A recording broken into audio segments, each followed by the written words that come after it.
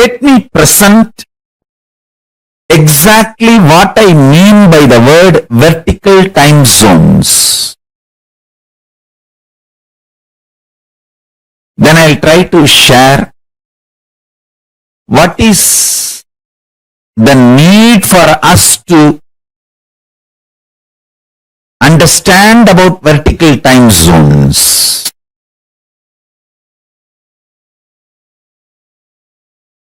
See, all of us know the time zones like Pacific time zone.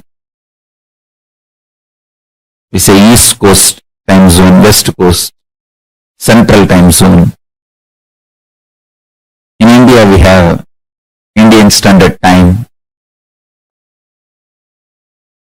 The time zones in this planet Earth is horizontal time zone.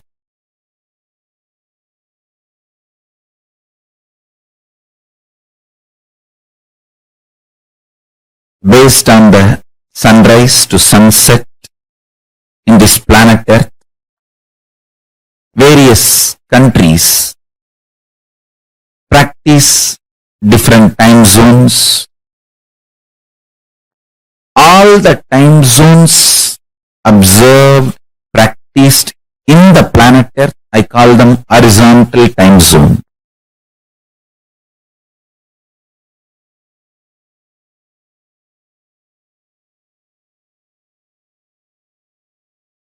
There is something called vertical time zone.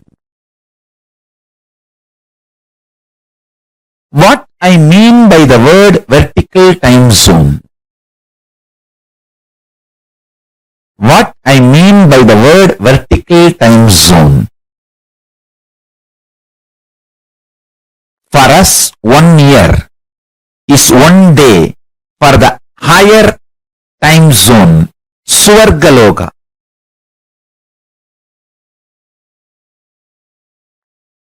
That is why Nataraja, the god of Swargaloka, receives 6 Abhishekam in a year. Because for Devatas in Swargaloka, the 1 year of Bhumandala, Bhuloka, 1 year of planet Earth is 1 day in Swargaloka. There are vertical time zones, Bhur, Bhuva, Suva, Tapa, Satya. The Satyaloka, where Brahma resides, there 1 day of Brahmaloka is 4.32 billion human years. Understand? 1 day of Swargaloka means the vertical time zone above us. Bhur, Bhuva, Suva, Tapa. It goes and Satya, then beyond Satya is Vaikunta, beyond Vaikunta is Kailasa.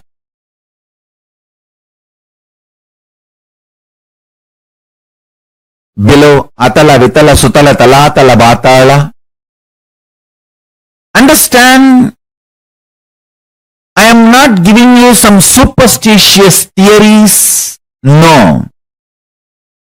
I will give you precise understanding and experience of these vertical time zones. And understanding about these vertical time zones as a direct utility for your day-to-day life. It can bring tremendous physical health, mental health, psychological wellness, a very powerful way of existing, and above all, life of Paramashivam.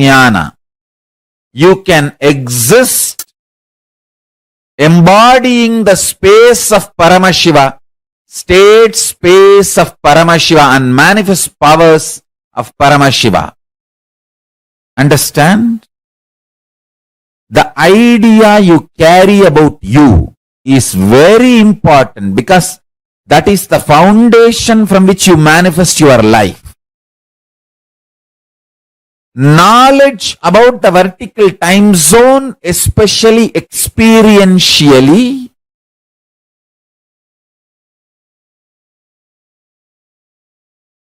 can change absolutely your life for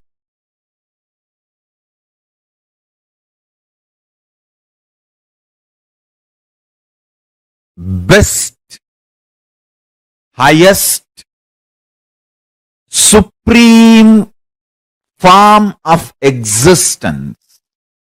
The Paramashivam Jnana makes you experience the state space powers of Paramashiva.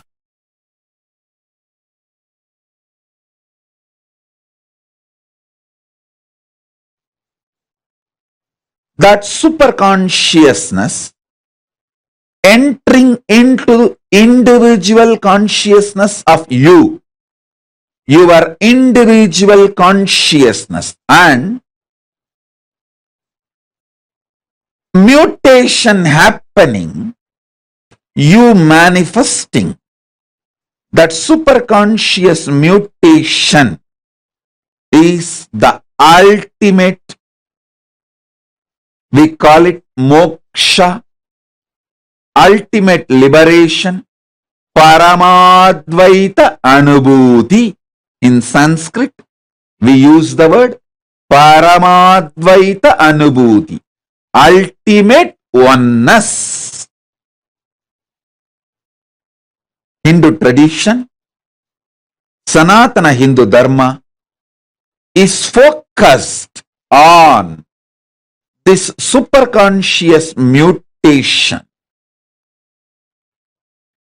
ultimate oneness. Sanatana Hindu Dharma reveals about this cosmos.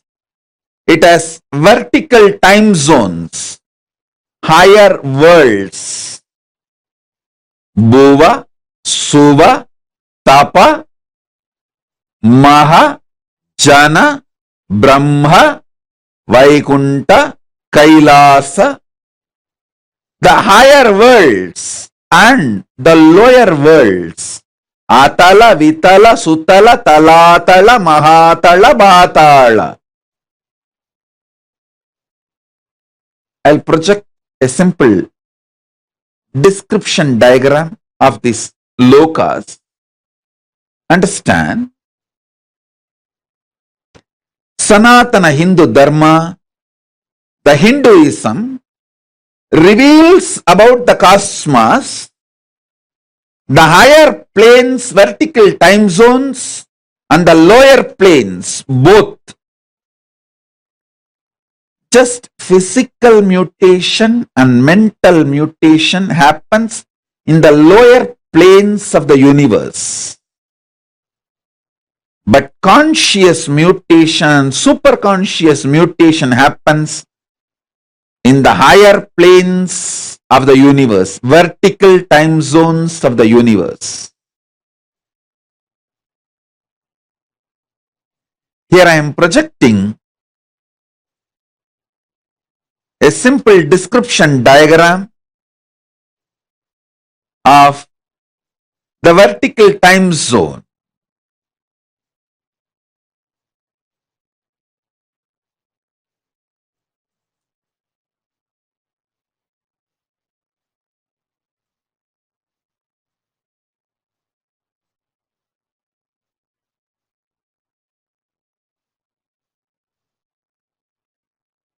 So understand,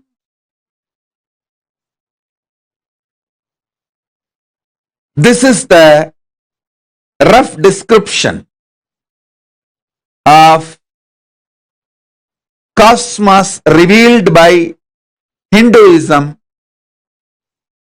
The vertical time zones, Suvarloka, Maharloka, Janaloka, Tapaloka, Brahmaloka, is where conscious and superconscious mutations happen.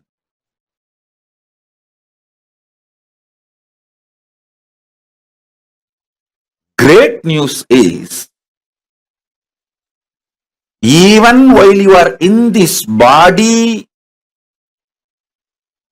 your parallel universe being exists in Mahakailasa. You can start importing products from Mahakailasa through that being into you. It's like you have a company branch in China, India, London. So you can get products from all those countries and get it to United States. You have your parallel universe personality in Nagaloka, in Tapoloka, in all the higher lokas and even lower lokas. Up to Kailasa, your parallel university personality exists. You can directly, through that personality, buy whatever you want to buy in Mahakailasa and get it imported to this body. I am not telling you stories. I am telling you very powerful truths.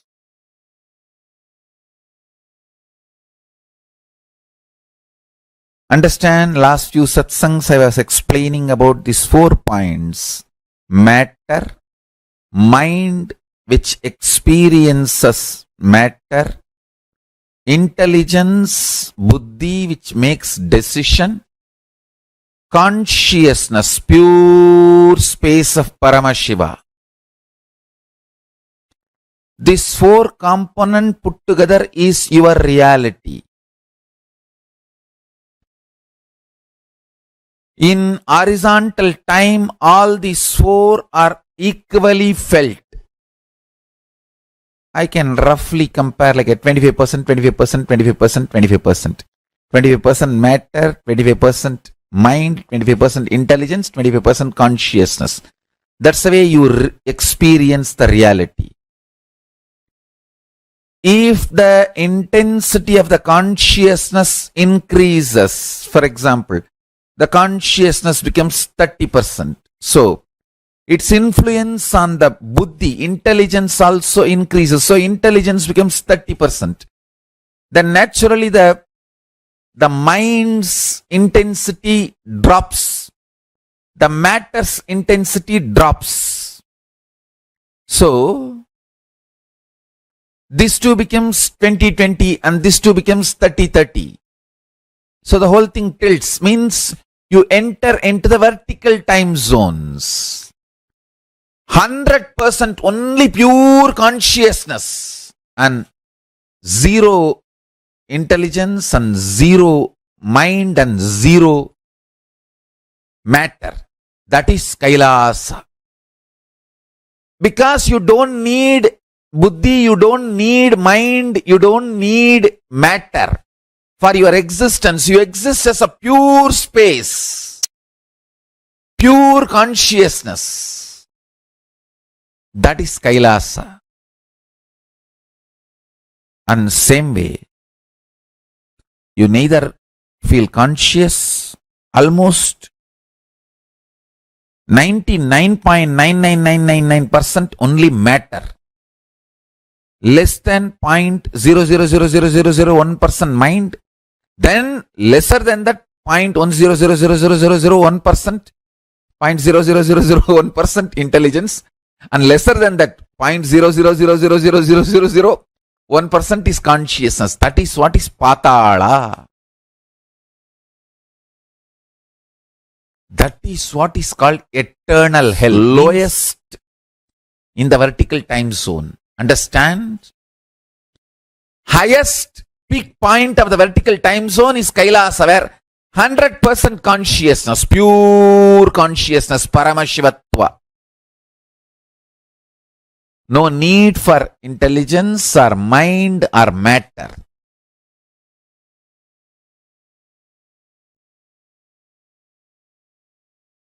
Then next is Satyaloka, where 99% is consciousness and 1% is divided into 33.33 is intelligence and 0.33 is mind and 0.33 is matter.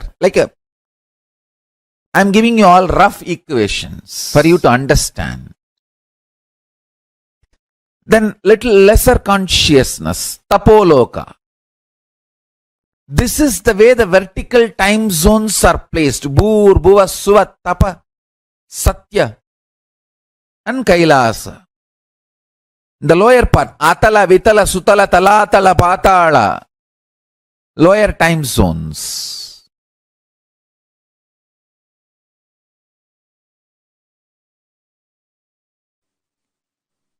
Your spine.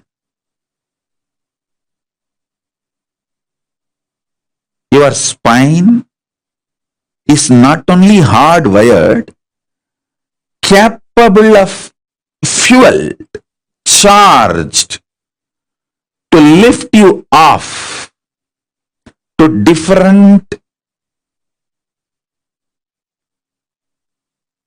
parallel universes.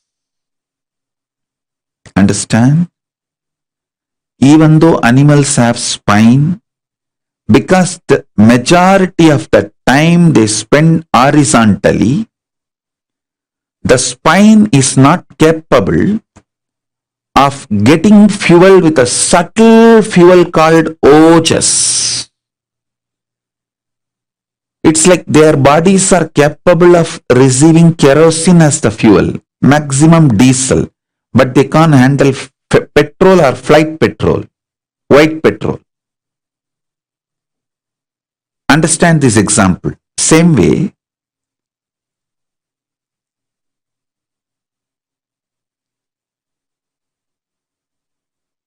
only the human bodies can handle, due to the vertical spine, the fuel like white petrol. Traditionally, the word ojas is used. The ojas need to be filled in your spine,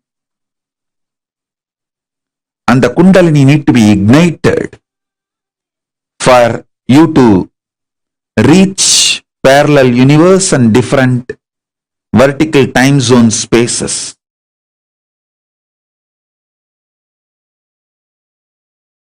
With consciousness as a fuel, you can straight shoot up to the different time zones.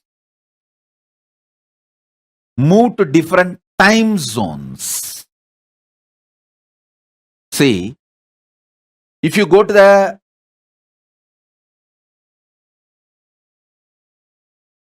higher altitude, the world, many governments have established that station in the space research station. If you go there, your body goes through certain changes, hair growth and whatever changes.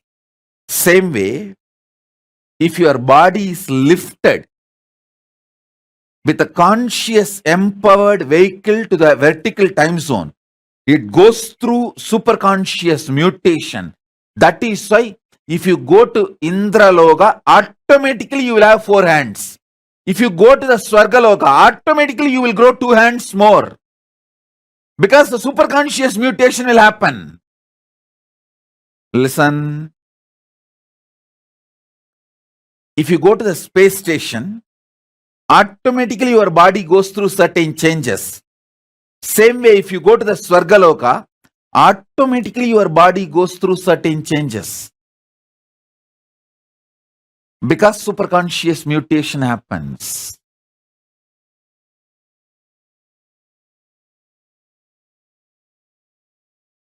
Now focus on, because these statements are too important. See, if you die without this introduction, when you go to the first loka, second time zone, second vertical time zone or third vertical time zone, you will feel shy. You will have a cultural shock. It's like somebody from Indian village comes to New York, due to a cultural shock, he will not talk to anyone. He will just move to a corner into a shell. He will escape from life. People asked me, when I came to US, that was the first time I got into the flight in my life. I have not even seen the flight from distance. The first time I got into the flight is the flight for US, United States. And as you all know that I am from a village, but I never had a cultural shock. I just started going around and speaking in English, giving satsangs, classes, programs. The day one I landed in US, I went to Chicago to pay respects to Vivekananda. The same stage, the auditorium in which Vivekananda spoke, I went there and offered my respects. Second day, my ASP, Anandaspurana program. First time I am doing it in English. Before that I have spoken in my own bottled English. But first time in outside India in my own English. People asked me, can we get a translator, Swamiji? I said no. I'll have to learn. Let me learn.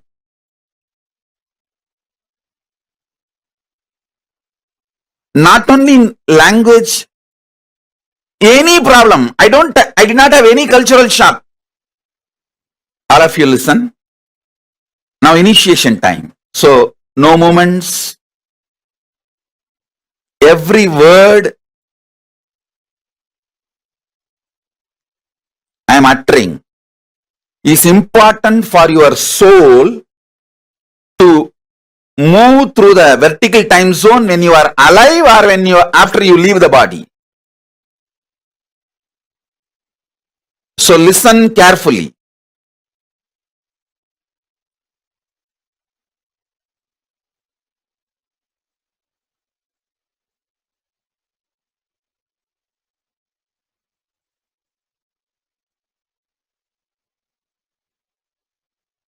Listen. People asked me, Swamiji, don't you feel a cultural shock? I said no.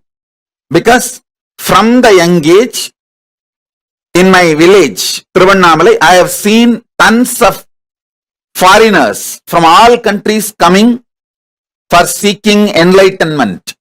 My gurus always had people from all over the world coming to them for enlightenment. So I was always near my gurus and saw all of that. Saw many of them. So how my gurus used to teach, I have seen.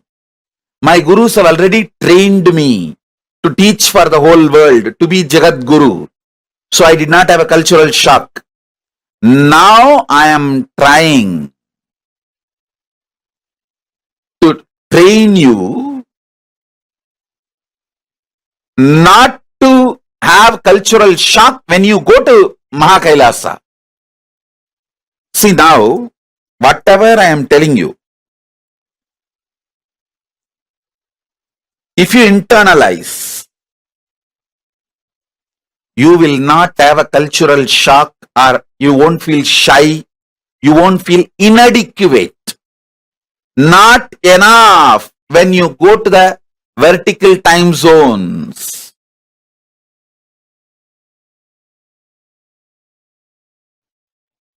Elaborately, now I'll give this example so that I can help you to understand how you can face yourself in the multiverses, parallel multiverses.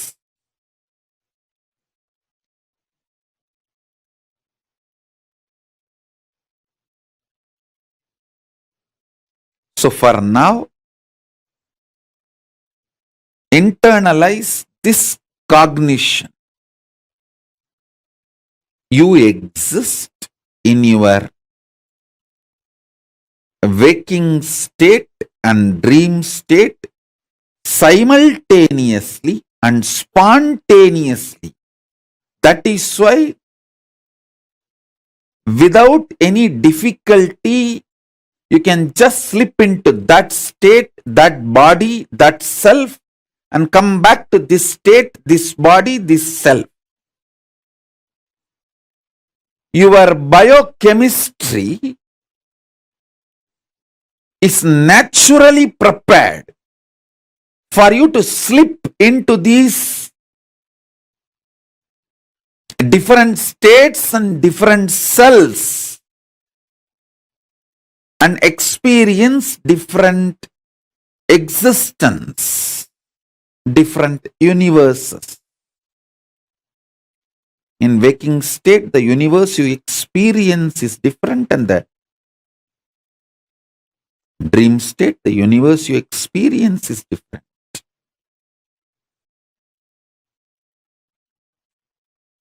So with this understanding, expand your cognition.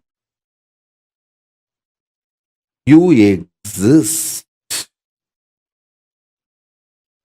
in parallel multiverses like Swargaloka, Maharloka, Janaloka, Tapaloka, and Kailasa itself. More than next to Tapoloka is Satyaloka, and beyond the Satyaloka is Vaikunta, the Parandama space. Satyaloka is the space of Parabrahma. Then the Vaikunta, Parandama space. Then Shripuram, Parameshwari's space. Then above all, Kailasa. Above the Kailasa, Maha Kailasa, Paramashiva space. Kailasa is where all the Anga Devatas and Avarana Devatas, everyone lives. People who achieved the Salogya, Samibhya, Sarubhya, Sayujya, Mukti with Paramashiva, all of them exist in Kailasa. In Maha Kailasa, he alone exists. In Paramadvaita Swarupa, Paramadvaita Satya.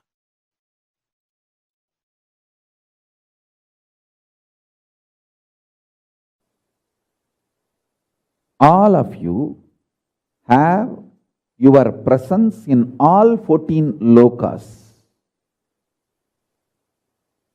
For example, in Nagaloka, there is a being with your face and snake body. I am giving you this as an example. In Tapoloka, there is a rishi with your face and the body of the rishi, Tapasvi. I'll give you one more example. In all 14 lokas, you have your account, bank account opened. If you are intense in your tapas, in your Tapoloka account, you have $1 million. If you are very shallow with your demonic attitude and aptitude, your demonic loka, the Patala, your personality has practically zero money. Understand carefully. I'll repeat the example. All of you have your presence established already in all 14 lokas. The human body, human frame is such highly evolved hardware, highly evolved framework. If your consciousness is matured enough to handle the human hardware, you already have your presence in all 14 lokas.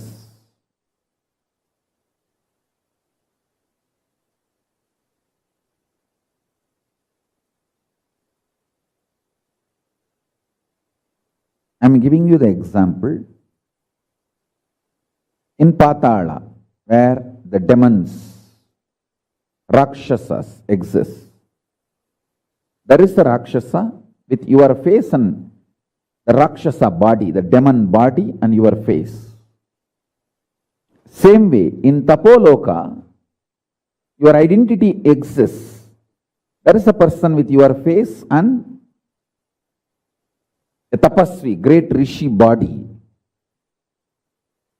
The more tapas you do, your Tapoloka identity is strengthened, empowered.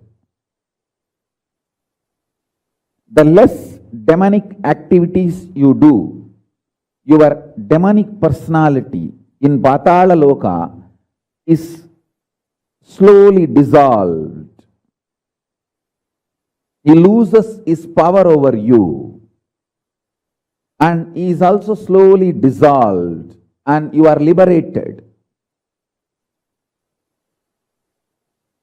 You have the freedom to strengthen any of this identity in this 14. You have a freedom to strengthen or weaken any of these 14 identities. You can be demon if you continuously come to powerful conclusions that demonic qualities are the best to succeed in this world. If you come to this conclusion again and again and start acting on this conclusion, be very clear, you are strengthening your demonic identity and you start planning your future in Patala, the Asura Loka. If you come to the conclusion, very dharmic way of living, win-win, will always be the best strategy.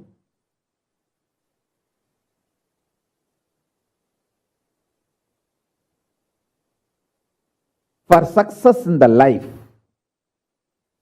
whenever you come to the conclusion, hey, I should also win, he should also win, that is the best strategy to achieve success in the life. And you start executing those strategies, those conclusions, then your personality in Swargaloka gets strengthened, and more your intensity in Swargaloka gets strengthened, and you start manifesting your future time in Swargaloka. And if you feel tyaga, giving up,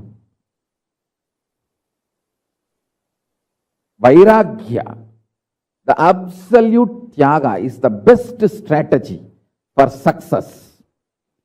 Your personality in Tapoloka, highest zone, your identity in Tapoloka gets strengthened. That gets empowered. And naturally your future starts manifesting in Tapoloka. So each of these loka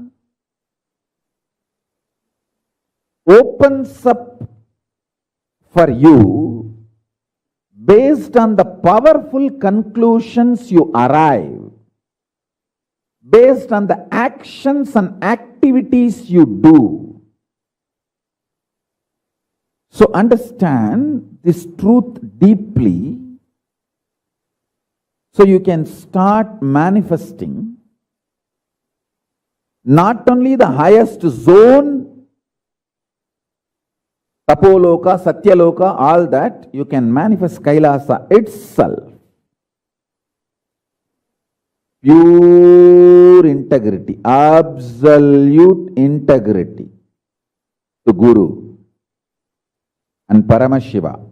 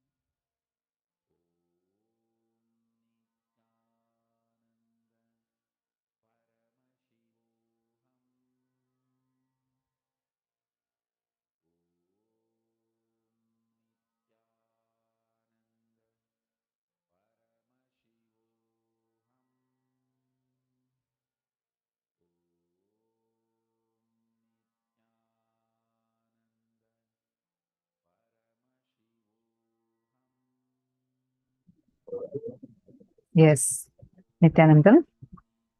So beautifully, Swamiji had revealed to us about how, like, the existence of horizontal time zone, we have something called as the vertical time zone. So Swamiji elaborately explained it to us how the vertical time zones, the lokas exist, how we all are in this plane where we all are in the bhuloka. Then above this is bhuvar loka, suvar loka. So every loka, so beautifully Swamiji had explained it to us. Now, we are going to be understanding about this little more deeply. If you have any questions, you all can post it and you can ask. And I request all of you to intensely participate in this. Feel free to ask because you understanding the vertical time zones is too important for today's session. Kriyapada itself is connecting with the gods and goddesses existing in the vertical time zone. Actually, actually, please understand, right now, all of you, as all of you are sitting here right now, you exist in the 14 lokas. Listen very carefully. There are like, we have planet Earth, Mars, Mercury, Jupiter, different planets, correct? And all the planets, like if you travel horizontally, you go to the different planets. Listen very carefully. In Mrigendra Agama, there's an elaborate description, not just in Mrigendra Agama, in so many different Hindu scriptures, there's an elaborate description of the parallel universes. There's an elaborate description of 14 such lokas, 14 such worlds that exist. Nithyananda Yogini is asking Mahakailasa. Paramashiva is outside of this universe? Yes. Paramashiva, like Swamiji explained yesterday, he is inside you also. And he is on the higher up in the vertical time zones also. Listen very carefully. Right now, your same existence exists in the 14 lokas. For example, let's say Ma Ankita, your face with a human body is in Bhuloka, correct? That's what we all call as Bhuloka, planet Earth. Your face with a Devata's body, which means 2 extra hands and 3 eyes, all of it, that superconscious mutation exists in Svargaloka. Your same face with a Rishi body exists in Tapoloka. Your same face with a snake body exists in Nagaloka. All of you listen to this carefully. Each of us exists in all the 14 lokas right now. There are 14 versions of you in all the 14 lokas. In the Okay. lower loka, your same face with a in the Asura body is in the Patala, Atala, Vitala, Sutala, Rasatala, Talatala, Mahatala, Patala, all the 7 lokas down. In the Naga Loka, your same face with the snake body exists, which means you exist in all the 14 lokas. The face, by face, because face only is our identity. When we close your eyes, if someone says, remember you remember your face before even you remember your body. Because face is what we closely associate as our identity. So, with the face only, we realize, recognize, cognize ourselves. So, we exist in all the 14 lokas with the same face but different bodies. Okay, I have a very beautiful question from Pavan K. Aya has posted. Ma, it looks like that even in the loka we are in, the Bhuloka is part of the 14 vertical time zones too. Except that here we are measuring time in a different unit of time as compared to other vertical time zones. For example, 1 year here is 1 day in Swargaloka. Now, my question is the way we have different places in Bhuloka that have a slightly different reading of time based on where the sun is, are there such different places in each of the other vertical time zones where different places in the same vertical time zone level that has slightly different reading of time? For example, in Bhuloka. In India, if India is 10 a.m., then Los Angeles is 9:30 p.m. and so on. Like that in each of the various other vertical time zones, where the unit in which the time is measured is different. Are there places where time reading is different in different places? Beautiful question. See, first thing, when we say Bhuloka, let's have a better understanding of this Bhuloka plane first. Does it mean just this planet Earth? No. Bhugol is different, Bhuloka is different.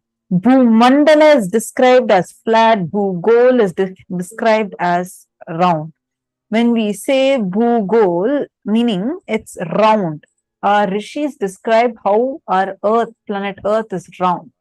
But Bhuloka is this entire galaxies, everything that we know as the known universe. And what the scientists are thinking as, okay, these are few, okay, for example, the next nearest galaxy to us is the Andromeda galaxy. Now, like this, all these descriptions are part of the Bhuloka plane only.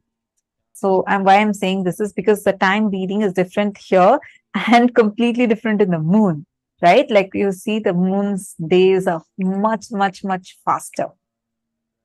Now, you need to understand this a little deeply.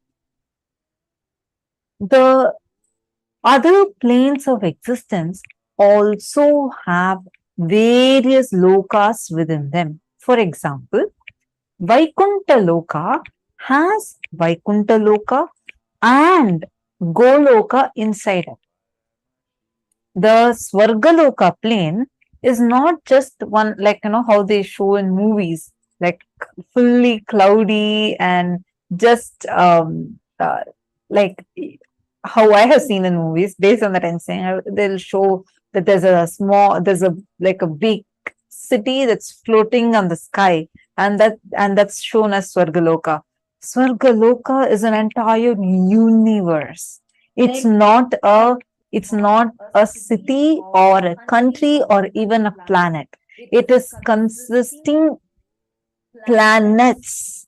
It is consisting galaxies. Like, for example, Trishanku's Swarga exists in the Swargaloka category. It is just below, a few thousand yojanas below the Swargaloka.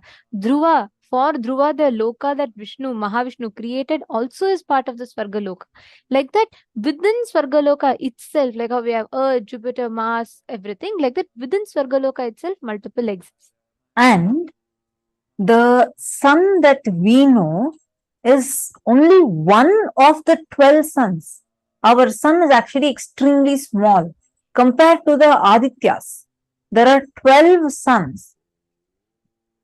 Surya is different, Aditya is different. The sun that we have is Aditya, not Surya. There's actually a very detailed descriptions that Swamiji gives on this. These are completely different than what we generally understand, cognize. This is the things that are revealed in the Agamas and elaborately given. Listen, Mrigendra Agama has clear descriptions of each of these lokas. I'll give you one more example. Heaven and hell, roughly equated to Swarga and Naraka, correct? I used to always think, oh, Swarga means you go up, Naraka is like probably in Patala Loka. I was shocked. In Mrigendra Agama, it is clearly given Swarga Loka and Naraka Loka, Yama Loka also exists in the same universe as Swarga Loka. These planes of existence are not, see, when we see the image of the 14 lokas, it just looks like, oh, okay, you see, it's like a small, like all of them are like looking continuous as just one loka, you consider probably it like a city, a floating city. But these are galaxies, planets, like it's an entire universe by itself. like as Nithyananda was mentioning, the Dhruva Loka, the universe that Mahavishnu manifested for Dhruva, is an entire universe. And that again is part of the Swargaloka, Goloka, where Bhagavan Krishna resides eternally. That Loka, where Bhagavan Krishna and all the devotees of Krishna, they don't go just to Vaikuntha. In Vaikuntha, there is a separate loka called Goloka. Same way, Hayagriva exists. Each avatars of Vishnu, as Varaha, the Varaha avatar of Vishnu even now exists. He has his own universe within the Vaikuntha Loka. I know it's like, what? There is actually a lot of it which we all don't understand. When we go and worship a deity, the gods and goddesses exist. They exist physically in their respective parallel universes. Devi Parashakti exists as Adishakti in Shripuram, simultaneously exists as Parvati, as Parameshwari. She exists in Kailasa.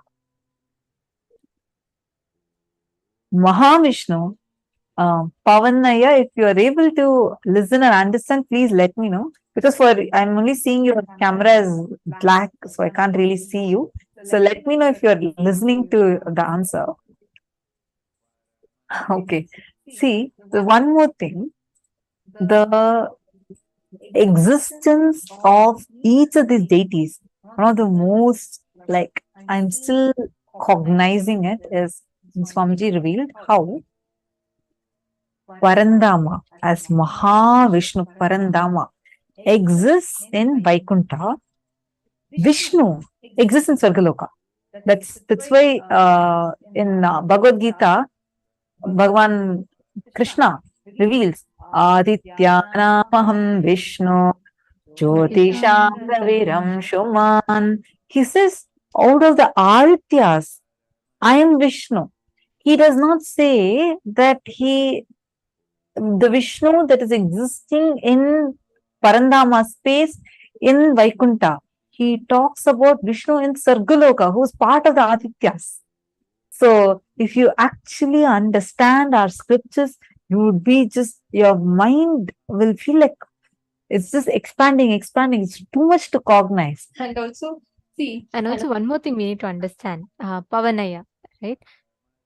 Within Earth and Moon itself, there's so much of difference. Like, for example, we all know that one lunar day is 14 Earth days, correct? By the time the Moon finishes it is 14 Earth days, which becomes one lunar day and night. Time acts differently within Earth, within the Bhuloka, the Bhumandala itself. Now, the way Tapoloka, the gravity that acts on Tapoloka and the gravity that acts on planet Earth is completely different. Listen very carefully. In planet Earth, the more thoughts you have, the more you are pulled down. The mass acts that way. In Tapoloka, the more you have, like the less you have the thoughts, the less gravity pulls you. Sorry, the more gravity pulls you. Gravity in Tapoloka is unclutching. Whoever is unclutched are pulled down and are existing in Tapoloka. Like this, time acts differently. Like how so many Earth days makes one day in Devaloka. 1 year makes one day in Devaloka. Like that, one whole year of Devaloka makes one day in Brahmaloka.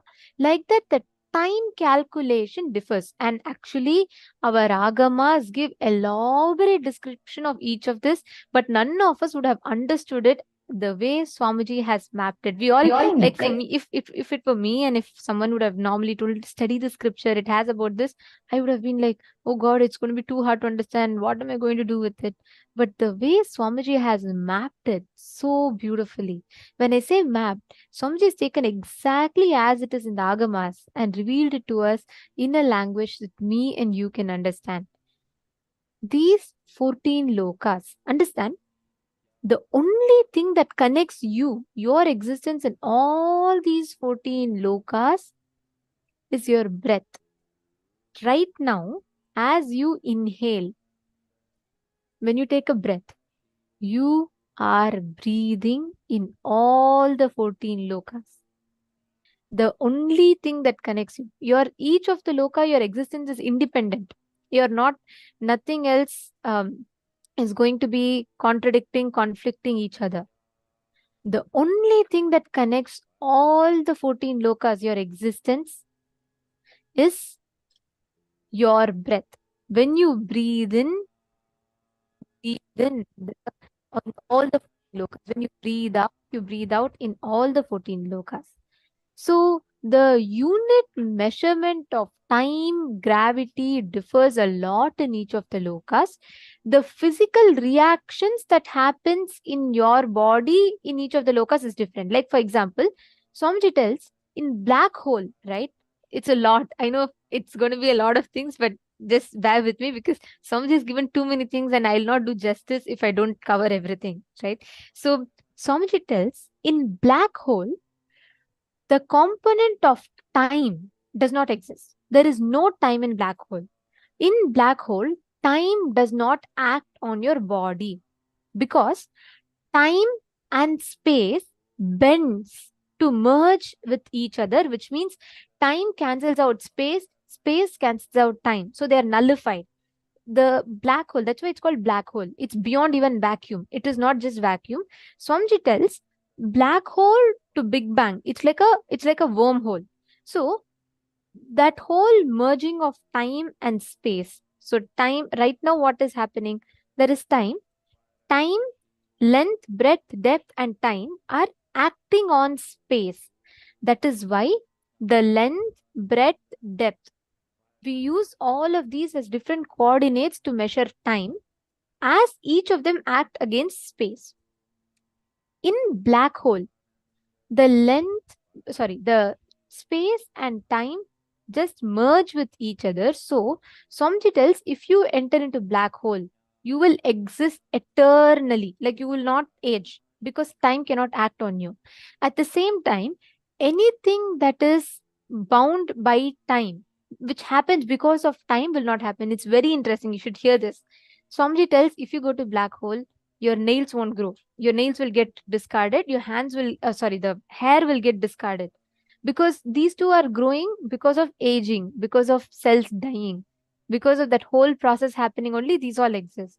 So those components get discarded. You remain as you are in black hole, which means time does not act upon you. Now, all this is happening in the known universe. So imagine what happens when you go up to the unknown universes, to the Swargaloka. When you start traveling higher up, like for example, when you go to Swargaloka, you get two extra set of hands and two extra set of legs. The physical mutation happens. The superconscious mutation happens physically. And when you go to Swargaloka, the hunger that you feel right now in Bhuloka, when you feel hungry, what do? You go and you eat something, correct? You eat fruits, you eat something, you eat some food. In Swargaloka, Swamiji tells the food is havis, which means you actually don't eat physically. You will feel so satiated. The hunger will feel so filled when you just smell the amrita, smell the food. The food is havis, which itself is, which is only the smell of the food is the actual consumption of the food. Okay, it's all right. It's like different truths, but it's amazing. How many of you Actually, clicking with it? yeah, actually, I just want to read out Pavanaya's message. He's posted. I was going to say, it feels like other than Swamiji, none of us have fully grasped the concept of these vertical time zones.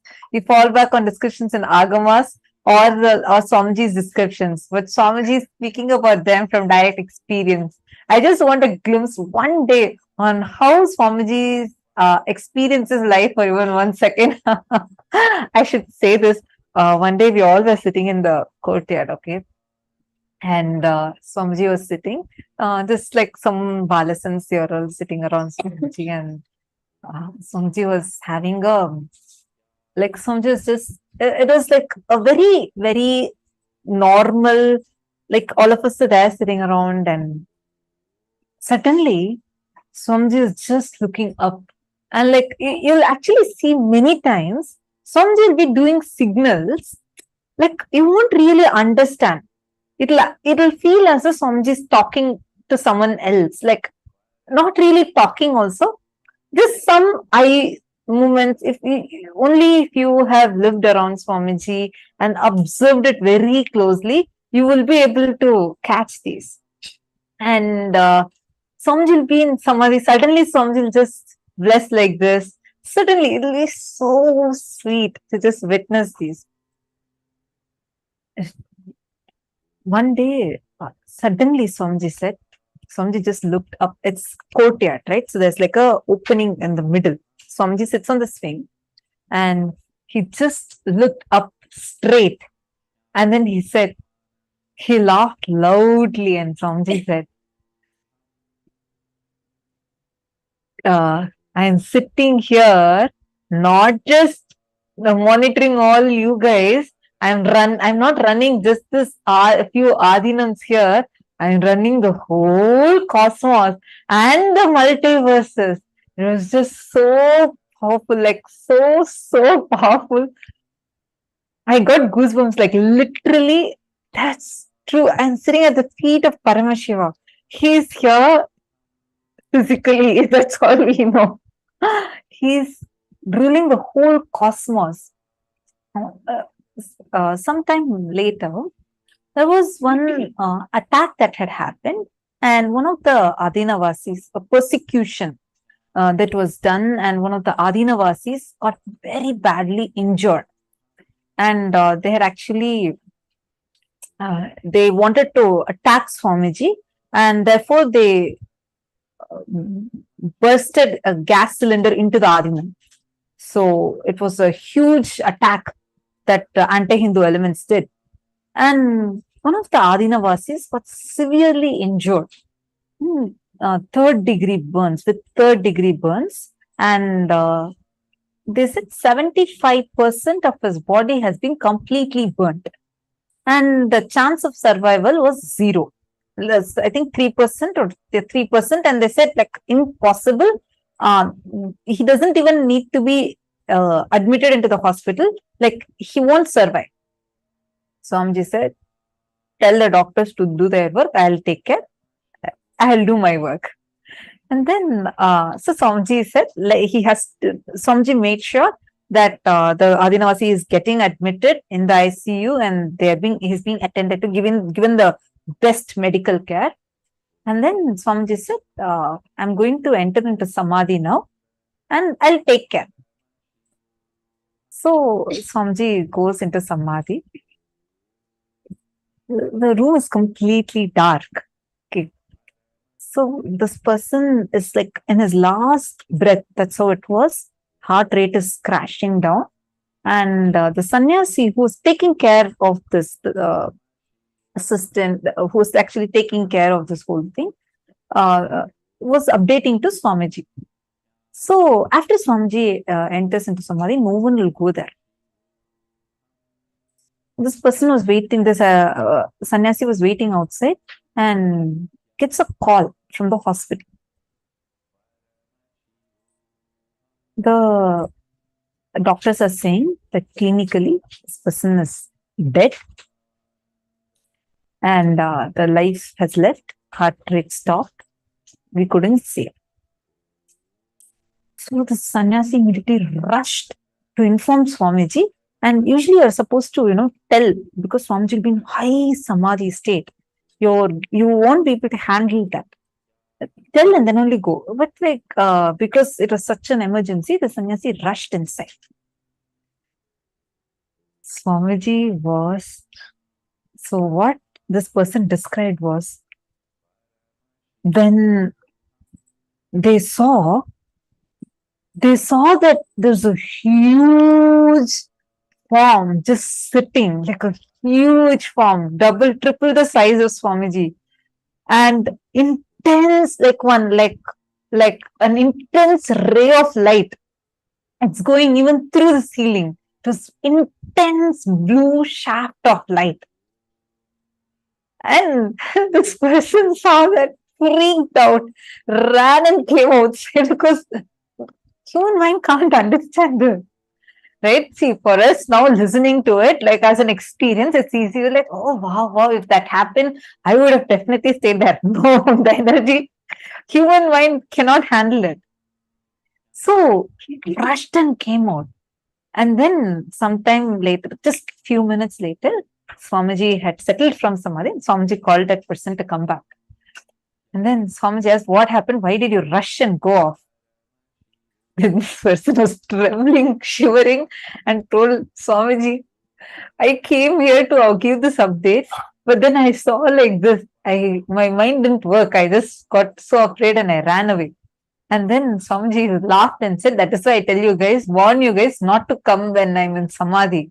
And then before even this person updated Swamiji saying that hospital, the doctor said that the person has left his body. Swamiji said, tell the doctors not to worry. Soul has re-entered the body. I have taken care. Soul has re-entered the body. It's like, this taking and putting it back inside. And then Swamiji said, and I have myself entered into that body and completely healing it. And this person was shocked. This person said, Swamiji, just like 20 minutes before, I got a call from the hospital and this is what the doctor said. So then, of course, Swamiji is saying, so called back and checked with the hospital. Actually, the hospital, they said that we've been trying to reach you. Your number was not reachable. I don't know, some miracle happened right after we called you. In just a few minutes, suddenly this person started breathing. The soul, like, it just felt like the person came back alive. And all of a sudden, rapid healing is happening in every cell. The doctors could not believe what was happening. But of course, we know it was Swamiji. Swamiji is, there's this beautiful line comes in the Kirtans. It says, Leela Manusha Veshanitya, where like literally he's playing this whole thing. Like it's this Leela. Swamiji will tell in satsang, no? It's too difficult for you to prove that Swamiji is a human being because he lives these, it's like the kind of experiences you will be having, it's beyond your human mind's even understanding. What Swamiji does, when Swamiji says, I'll take care, I'll heal you now, I'm giving you healing now, or I'm entering into your body now, it's not a joke. It's not that Swamiji is just sending some energy. Physically, he is attending to you. He is connecting with your very bio energy. He's sending his very energy inside of you. And this is like a very, very, very powerful. This Pavanaya's message reminded me, we cannot understand how Swamiji exists. Because the way he exists, it's like a different frequency altogether. It's very difficult to try and wrap it around. But one thing we can do is definitely enjoy these, just being a part of these. Imagine even learning about the 14 lokas, right? How would you know? Like what does it mean? 14 lokas, how does it exist and how you can apply it? How will you know it? Right? It's Swamiji who's making it available for us in such a beautiful way, making it so practically available and applicable for us. Anyways, so there are here two more questions that I wanted to take. Ma Fei Li and Ma Xiangxing. Both of you asked, and it's the same similar questions. I'm just going to take it together. So Ma Xiangxing Zhou has asked, who created gods such as Shiva and Vishnu? Ma Fei Li has asked, new to Hinduism, seems there are many different Hinduism sects. What is the relationship between Krishna and Shiva, please? Okay. Now, I'll tell you all one thing. Listen very carefully. If you read our Hindu scriptures, you will see Shiva Purana will tell the Shiva related Shaiva Agamas. The Shaiva Sampradaya will tell that Shiva created the whole world. So they will say that, Shiva, just when in his Ananda Natana, when he was doing the Ananda Tandava, he creates Brahma, he creates Vishnu, he creates Devi Parashakti, he creates the whole world. And Vaishnava Sampradaya will tell The whole world came from Vishnu's Nabhi, means Vishnu's navel. He births Brahma and Shiva and all the universes, and he's just in Ananta Shayana. He runs the whole multiverses together. In Devi, Shakta Sampradaya, they will tell when Devi was just walking from the feet dust of Devi, the whole universes get created. And they tell that Adi Parashakti herself extends her own amshas as Brahma, Vishnu, and Shiva, and she manifests herself as Lakshmi, Durga, and Saraswati. Understand, if you try to find out the creation of gods, you are not going to get this thing for it, because it is too powerful for you to understand. So once someone asked Swamiji that, which is true? Each sampradaya is telling one, Swamiji, it's conflicting with each other. Swamiji laughed and Swamiji said, because human mind is too stuck in binary. We only will want one at a time. We want it only clear, fulfilling our logic. We can never understand the scriptures. When Shaivagamas tells Paramashiva created the universes in his Ananda Tandava, it is 100% true. As true as Vaishnavagama's declaration that whole universes, even Shiva was created by Vishnu. And it is very true when they say when Devi walks from her Hiranya Garbha, all the universes get created. It is not conflicting with each other. The truths come from absolute Paramasatya, the Paramadvaita, that the whole logic that is revealed is multidimensional logic. All of them ultimately lead you to one experience, the experience of Advaita. Whether you connect to Devi, then follow the Devi Shakta Sampradaya. You connect to Subramanya, you connect to youth, valor, and power, follow the Kaumara. You connect to that whole love, romance, follow the Vaishnava Sampradaya. Whether you connect intense like Tyaga, Tapas, or joy of life, connect to the Shaiva Sampradaya. Each aspects of Hinduism is given for you to experience Advaita. That's the goal. To realize you're one with the divine. For that, however you want to connect with the divine, all those options are available to you. So you will have, in Hinduism alone, you have like a huge pantheon of gods. You have 33 crore gods. If they are not enough, you want to create one more god, even that much permission you have. You can create your own god, you can worship. You can worship. If you want to have a sect where you want to deny the existence of God, you want to deny the existence of deities, Hinduism gives a separate sampradaya for that also, called Nastika, who don't worship God in form of deities. Everything is given to you. So what I will tell you is, Ma Faili, if you try to understand all that, you're going to go all over the place, because still human logic is not mature enough to understand that. What you can do is, God himself has come down as Guru. Enjoy him. That's all. Paramashiva himself has come down as Guru. Just connect to him. He will make you experience the ultimate. Can anyone else tell you? See, can someone who has never been, like, it's like this. It is like saying that a blind person, trying to explain a blind person how the world will look, nature will look. No, nobody can do it. If you have, someone can give you the sight and give you that one glimpse, only they can teach you how nature looks. So you are trying to understand something without knowing what it is from people who are not the right resources for you for that. Swamiji can give you that glimpse. So just connect to Swamiji will give you the glimpse. Okay. And also there was one more question pertaining to the 14 lokas. Yes, Ma Nithyananda Jnana Yogini is asking. Ma, I have a question. Our ancestors can be different in different lokas. Like, for example, my deceased father can be in Pitru Loka and mother can be in different loka, and other ancestors also.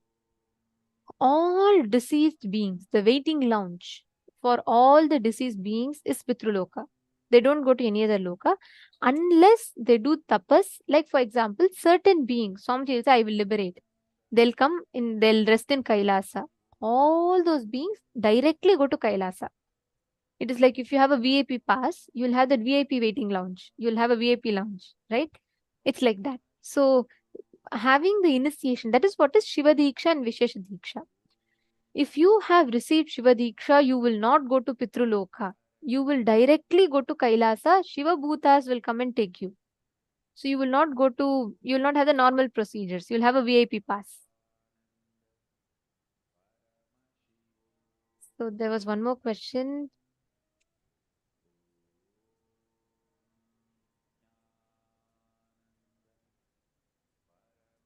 Hope all of you are enjoying the sessions. You all can ask your questions. Oh, wow. Okay. So, Ma Nithyananda Jnana Yogini is asking, after Maheshwara Puja, they still will be in Pitruloka? No. After Maheshwara Puja, they get liberated and Swamiji directly takes them in oneness with him. They merge. So, they'll not have births anymore. See, actually, at the end of the life, right, we are given two choices. We are given the choice of whether you want to have one more life or whether do you want to merge with Paramashiva, because we all have met Swamiji and whoever has done the death process or you've received the Vishesha Diksha and Shiva Diksha, you'll be given a choice. So at the end of your life, Swamiji himself will appear and he will ask you a choice. If you say, Swamiji, I want to just merge with you, I don't want births anymore, you will just merge with Paramashiva and you'll just go to KAILASA. Or if you want to choose another body, you'll have like a conscious birth. Means you'll be like a yoga brashta. You'll come down again, you will live around the enlightened master and you'll work towards enlightenment. One more question is there. Rahul Khanna is asking, Swamiji once said that in 3 kshanas, you should take a new body. Then how does Pitraloka exist? 3 kshanas is gap between 3 thoughts. A kshana, definition of a kshana is gap between 2 thoughts is a kshana. 3 kshanas it takes for you to assume a new body. Second,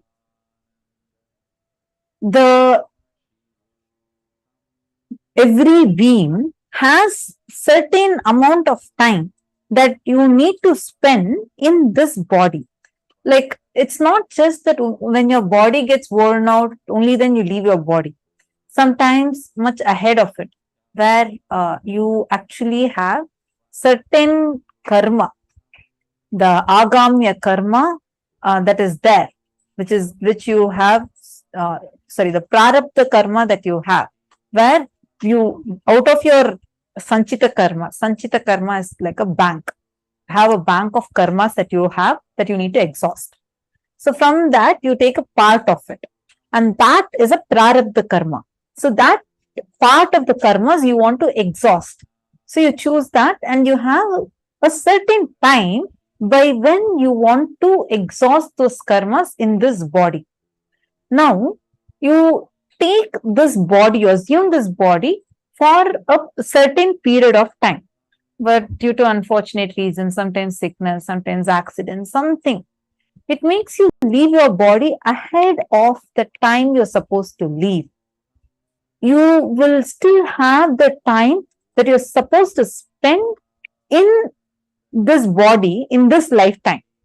So your soul will be with the memory of this birth, with whatever you've done in this birth, with that memory. You will be in a waiting lounge called as the Pitraloka.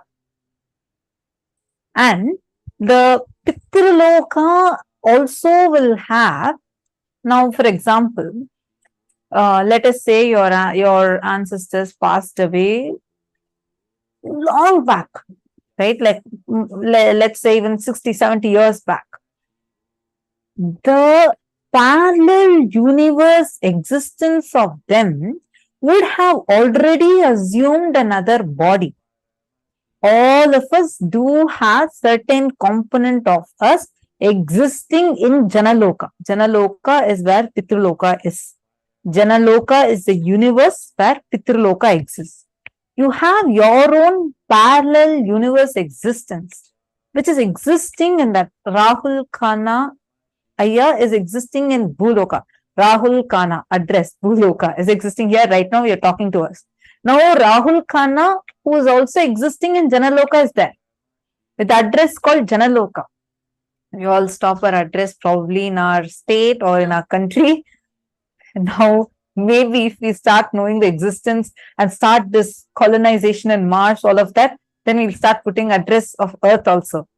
But Hinduism has 14 lokas. So your address would probably end in Bhuloka here. So now in Janaloka, there is your parallel universe existence. Now, whenever you assume a body, when you say that this person shall get liberated, and you're offering Maheshwara Puja, so if the person has already assumed another body, the karmas that are there with that person who has assumed another body, that karma load will get dissolved. But the person will have a conscious choice to either continue that birth or leave the body. I hope now it's clear, Rahul Kanaya. And Pranas, that is why it varies. So when people are taking like the long time gaps between each, that 3 kshanas varies. And one more thing also, Swamiji tells, see, your existence in all the 14 lokas gets strengthened by the thought currents that you entertain. For example, if you believe strongly that the best strategy in life is to constantly grab things, like as much as possible, grab whatever you can, you live happily, don't worry about anything else, then understand you are existing, empowering your existence in the lower loka, in the Atala, Vitala, Sutala lokas. If you believe the best strategy for life is win-win strategy, means like, I should also get best, others should also get best. You strengthen your existence in Swargaloka. If you believe the best quality aspect of life, strategy of life is Tyaga, tapas, doing tapas for everything, then you strengthen your existence in Tapoloka. If you believe the best quality for life is integrity to Guru, you strengthen your existence in Kailasa. If you believe the best strategy for life is oneness with Paramashiva, constantly residing in him, you strengthen your existence in Mahakailasa. So in all the 14 lokas we exist, depending upon that, which thought current we cherish.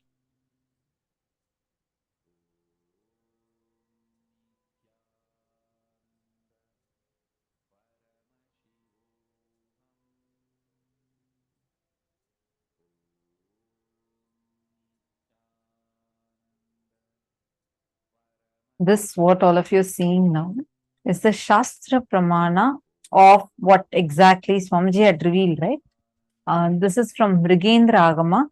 See, whatever Swamiji reveals, it's Swamiji himself authenticates it by giving us the scriptural reference, which is called as the Shastra Pramana and Apta Pramana, experience of the various masters, and Atma Pramana from Swamiji's own experience. The Shastra Pramana for this science is found in the Mrigendra Agama. It says, Tadu nakote swalokaha swargivaryam samashrayaha. Swargaloka is absolute peace and joy, an upgraded life.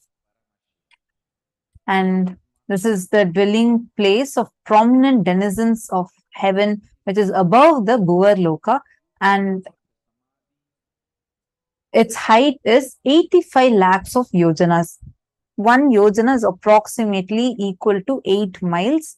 So you all can calculate what's 85 lakhs times 8 miles. So that's the distance between Bhuvarloka and Swargaloka. Mahodvikote vyastraste marichadi munivrajaha. Maharloka, the abode of Marichi and other such eminent sages, is above the Sargaloka, rising to the height of 2 crores of yojanas. So Maharloka is much, much higher than Swargaloka, and higher level beings go there. And this is the largest universe in the cosmos.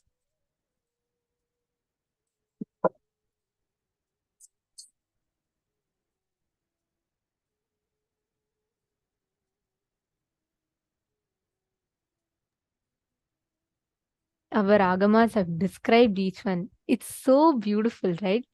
The next is Janaloka. Janaloka is a vertical time zone where you can exist in multiple bodies at the same time. Anyone who experiences Janaloka loses all violence because you exist in everyone. Actually, Janaloka is where all deceased people go to. Please understand, Janaloka is where Pitraloka exists. Like how in the Bhuloka, Mars exists, in the Bhuloka, Pluto exists, in the Bhuloka, Mercury exists. Like that, in Janaloka, Pitraloka also exists. So it says, Janoshtakotischa Pitrujagushjanashrayah. Above is the Janaloka, where Pitrus, ancestors, and the sages such as Jahnu and others are living. Its height is 8 crores of yojanas.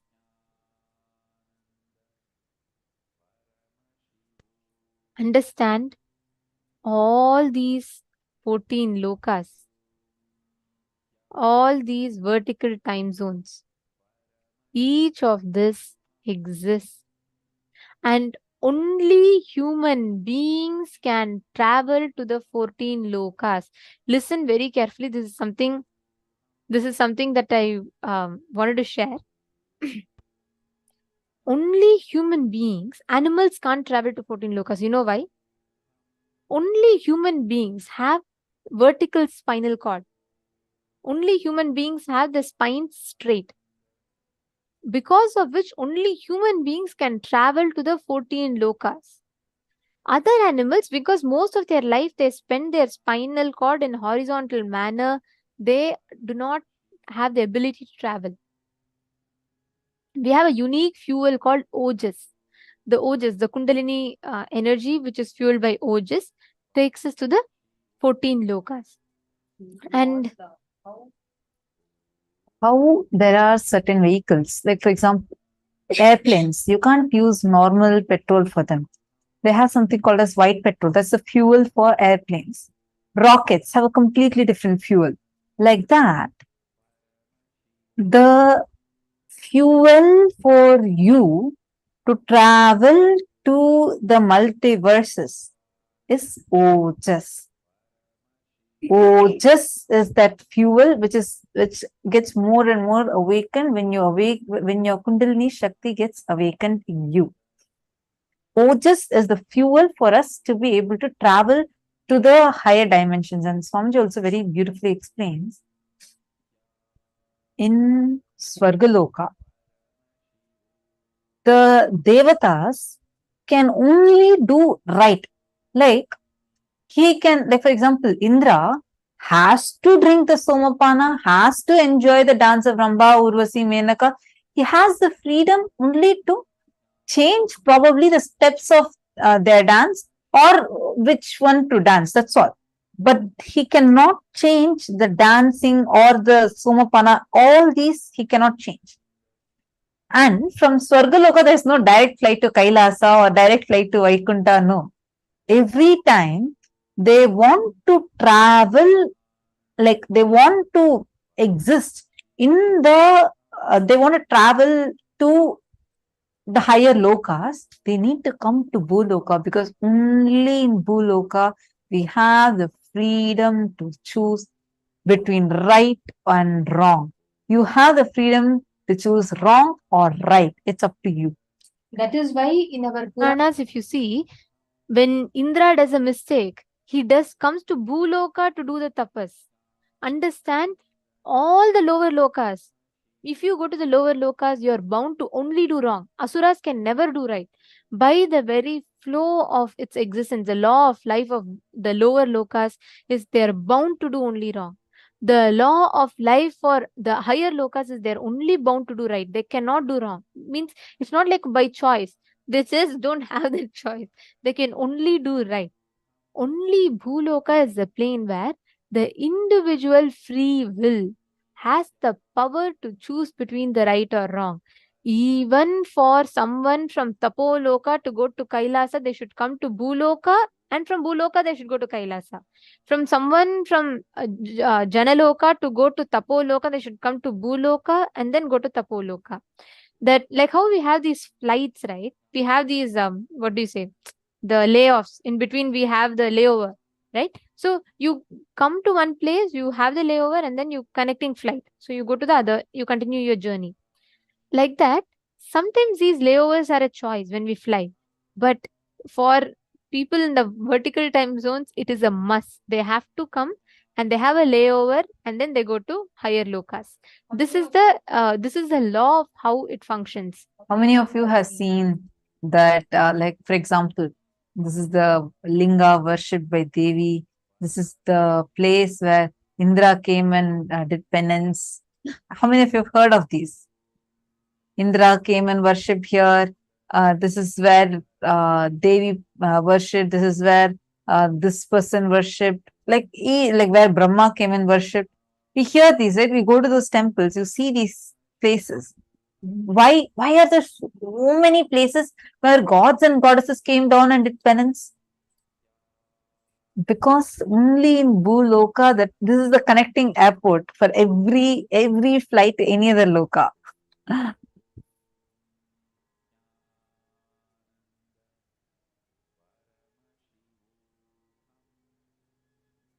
Rahul Kanaya, I would say even this question is coming from a very our limited understanding of these stories and the way things happen. There is a certain flow. See, for example, why he did what he did. There are certain thought currents that are frozen. He does not have the choice. See, based on what are we saying, something is right and something is wrong. It's based on our understanding. For example, we will also say, oh, then how is it right? We are saying Sargaloka, always Devatas can only choose right. Then how is it right that he's enjoying with all the Apsaras there? That is the right understand. Every loka has a certain flow of existence which is called as Sanatana Dharma. In World Peace Day, Swamiji revealed this. Every loka, every element, every being has certain flow of existence as Paramashiva wants, as Paramashiva intended them to be when he created them. That is called as the Sanatana Dharma for that loka, which is very different from what it is for Bhuloka, which is very different. In Bhuloka itself, it's very different. For example, in Ramayana, there's a reference where it says Rama had killed Vali, and when Sugriva was away, Vali was having Sugriva's wife. And then when Sugriva came back, then he took his wife back. If you look at it from the logic of human beings, the dharma for human beings, it's wrong. But as per the Vanara dharma, the Sanatana dharma, which is given for Vanaras, it is right. It is not wrong for a Rakshasa which is Ravana, to kidnap and marry Sita. It's not wrong according to the Rakshasa dharma, the code of conduct which is there for the Rakshasas. They can marry someone only whom they win in a battle, which is not the same for Manushya dharma. It's completely different. I know what we are discussing right now, these are all not anything people can understand with binary logic. It requires a lot more listening and a lot more depth and understanding. Like, unless we already are initiated by Swamiji and have the multidimensional thinking awakened in us, it's very difficult to cognize this. The Sanatana Dharma for human beings, for Vanaras, for Rakshasas, everything, even within Bhuloka, it's different. So, the understanding of what is right, what is wrong is very different. We need to understand it contextually. So, for right now, let's just understand this much, because that is why Rama cannot kill Ravana just because he kidnapped Sita. You're understanding? This very, very, very, very different. Aya has also posted, very true, Ma. These questions are what people asked me when I was talking about Hinduism. I didn't have answer. No problem. I really appreciate your sincere participation. I also do see that you're clicking. See, when I was explaining, you were clicking with it. So I do know that being initiated by Swamiji, you are already having the multidimensional thinking awaken, which is why you're able to grasp all these, the understanding. So I was just telling, so we understand that we need to answer it contextually. So if you just study the story and look at it from the context, the Devatas can only decide what is right. You'll be able to get the answer for it based on the context that is there in the story. Question. Ma Nithyananda Jnana Yogini is asking, Ma, which is the biggest universe in the cosmos? It is Maharloka. Maharloka is the largest universe. And where do the 9 planets exist? In what lokas? Navagrahas are energies. Navagrahas are not the 9 lokas you see in blue loka. It's not that, Mercury, Venus, Earth, Mars, Jupiter is all 9 lokas. No. The Navagrahas are the 9 energies, the cosmic forms. Each of them have their designated places of existence. They exist in Swargaloka, some exist in Kailasa. Each of them have their designated places of existence. So the 9 planets exist in their respective this thing as energies. Their energies, like what do we say? Like for example, in planet Earth, one of you had asked about the Buddhist place. Right, I forget the name. Yes, Ma Xiangmi Xi had asked also something similar. She said, if I held Rudraksha, can I in my afterlife choose to go to the Buddhist Shukhavati apart from Kailasa? Listen very carefully, Ma. Xiangmi Xi and Ma Jnana Yogini. Similar answers for both. In in the Bhuloka, planet Earth, certain places are portals to parallel universes, like shortcuts. For example, Swamiji says Shangri-La is true. Shangri-La exists. Shangri-La is one of the portals to parallel universes. Kailasa, we all Hindus go to a place called Kailasa, right? We all like Mount Kailash, correct? So, Mount Kailash is a physical place that exists, but Mount Kailash is not where Paramashiva lives. Mount Kailash is a portal to the parallel universe. Like, for example, if you go to Mount Kailasa and if Paramashiva chooses to allow you, that portal opens up to the Mahakailasa, where you can straight go to Paramashiva and see the Kailasa, have the darshan of Kailasa. So, each place is a portal to a certain parallel universe. For example, if you go to Venkatachalam, Tirupati, you literally like a wormhole will open up for you to go to Vaikunta. So each of them exists and acts as an airport for you to travel to a certain lokas. Shangri-La exists, Tapovan exists. Each of them are only a portal to the parallel universes. So the place Sukhavati is the portal to the parallel universes. So you can go, you don't even need to wait for afterlife. If you're intense in this life to connect and experience oneness with the cosmos, you can go experience that place and it will open up only to the people who are ready to travel. Like even now, thousands of pilgrims go to Amarnath, Kedarnath, thousands of people go to places like Kailash, Mount Kailash. But not everyone have the physical darshan of Paramashiva. Only those who are mature enough, who qualify for that, for them Paramashiva will open up that plains. Okay, and then go ahead. Sorry. Akash Geronimus has asked, how many miles is 1 yojana? Approximately equal to 8 miles. It's 8 miles is the approximate value. And okay, I think a lot of questions. I think a lot of questions have come. We are trying to do our best to answer them as much as possible.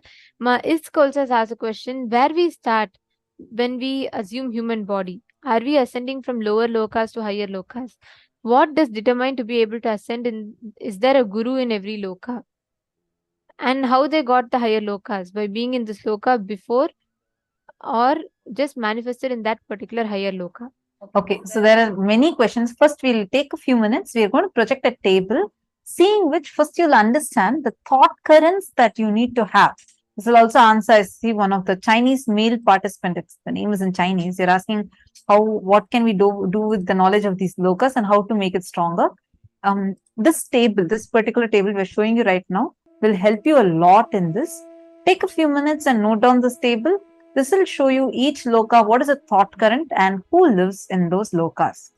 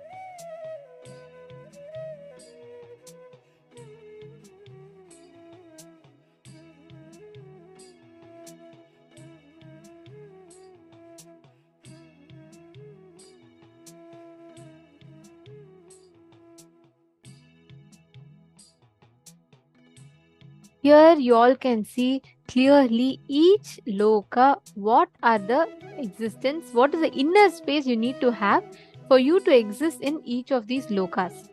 Right? Now, all of you listen very carefully. The parallel universe existence of you gets strengthened, empowered. Which you want to empower is like a conscious freedom and choice that you have. Now, this will provide a very beautiful understanding. I think we have had like a lot of time with question answers. Almost 1 hour has passed, and I still see so many people asking questions. So we will do our best to answer all of your questions through the day. Okay, so through the day, you all can ask different questions. Each of you can ask your questions through the day, because as we learn more, we'll get more answers. So don't worry, I still see many questions, and it's really nice to see all of your participation. I do want to keep answering more and more because so many questions are coming. Keep listening, as and when you have questions, feel free to ask. And after the session, also, if you still have the same question, you can top up your question. Now we are going to enter into the next session, where Swamiji is going to be describing about who is Bhagavān Sadashiva Murti, the darshan of whom we are going to have today. Swamiji is going to be describing about Sadashiva Murti and the Panchakrityas, meaning when we say God, we only understand it as generator, operator, destroyer. But God is not, in Sanatana Hindu Dharma, God is not G-O-D. He is G-O-D-D-E-L, Godel. Generator, operator, destroyer, the one who puts you into delusion, pulls you out of delusion and liberates you. So this in detail, beautifully, Swamiji is going to be explained to us now. And I have one request. I see many of you have asked some important questions. So I request you all, do not feel bad that your questions are not answered. Please do save your questions, which means you can copy paste it somewhere. And we request you all to top it up. The next time, again, we are having the question and answers after the next session, when we're addressing regarding the parallel universes, etc. You can post your questions. So Ma Vimala and Ma Azita Marak, all of you, please do post your question once again at the time where we'll be addressing the question and answers. Please don't feel like your questions are missed. You all can post it once more. We will definitely take all of your questions and we will have the answers. And if you're enjoying, do not forget to invite your family members to join now. Take a few minutes, because everything we are learning is a preparation for today's darshan. The revelation Swamiji is going to give. So please do not miss out. Make sure you're inviting them right now. Let them come and join and let them start listening, and surely they'll enjoy. So don't worry, get them, and let's now enter into the next session, where Swamiji is going to be revealing to us on who is Bhagavān Sadashiva Murti.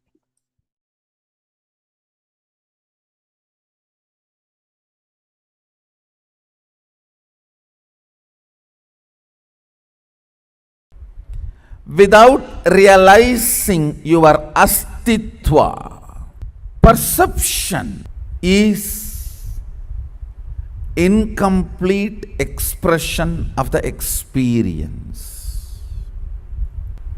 More you start seeing beyond perception, more of the existential physics is understood by you.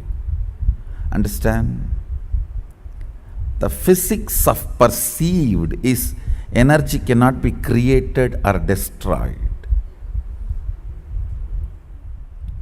Physics of the physics is energy can be created, manifested, transformed, interchanged, maintained, destroyed, withdrawn. Creation is different, generation is different. For generation, you need some raw material. For creation, you don't need. Srishti, Icha Matra Srishti. Without even having Sangalpa or Icha as the source material. Manifestation. with or without or no reason. It can be generated, created, manifested in any quantity and quality, maintained, sustained, interchanged, transformed, transferred, played with, hidden, stored, covered, withdrawn, destroyed, can be made to disappear without even the trace that it existed.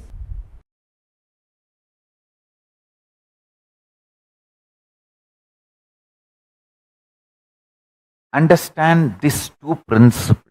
How to transform your death into rejuvenation, and how to transform your delusion into liberation, pulling out of the delusion.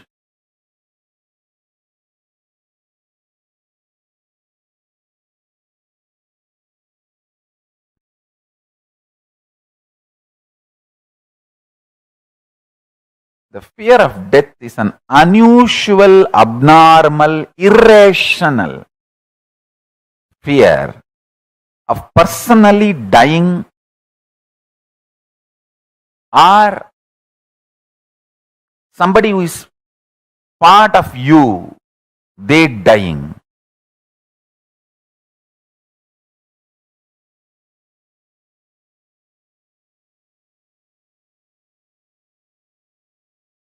Understand this too, you will realize your Sadashivatva. Creation, sustenance, rejuvenation, getting out of delusion and liberation. Srishti, Sthiti, Samhara, Trobhava, Anugraha. All these five will become your powers. You will manifest Sadashivatva. You will manifest these 5 dimensions, 5 phases, PHASES of you, your existence.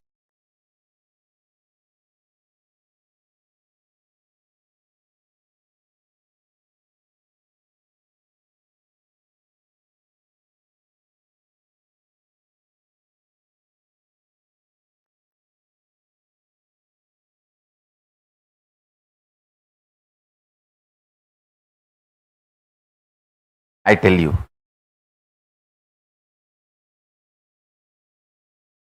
when you get out of delusion, which you created, see, when you create, oh, this is difficult, this is bad, this is wrong, I can't, and made small mole into mountain and destroyed your life energy flow, but you decide, no, work is not bad. Being workaholic is not bad. It's not wrong. Nobody is exploiting me. I am stretching myself and becoming alive, active. By working, nobody died. Only by lying, everyone fell into depression and died. Destroyed themselves. By being active and overactive, nobody died. Only by over-lying, people fell into depression and destroyed their life. When you realize and go on declaring, hey, I am working, it is good, it is life positive, and get out of that laziness even once, you will gain so much confidence to declare the highest realities of you and stand up to it.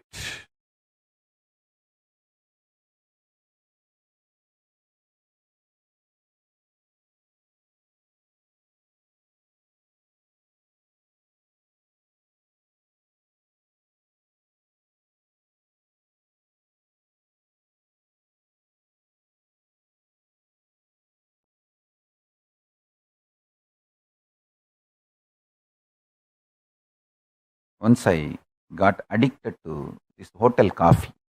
In Tiruvannamala, there is a hotel, Udupi Hotel. My guru, Raghupati Yogi, used to take me every day, morning, and give me that coffee and take me for the yoga. I got addicted. And morning when I get up and come with my guru, first thing I'll say, get me coffee, I'll tell. After a few days, I myself understood I am becoming addicted. Then I asked him that how to get out of this. He said, just go and tell 3 people that I hate coffee, I don't want to drink coffee anymore. To my mother, to his wife, my guru's Raghupati Yogi's wife, and Udupi Hotel owner. All 3. Only these 3 will give coffee for me. He told me, go and tell all these 3 people that you hate coffee and you don't like coffee, you don't want coffee, it's bad. I did it. I saw all 3 stopped giving me. In 2-3 days, I even forgot coffee. Listen, really this happened. When I started declaring, telling, first time when I told my mother I hate coffee, I don't like coffee, neither she believed nor I believed. But second time when I went and told my guru's wife, she thought maybe I am a little cranky and my mood is not good. Or her husband would have told me to do this because she knows all the trick. Even if you are a great enlightened Siddha, your wife knows all your tricks. You are not beyond your wife. Your wife is the bigger Siddha, bigger person than all your enlightenment. And she knows all his tricks, all his techniques, all his methods. So she thought maybe he only told him to do this. That time when I went and declared to that hotel owner, Udupi Hotel owner, I also started believing and he also started believing. I tell you, that's all.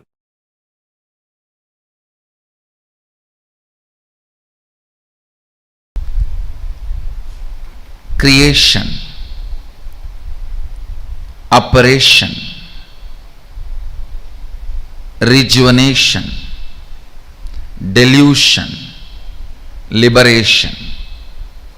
Please understand, Supreme cannot be just GOD, generator, operator, destroyer. Please understand, the Supreme, as per Sanatana Hindu Dharma, Bhagavān, Brahman, Sadashiva cannot be translated by the word God. The Western definition of God is generator, operator, destroyer. Only 3 aspects.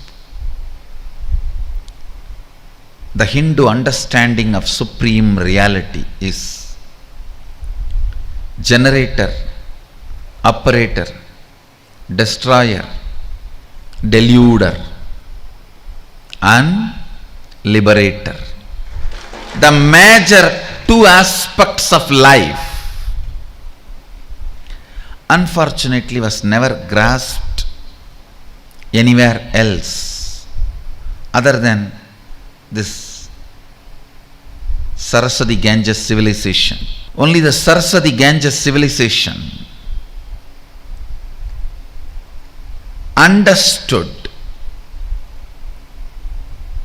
the world beyond seen. If you don't understand delusion, you can't understand beyond the 4 dimensions. You can't understand reality in its completion. God is not Sadashiva. Maybe I can contribute a new word, Godel. Godel. So Godel should be the word, not God.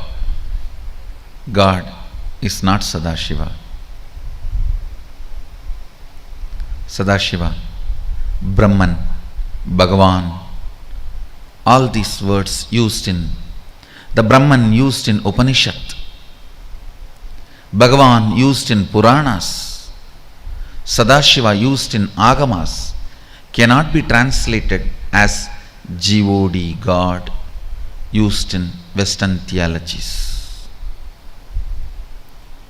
Understand?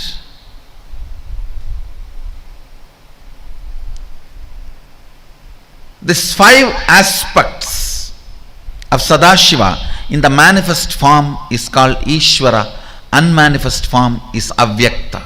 Even this 5 is only the manifest form of Godel, Sadashiva.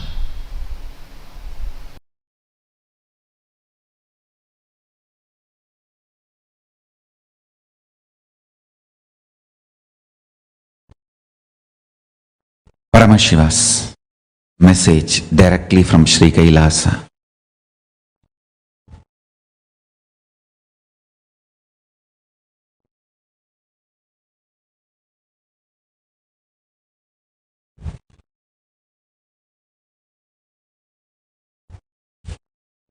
Existence of Ishwaratva is nothing but the decision to own up the principle of creation, principle of sustenance, principle of rejuvenation, principle of delusion, principle of liberation in your existence. Understand? If you own up what you created, you sustained, you destroyed or rejuvenated, or you put yourself in delusion or freed from delusion, or from which you are liberated or liberating, want liberation. If you own up these 5 principles of your life, you become Ishvara for you. If you own up these 5 principles for a group of people, you become Kulapati to them, Ishvara to them. If you own up for a large number of people, you become Mandaleshwara. If you own up the same 5 principles for a Mahamandala, you become Mahamandaleshwara. If you own up these 5 principles for the whole universe, you become Ishvara of Brahmanda. That's all. Principle of existence of Ishvara.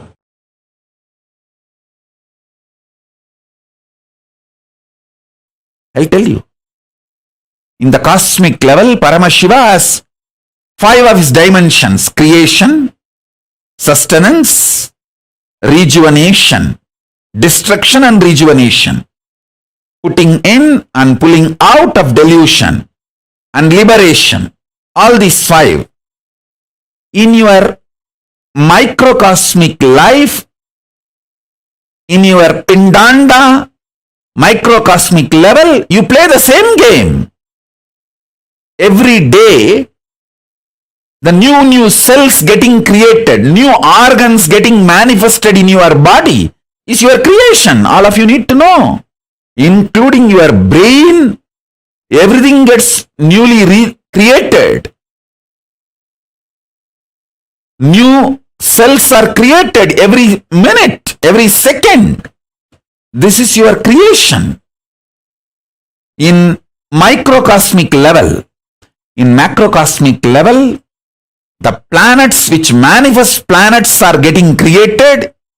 In microcosmic level, the cells are created.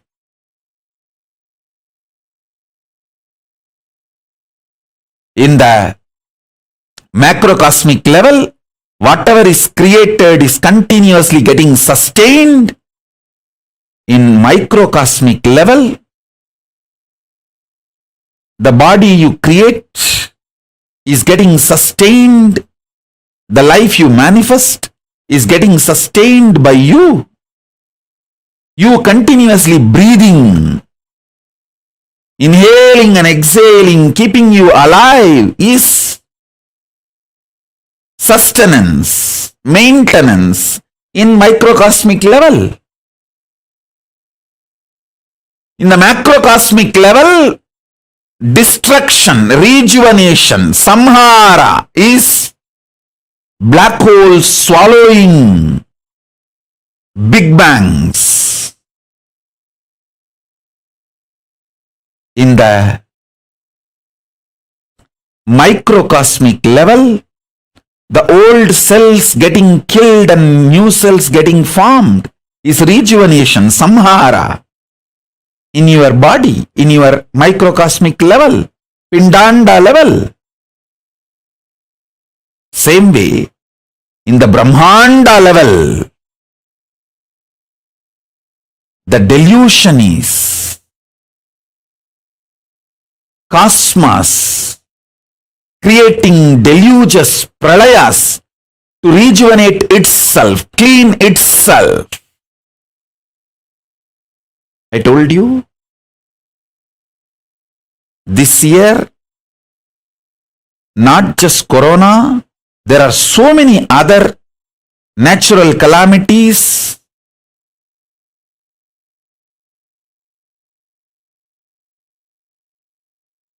To clean the collective negativity will happen. This deluge, pralaya, will clean up a lot of collective negativity.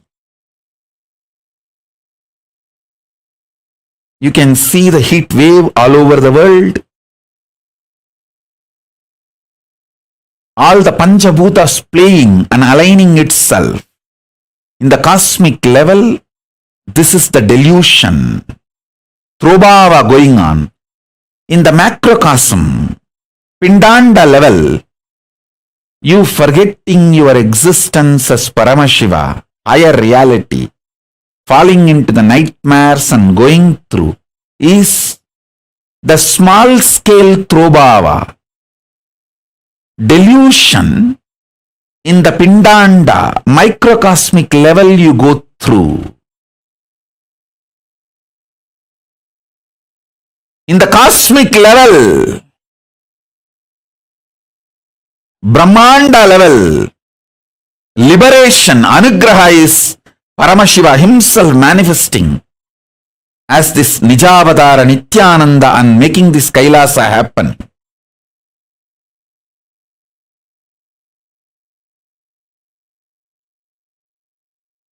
And guiding all the beings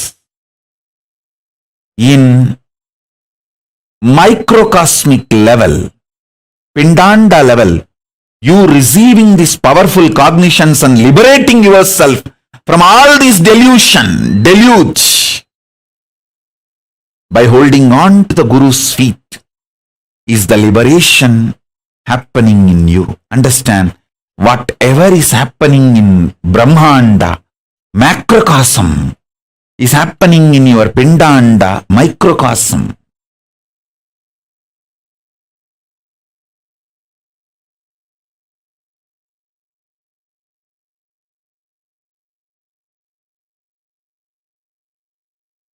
So don't worry about your delusions.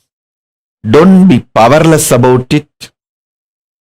Don't try to work with the facts and figures externally. Don't try to work with the seen. Work on the seer.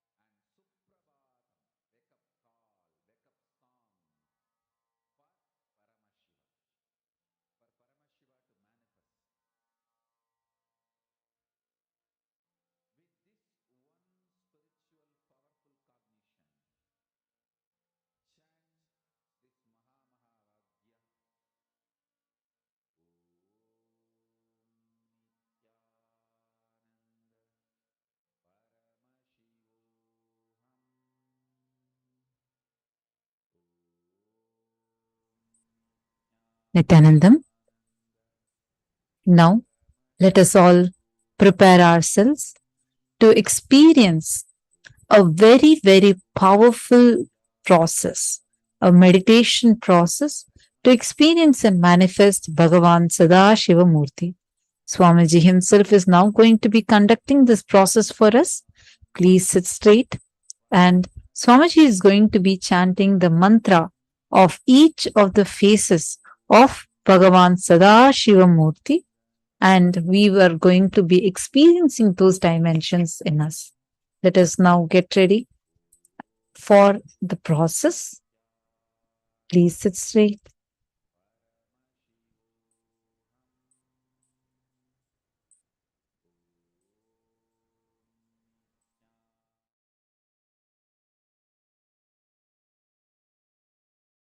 Just listen to this powerful cognition.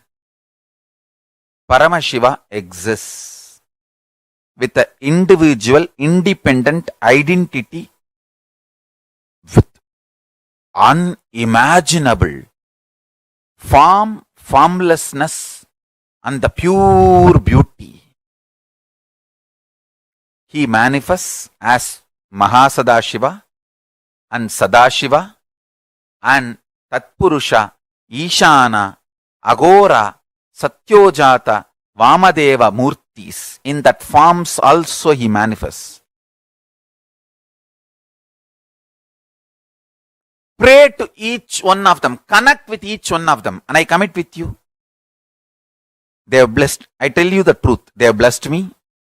And they have authorized me to share the knowledge about them and introduce them to all of you and initiate all of you into the connection with them. So now, I am directly connecting all of you with them, one by one. First, I'll start with Satyojata Murti. Meditate on them. Don't close your eyes. Keep your eyes open. See how they look. This is the Archavatara Murti of Satyojata Murti. I'll chant the mantra. I'll connect you one by one with all the 7 forms. Satyojatam, Vamadevam, Tatpurusham, Ishanam, Agoram, Sadashivam, Mahasadashivam. Of course, Paramashiva. I'll connect you with all the Murtis one by one. Connect you ultimately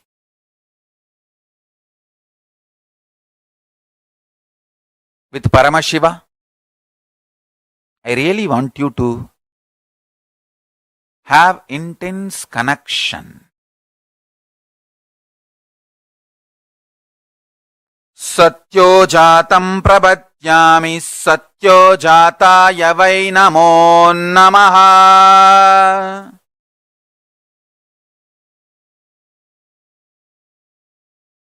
Satyojatam prabhatyami satyojataya vai namo namaha.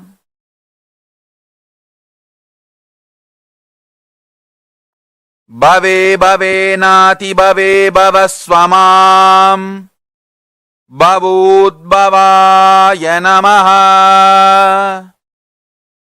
Satyojatam prabhatyami satyojataya vai namo namaha. Bhave bhave nati bhave bhavasvamam bhavudbhavaya namaha.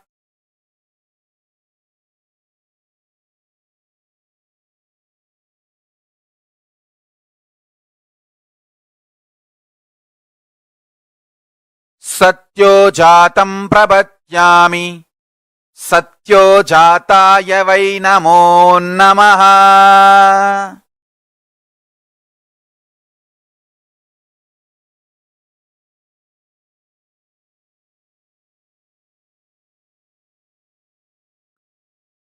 सत्यो जातं प्रपद्यामि सत्यो जाताय वै नमो नमः भवे भवेनाति भवे भवस्व मां भवोद्भवाय नमः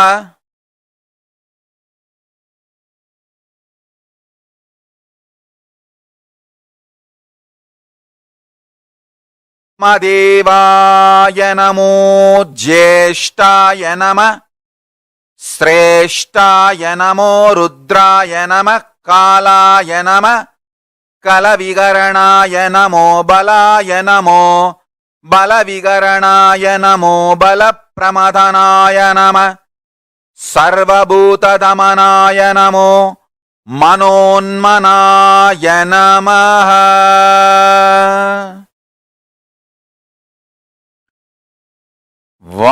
वामदेवाय नमो ज्येष्ठाय नमः श्रेष्ठाय नमः रुद्राय नमः कालाय नमः कलविकरणाय नमो बलविकरणाय नमो बलाय नमो बलप्रमथनाय नमो सर्वभूतदमनाय नमो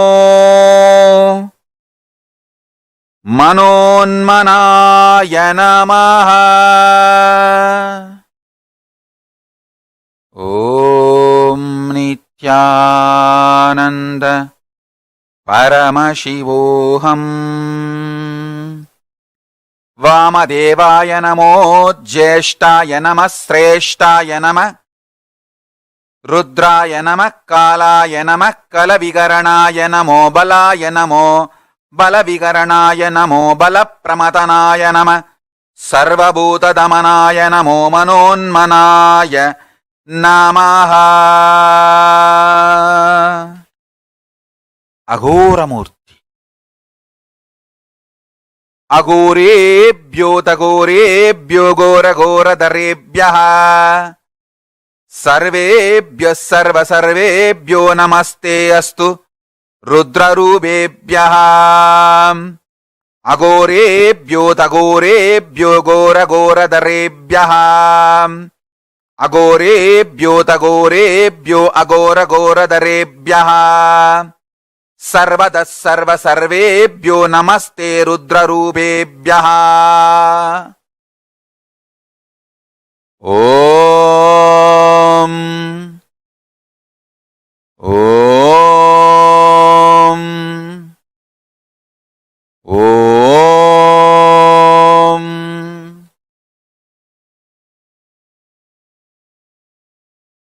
अघोरेभ्यो तघोरेभ्यो अघोरघोरधरेभ्यः सर्वतः सर्वसर्वेभ्यो नमस्ते रुद्ररूपेभ्यः अघोरेभ्यो तघोरेभ्यो अघोरघोरधरेभ्यः सर्वतः सर्वसर्वेभ्यो नमस्ते रुद्ररूपेभ्यः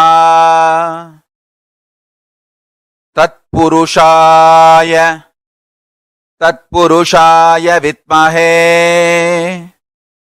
महादेवाय धीमहि तन्नो रुद्र प्रचोदयात् तत्पुरुषाय विद्महे महादेवाय धीमहि तन्नो रुद्र प्रचोदयात्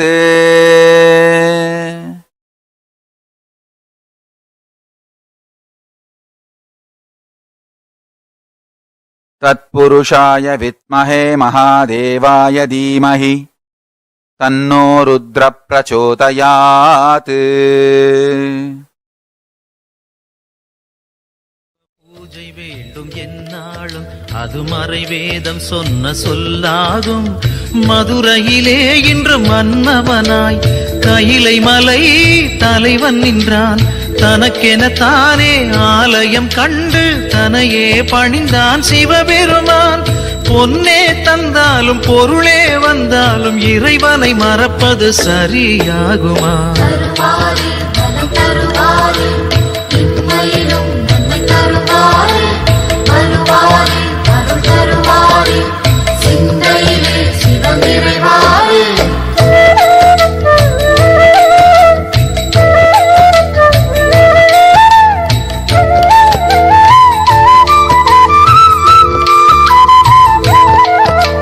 நடுவூரில் நின்ற ஒரு தெய்வம், அது நலம் வாழ வைக்கும் சிவரூபம். இம்மையிலும் நன்மை தரும் தெய்வம், அது தென் மதுரை நின்ற குல தெய்வம். சிவமயமே என் அருகினிலே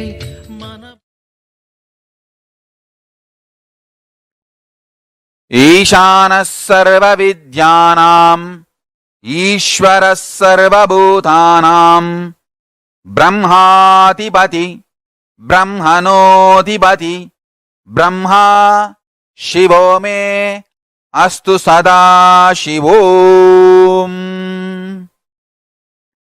ईशानः सर्वविद्यानाम् ईश्वरः सर्वभूतानाम् ब्रह्माधिपति ब्रह्मणोऽधिपति ब्रह्मा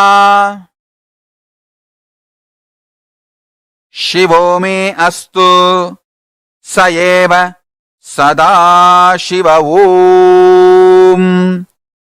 सदाशिव ॐ। सदाशिव ॐ।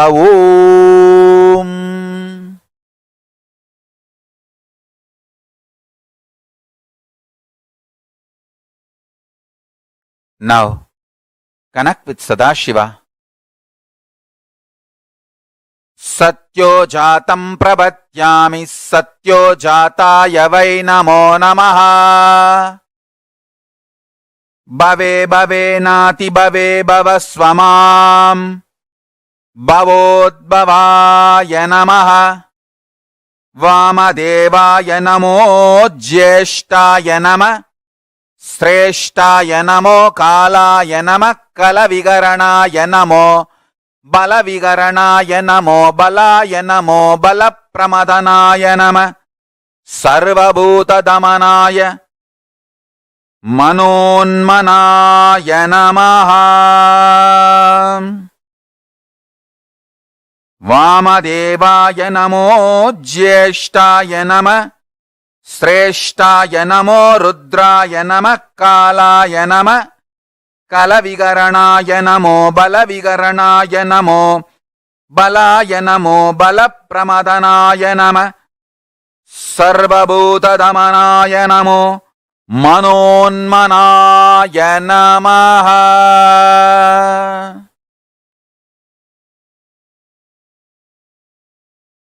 अघोरेभ्योऽतघोरेभ्यो घोरघोरतरेभ्यः सर्वेभ्यो सर्वसर्वेभ्यो नमस्ते अस्तु रुद्ररूपेभ्यः। तत्पुरुषाय विद्महे महादेवाय धीमहि तन्नो रुद्र प्रचोदयात्।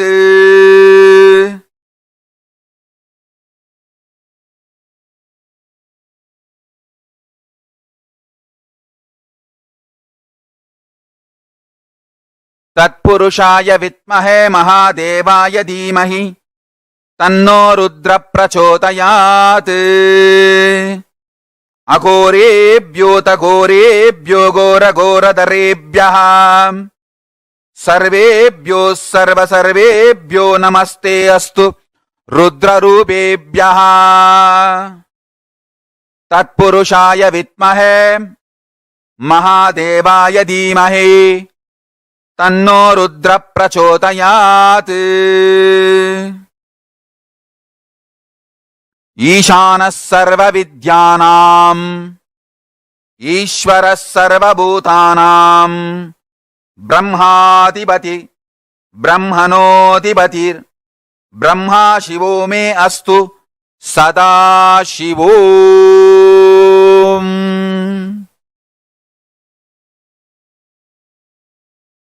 ॐ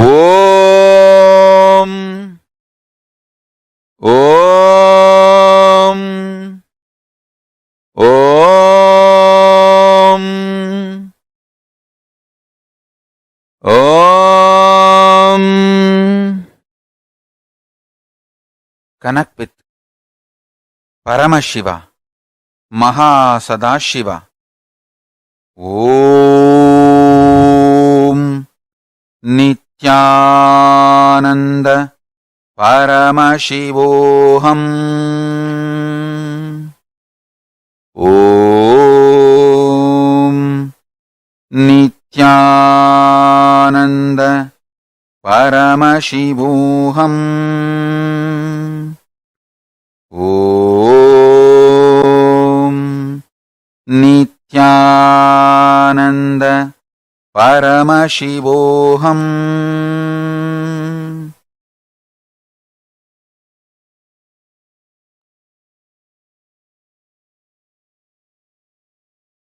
Shrunuta Brahmana Sarve Guhyat Guhyataram Param.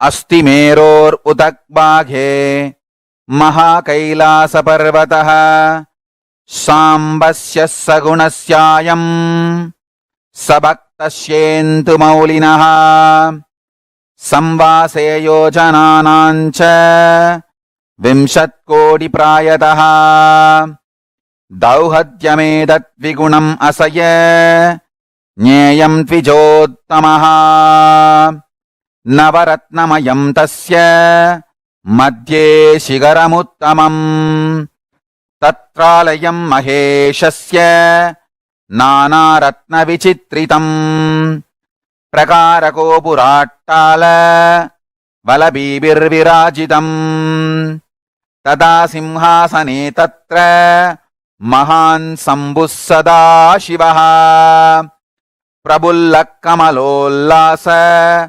Panchavimshanmukhajvalaha Dhridanana Yunodbasi Panchashatkara Prabullaraktambujatta Srinabhyam Sriyuhabajvalaha Vichitraratnakasitaha Bhushanair Abhibhushitaha Anekha Kodi Suryabaha Paramananda Vigraha Apraktakritatanu Shriman Lakshya Lakshana Varjitaha Yato Vacho Nivartande Aprapya Manasasaha Gangashraya Jatachuta Chandrareka Vibhushitaha Basmodulita Sarvanga Vyalayanyobhavita Vidavan Kapalamala Cha Vyakracharmambaravritaha Prativaktram Drinayanaha Bhakta Sarvartha Siddhitaha Prasarya Dakshinam Padam Kunjayitvedaram Padam Abhayam Chakrachulachang Sulecha Dangabanaukadam Bache Katkatomara Shaktischa Parasus Suprasa Panjapan Halangusakshamalaascha Surigam Dvajadandakau Vajrakundasitam Shrascha Grahanja Pindipalagam Panjavimsadibir Astaihi Tadano Dakshinaischubaihi Varasabho Mrugam Shankam Kedapashava Parashvatan.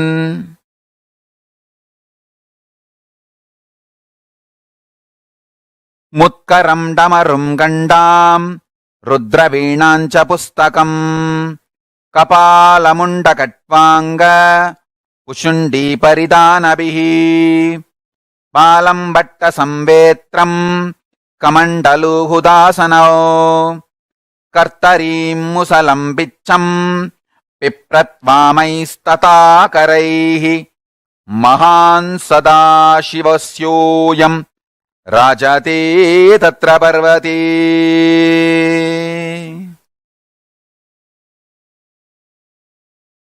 Om Nithyananda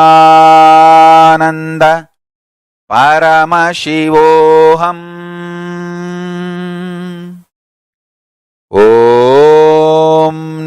Nithyananda Paramashivoham. Om Nithyananda Paramashivoham.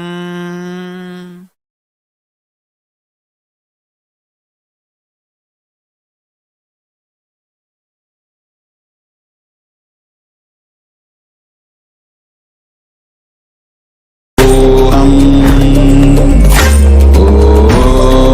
Nithyananda Paramashivoham. Om Nithyananda Paramashivoham.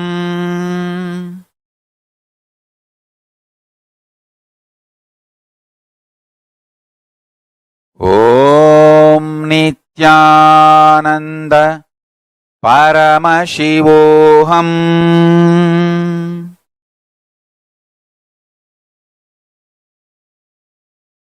Om Nithyananda Paramashivoham.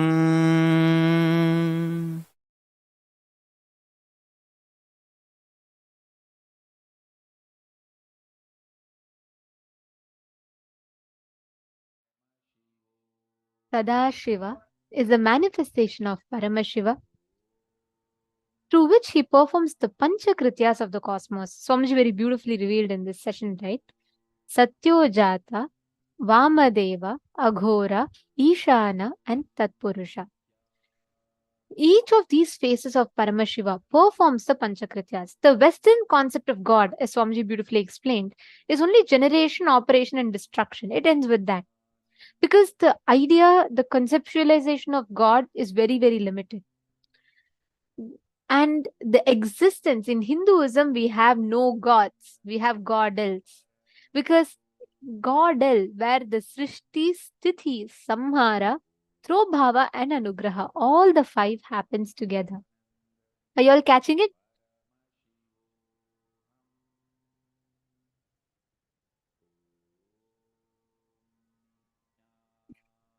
Ma Vimala is asking if all the deities are beings in the higher dimensions, then whom do we refer as Devam?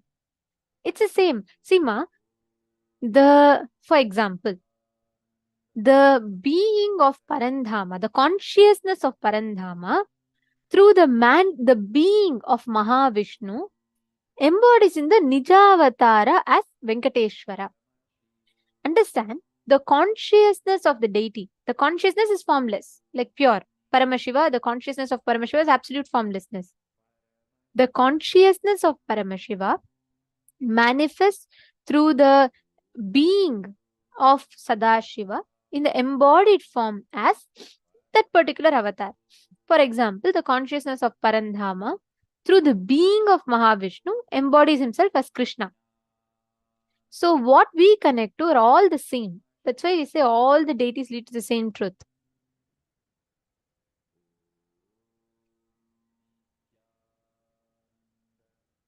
Okay. And understand, Sadashiva Murti is that form of Paramashiva through which he performs the Panchakrityas of the cosmos. The Srishti, Sthiti, Samhara, Throbhava, and Anugraha. All the five, the Panchakrityas put together, we experience the reality in front of us. Today, all of us are going to be having a very, very, very powerful initiation. Today, we all learned about parallel universe. We all learned about Sadashiva Murti. Please listen very carefully. Today, there's an exclusive, powerful process where you're going to be traveling to the parallel universe of Pitruloka and you will be meeting your ancestors. Any one of you looking to meet your ancestors, all of you, please bring the photo of your ancestors. Anyone who's not in the body, today we have along with this very special session with Swamiji, we have a very special initiation where you all will be meeting with your ancestors. So you can bring their photos. If any of your friends have, like, they have a near and dear one that they just recently, they passed away and they're really missing, don't worry. Invite them, and this powerful initiation today, they will literally be traveling to Janaloka. And remember, Janaloka is higher up, even above Swargaloka. So they're going to be going we're all going to be going to the second parallel universe, and we're going to be meeting our ancestors. Okay. Now, all of us learnt about Sadashiva Murti, correct? If you just cognize how you do the Srishti, Sthiti, Samhara, Throbhava and Anugraha, you will understand the Sadashiva manifesting in you. Now, there's a very beautiful power we are all going to be manifesting. It's called the power of synesthesia. Understand, what does synesthesia mean? Synesthesia means where you use more than one sense to perceive the reality. Let's say, for example, now you're all seeing. You're perceiving me through two senses, correct? You're seeing and you're hearing. Now, you can listen very carefully. You can not just hear the sounds, you can also taste the sounds. You can taste the colors. This power of synesthesia is where you experience that whole completion and breakthrough, where you are able to see, feel, experience the different things through all your senses. For example, let's say I'm going to show you all what you're all going to be doing now is I'll be showing you all picture of some random different things. Like I'll zoom in one particular thing and I'll be showing you all. Okay, let's say for example, I zoom in the picture of a sugar cube, and I'm going to show you all that. What you will be doing is you're going to be perceiving it not just by seeing, but consciously deciding and perceiving it by your will of seeing, hearing, smelling, tasting, all the five senses. Understanding? If you're all understanding, could you all put yes in the chat? Please put yes in the chat if you all understood.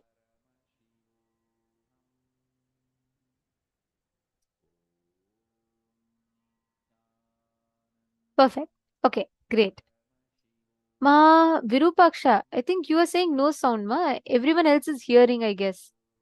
Is there some audio issue on your side? Could you check? Others are all hearing. Okay. All right. So now listen very carefully. You're going to just sit as Sadashiva. You're going to manifest the space of Sadashiva. Sit and intensely connect and manifest. Okay, ready? Shall we all start? I'm going to be projecting the first picture for all of you. You're all going to be connecting and identifying what exactly is this. You're going to be describing the smell, the taste of it, and if you touch it, how it will feel. All of this you all can type, scan through the third eye, and connect intensely, chant the Mahavakya. Nithyananda Paramashivoham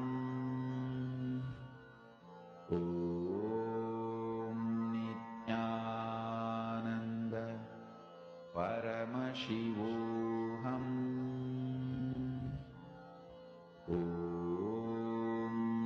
Nithyananda Paramashivoham Nithyananda Paramashivoham Nithyananda Paramashivoham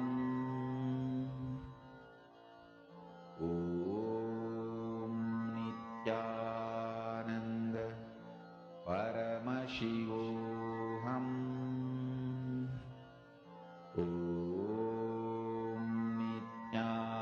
Nithyananda Paramashivoham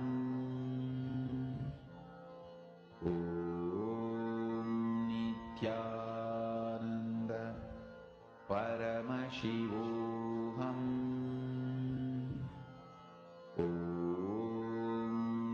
Nithyananda Paramashivoham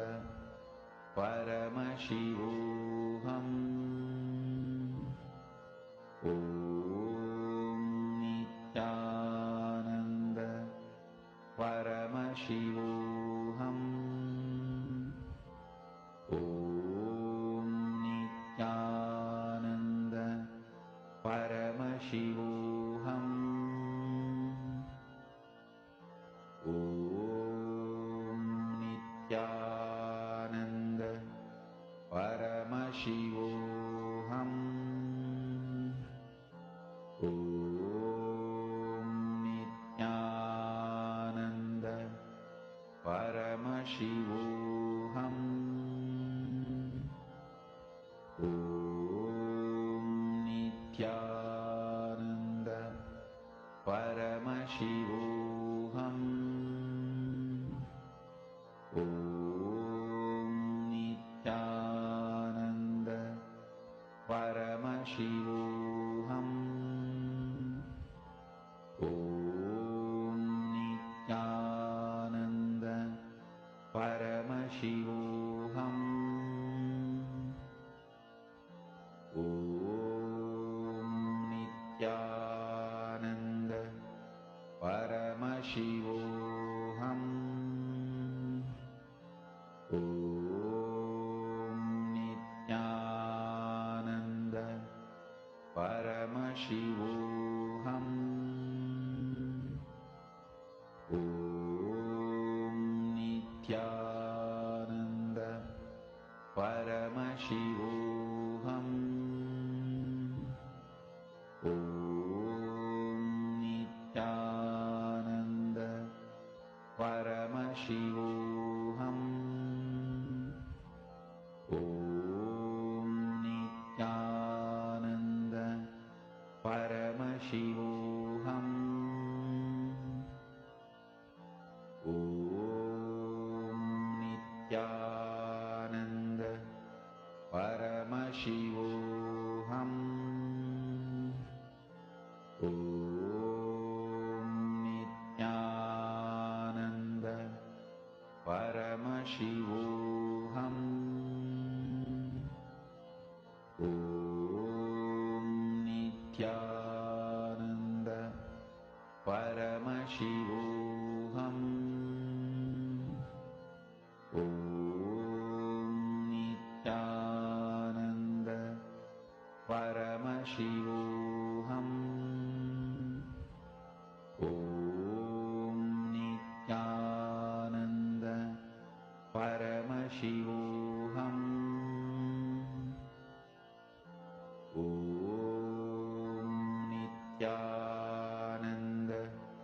Paramashivoham. Om Nithyananda Paramashivoham. Om Nithyananda Paramashivoham. Om Nithyananda Paramashivoham. Om Nithyananda Paramashivoham. Om Nithyananda Paramashivoham.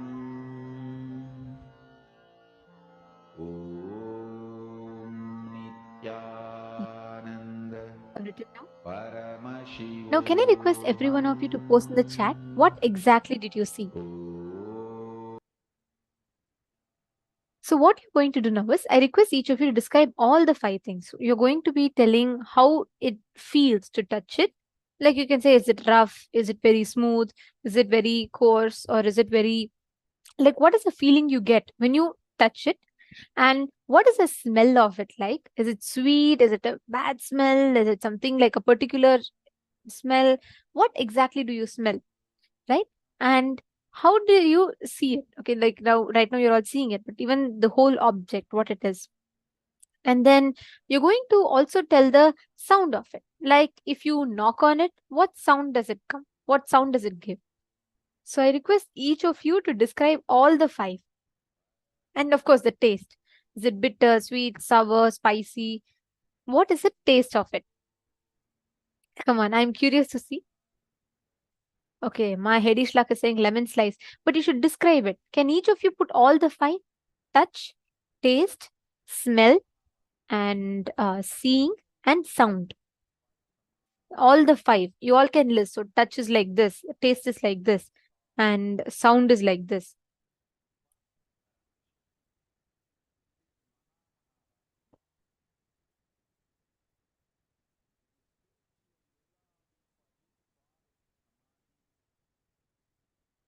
Can I request each of you to post?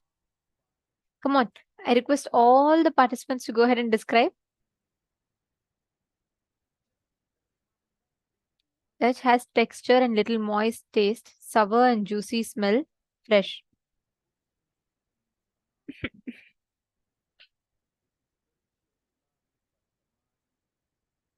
Okay.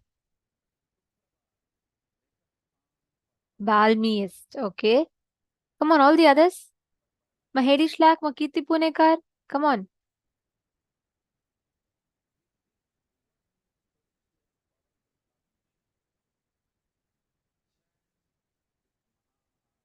Tasty food, okay. Sweet, hard, hello, rough, smells like coconut.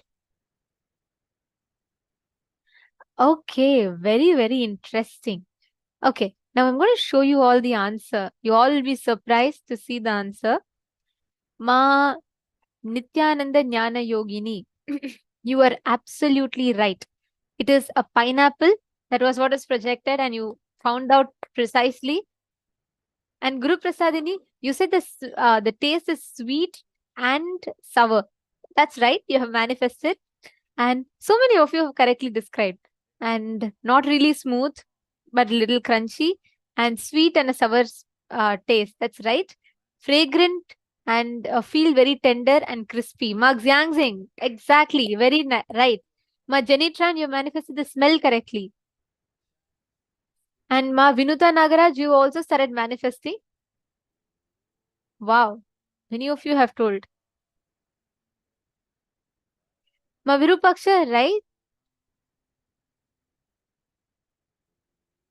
Wow. See, understand?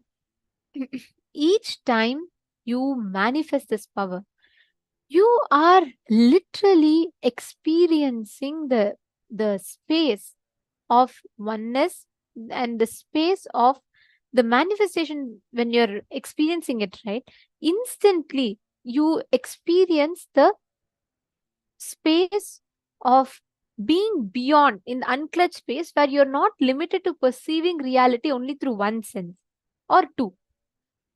We perceive reality simultaneously through the same sense. Many times, first we hear the sound, then the other senses get integrated. But with this, simultaneously, spontaneously, through all the five senses, you'll be able to perceive.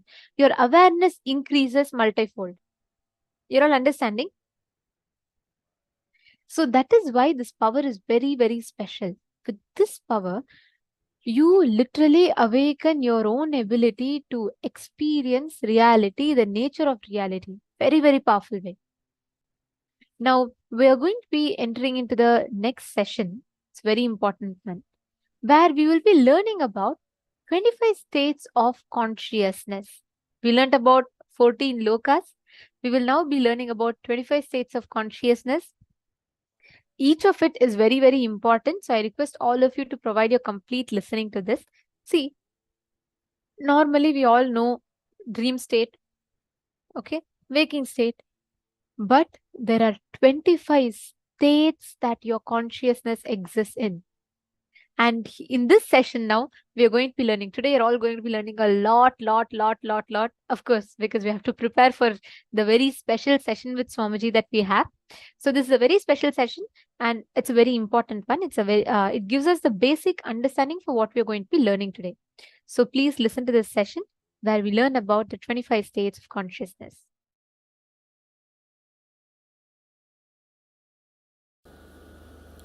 You have two levels of existing. Listen carefully. Two levels of existing. One with the thought currents, without the thought currents. With the thought currents means an active inner image, constantly spitting thoughts.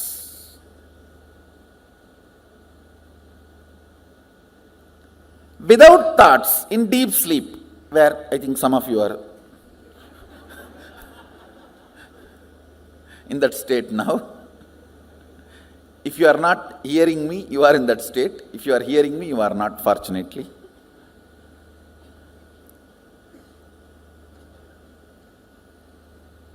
I'll repeat, listen. With thoughts, without thoughts. With thoughts, all of you know, constantly picking fight with everyone, everything. Actually, with thoughts is nothing but constantly picking fight with everything. When you stop picking fight with everything, there will be no thought.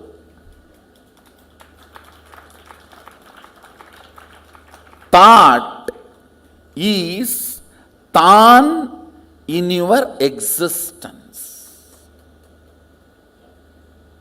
When there is uneasiness and you decide to pick fight with some part of you or the other, then comes thought.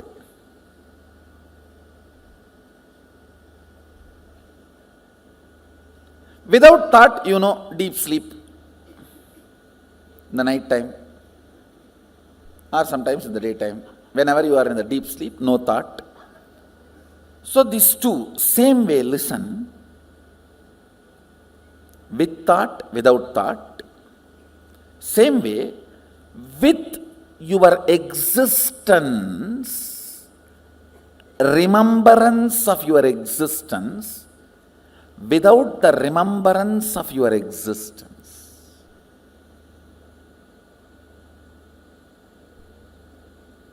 Listen. Listen. You need to listen to these words very carefully. With the idea, I exist, I consciousness. Without the idea, I exist. These two states, how many of you are able to understand? See, now, all of you have the idea, I exist. Am I right? The deep sleep, do you have that? That is why it is sleep.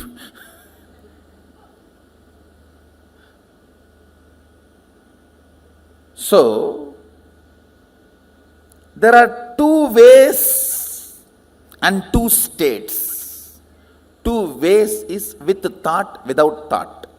Two states is with the idea I exist and without the idea I exist. How many of you understand that? Project there. Listen.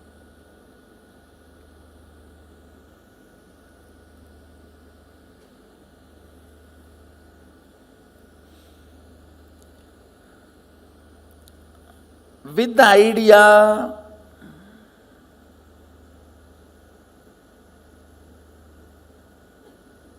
I exist, and with thoughts, listen carefully, because you need to understand this unit. This is the fundamental unit. How the states of consciousness is formed in you. Why you go through what you go through in your life. Understand, ignorance is not cute. Ignorance of traffic rules is not going to save you from the traffic ticket.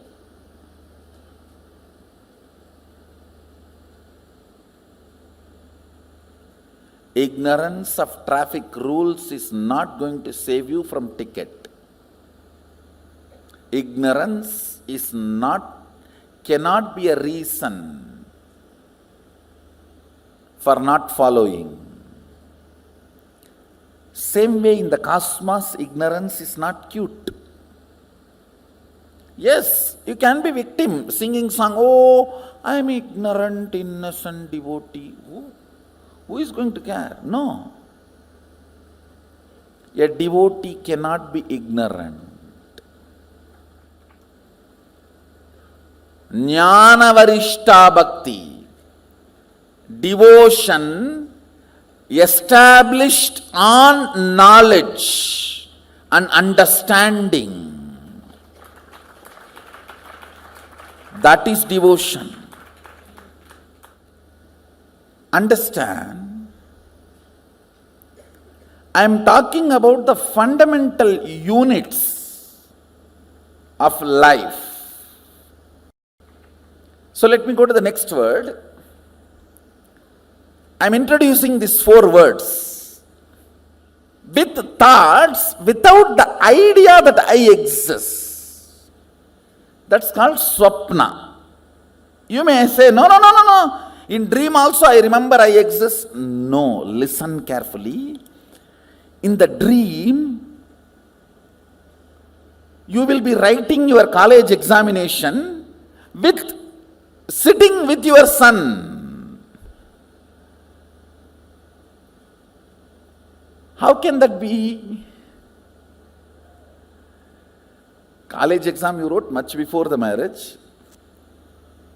How many of you had this kind of a completely overlapping dream? You need to know the identity I you feel in the dream does not have independent understanding. It is just overlapping, crisscrossing of few thought currents. See, like laser beam, if 4 or 5 beams cross, that point looks like a independently shining, which is not. Same way, in the dream, few thought currents crossing, you feel as if your identity exists, but it is not. It does not have consistency. In one dream itself, that will change 20 times. How many of you have observed? In the waking state itself, it changes. Why dream state? How many of you say that? But in the waking state, at least little decent. In the waking state, it's more like an unstable spouse. Every half an hour divorce. And every 1 hour patch up.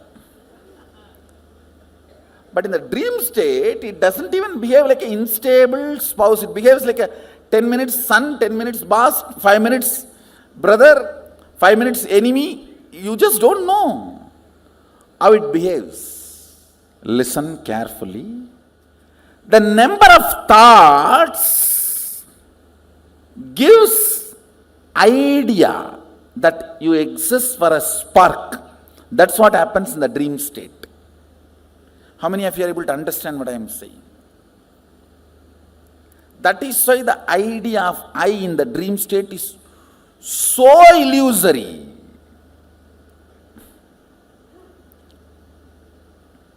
Many times you don't even remember you when you come back from dream. What was your idea about you? Seen but does not exist. That's a direct translation of the word swapna. Seen but does not exist. Where the idea of I does not exist, but the thoughts exist. Means the frequency of the thoughts is much higher. The idea of I, it has no existence. That frequency is almost like a zero. Then third word I am introducing, listen, where neither the idea I exist nor the idea thoughts exist. That is what is called deep sleep, sushupti. These 3 all of us experience in our day-to-day life. The 4th word I am going to introduce, it has no word. That is why it is called turiya. Turiya means 4th in Sanskrit. In Sanskrit, the word turiya means 4th. That's all. Because there is no word for it. Where the idea that I exist is there. I am there, but there is no thoughts. That is called the 4th state, turiya. With the idea I exist, but without thoughts, is turiya. With I plus with thoughts is waking state. Without I but thoughts is dream state. Neither I nor thoughts is deep sleep state. Only I, no thoughts is Turiya. Now I want you to remember these 4 words. Let me repeat. Jakrat means waking state. Swapna means dream state. Sushupti means deep sleep state. Turiya means 4th state, awakened state. There is a 5th word Mahadeva introduces in Agama called Turyatita, means not only you are awake, you are alive, you can move anything you want. See, if you have manifested the powers of moving a matter, how many of you are successfully able to move a matter? You have seen the glimpse of Turyatita. Turyatita is the state where awakening becomes power manifestation.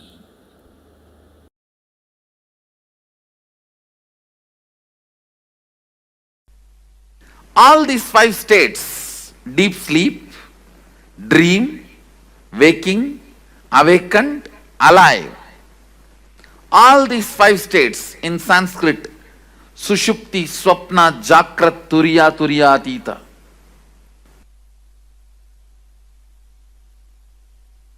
All these 5 states cross each other. You may ask, how? Because you are no more a single integrated being. All the time, one part of you is planning, strategizing about your future and possibilities. The other part of you is just interested in denying you, which is strategizing.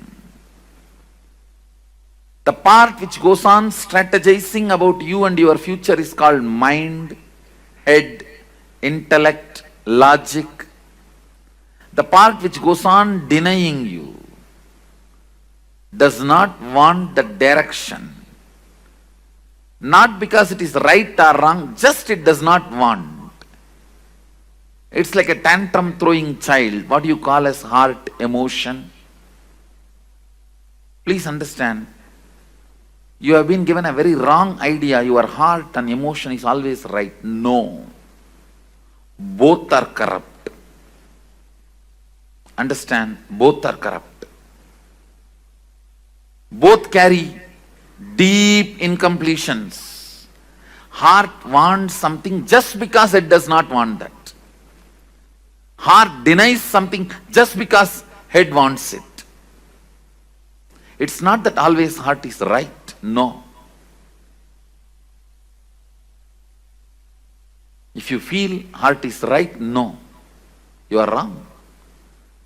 Head is wrong. That does not mean heart is right. Head is wrong does not mean heart is right.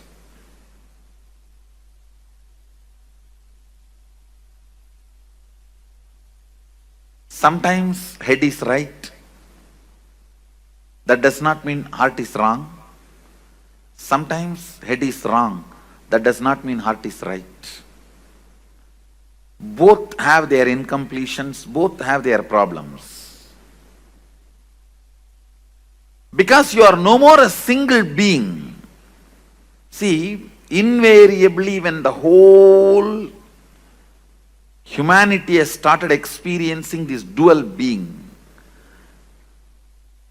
two part, that is when our masters declare the Kali started. So two parts of you experiences two different states at a time always. Please understand.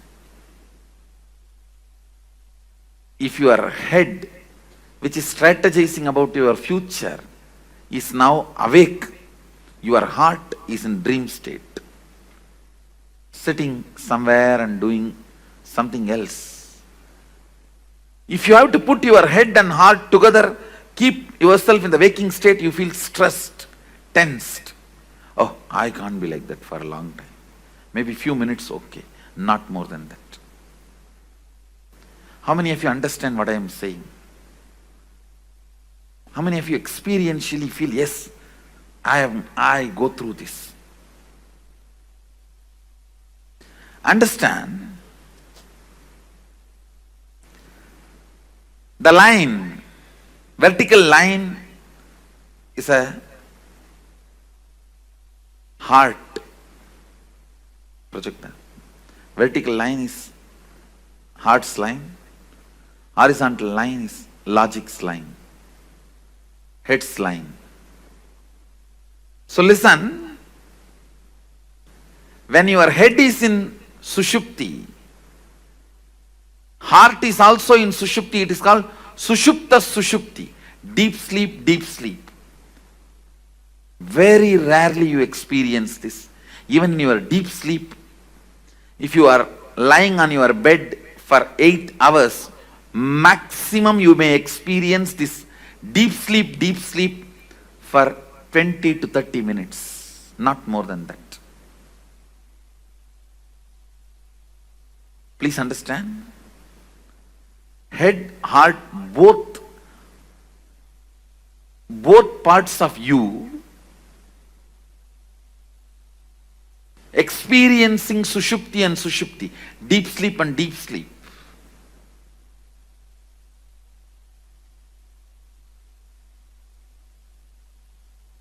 It may happen just for a few minutes.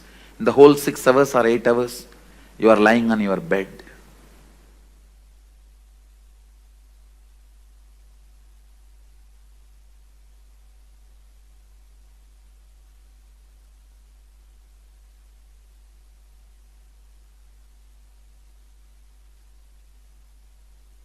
When your head experiencing dream state and your heart experiencing deep sleep, you can perceive this experience. When you dream and just fall asleep without even waking up, you will dream something and you will fall asleep without waking up. Again you will dream something, you will fall asleep. Maybe third time or fourth time when you dream only you will wake up. How many of you have experienced this? When you wake up you will remember all the 3-4 dreams. That is what this state, the Sushupti and Swapna.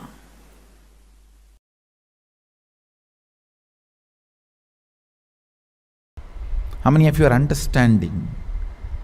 State is not bad. Understand, all these 25 states of consciousness is 25 dimensions of you.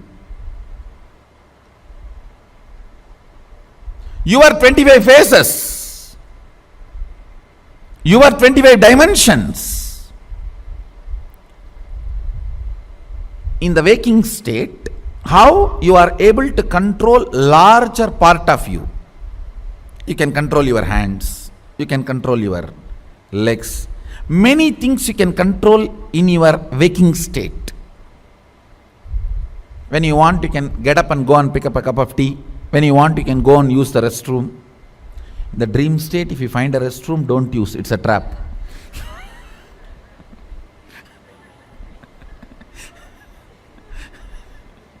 Once more, I am repeating, if you missed it. In the dream state, if you find a restroom, don't use, it is a trap. When your bladder is full, it is capable of sending instruction to your brain and the whole restroom will be built. And you will be made to feel comfortable. Only things are a little wet or hot, you realize what has happened. understand your ability to have power over your internal and external things makes certain state is good or bad. That's all.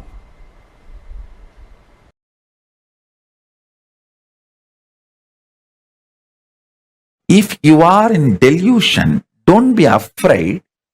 It is actually delusion kicks you to the next level of liberation. See, 3 seconds of nightmare not only gets you out of nightmare, it pushes you to the next level of state of consciousness called waking state. From dream, you are just kicked to the waking state. High. From dream, moving to waking state is like an enlightenment in dream state. So, if you had a very sweet dream, normal dream in your dream state, you would have just gone again back to dream state or deep sleep state. But if you had a nightmare, you can neither go back to dream state or deep sleep state. You have to be kicked to waking state. So, delusion in the delusion in the dream state is nightmare. But ultimately that nightmare does a great good thing that you are enlightened, pushed out of the dream state to the waking state. From waking state, if you are pushed to the Turiya, that is enlightenment. Same way, from dream, if you are pushed to waking, that is enlightenment in this level. Understand?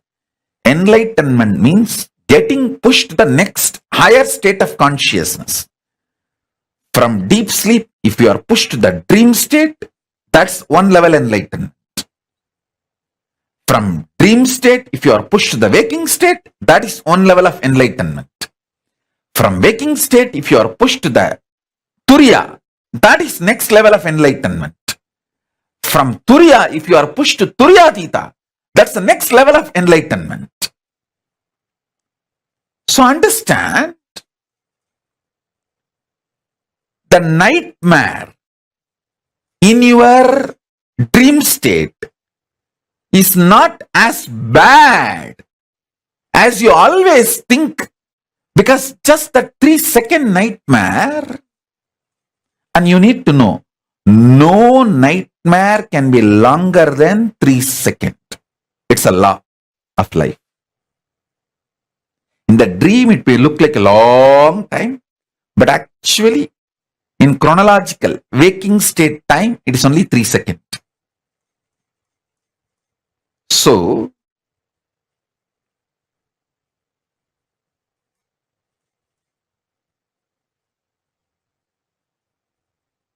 all nightmares are enlightenment in the dream state, because it has pushed you from dream state to the waking state, which is a level of enlightenment as far as the dream state is concerned. I should call there are 4 levels of enlightenment. From deep sleep, when you are pushed to the dream state, it's called dream enlightenment. From dream state, if you are pushed to the waking state, it's called waking enlightenment. From waking state, if you are pushed to Turiya, it's called awakened enlightenment. From Turiya, when you are pushed to Turiyatita, it's called living enlightenment.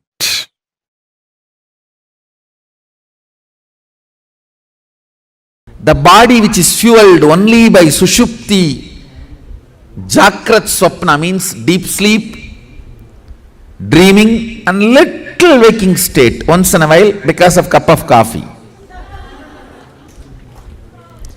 The body which was being dragged, functioning only with these states, if even little Turiyatita is mixed, it is like a wow.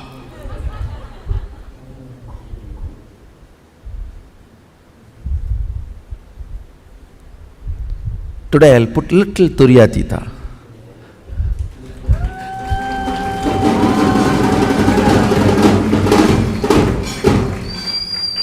you will see the kind of a alchemy change in the system. God, what is going on? What is he doing to my system? I am just changing the fuel.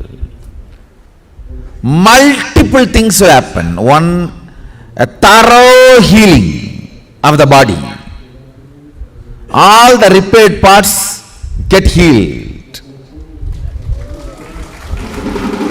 All the friction disappears. Ability of your mind to see, perceive, cognize Jiva, individual self, Jagat, universe, Ishvara, Sadashiva. Ability to cognize Jiva, Ishvara, Jagat. Ability to connect with the Jiva, Ishvara and Jagat becomes high when you are fueled with the Turyatita space and state. That is why these 25 states of consciousness, knowledge about it and experience about it is very important. There's a beautiful verse by a great saint Tirumular. Ponnai maraitthadu ponnani bhushanam, ponnil maraindadu ponnani bhushanam. Tannai maraitthadu tankaranangale, tannil maraindadu tankaranangale. I'll give you the translation. If you see the jewel, you will not remember the gold. If you remember the gold, you will forget the jewel. Design. If your body is fueled by deep sleep, waking and dream state, Jagrat, Swapna, Sushupti, it will all be about Karana. Karana means eyes, ears, tongue,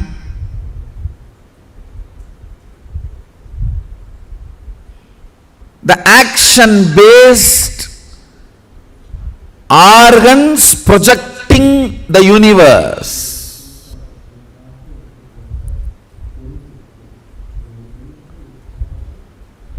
These organs projecting the universe does not let you experience your original Turyatita state. When I add this Turya and Turyatita like a juice into your being, it can be added just like a juice. Like I can pour this tea on your head, like that, I can pour that. One good thing, the tea will overflow, this will get into your system. Turya and Turyatita. When the Turya and Turyatita gets into your system, the Karana, the organ-based projection of the world dissolves into your original state. So the original state becomes reality. Then the organ-based projection universe. Listen. Organ-based projected universe, as long as you are perceiving it, you are pursuing it, it will all be love, hatred, good, bad, right, wrong, jumps in the life. But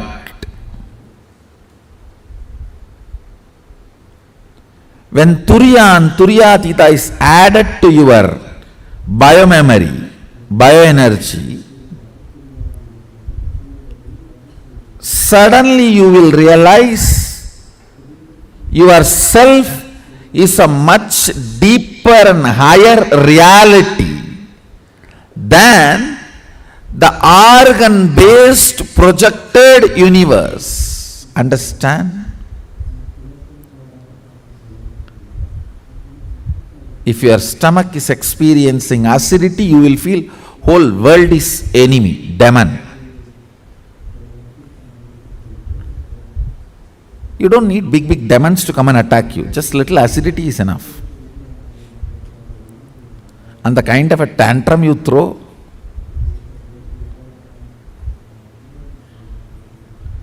a simple hunger and food is not immediately available. How many go crazy? Raise your hand. True. It's true.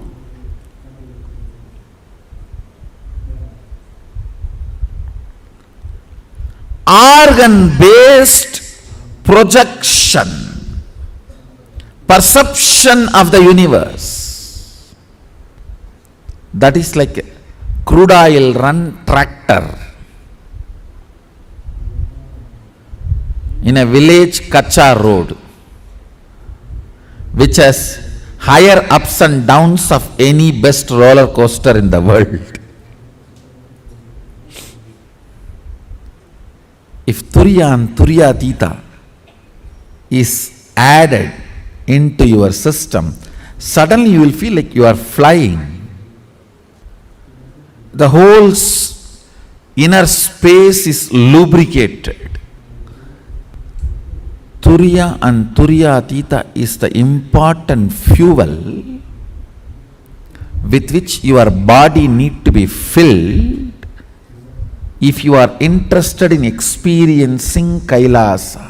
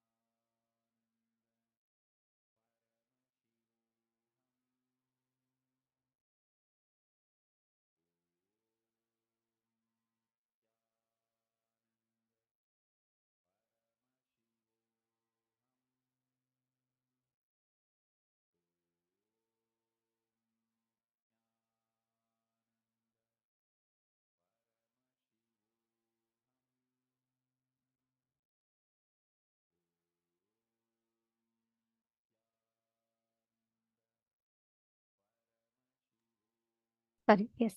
Swamiji revealed about the 25 states of consciousness, right? The Sushupti, Swapna, Jagrat, Turiya, Turiyatita. These are the 5 main states of consciousness. Now, our body and mind goes through these 5 states of consciousness in different phases. Now, the permutation combination of these 5 states of consciousness forms the 25 states of consciousness.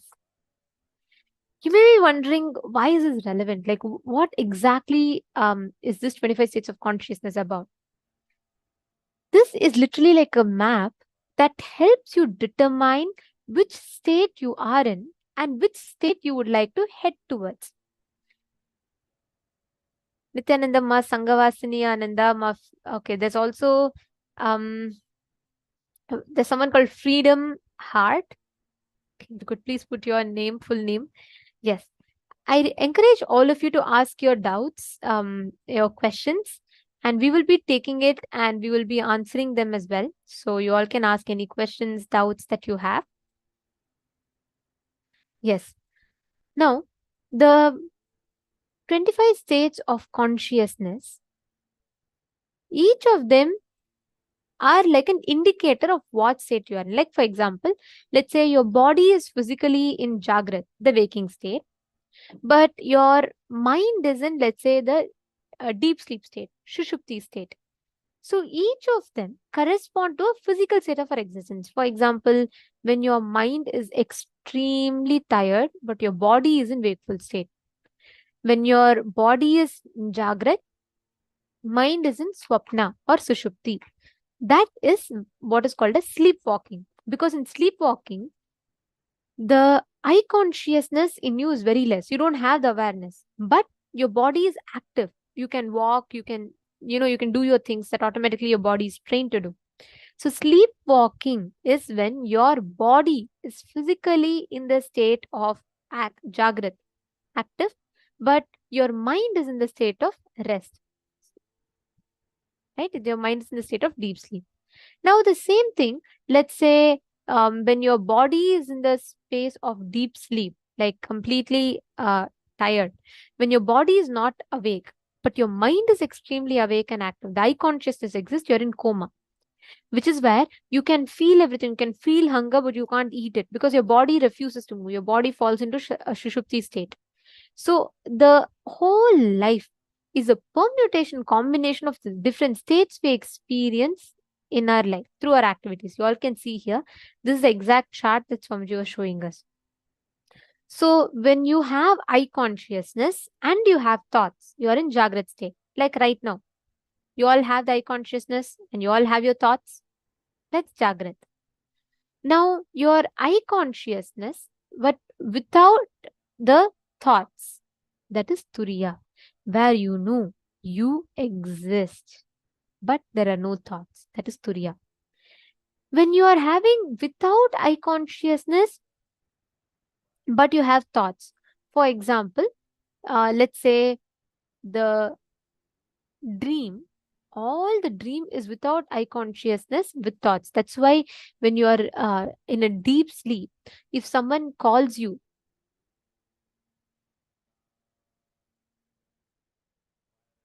when you're in deep sleep, when someone calls you, you will not know. When you're in deep sleep, if people around you are talking to you, if they scold you, you will not know anything because you do not have the eye consciousness, but you have thoughts. The dreams happen in you. Understanding? So without eye consciousness, with thoughts, it's in Swapna. Without eye consciousness and without thoughts, you're in Sushupti, deep sleep. Now, these 4 states of consciousness, these 5 actually, these all form the 25 states of consciousness, as you all can see here in this.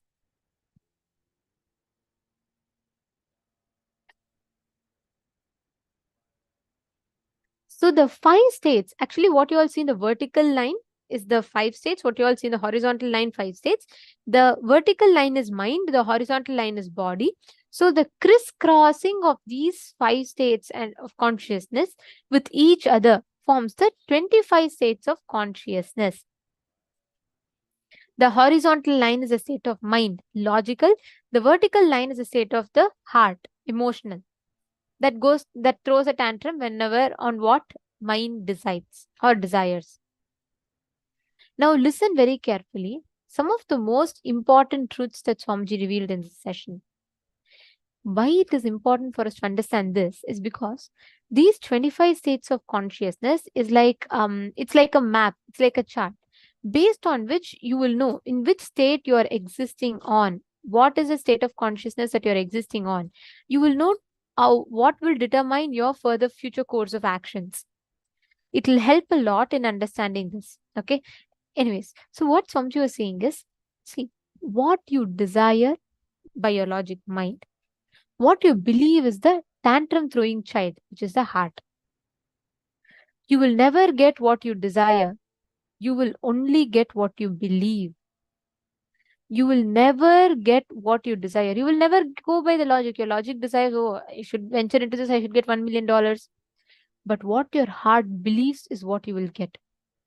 All these 25 states of consciousness is the 25 dimensions or phases of you. You can't say just because you're in Sushupti, tiredness, you are bad. No. There is nothing right or wrong, good or bad in this. It is just the state of your existence. Your ability to have power over your internal and external things makes a certain state good or bad. If you have power over your external and internal emotions, then you are good. That is good for you. If you are powerless and you let the external situations take power over you, then it is bad. Now, Swamiji told, right, your focus needs to be on being powerful, not on changing the states. Whatever state of consciousness that you exist in, you becoming powerful about that state is what matters. That is what determines whether we are in the right state of consciousness or not.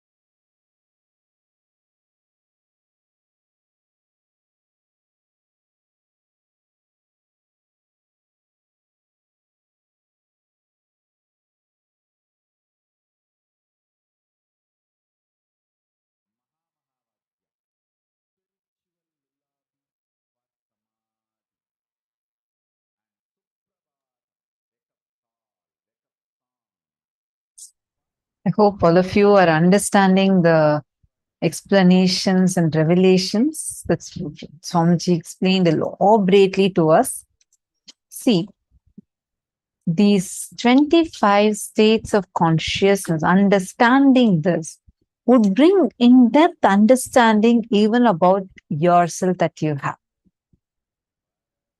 There are 4 levels of enlightenment. From deep sleep, when you are pushed into dream state, it's called dream enlightenment.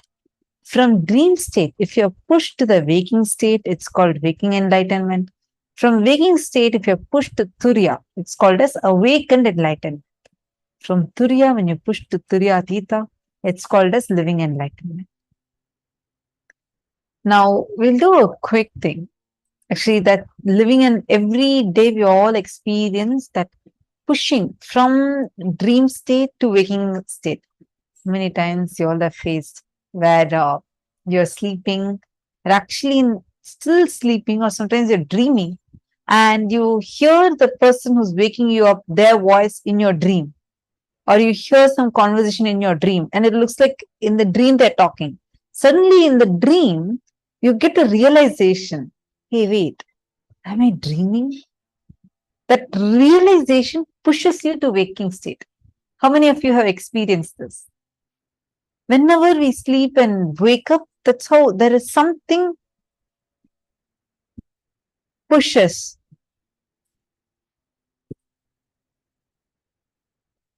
Sorry, I'm seeing in the mail Zoom. Are all of you able to hear us?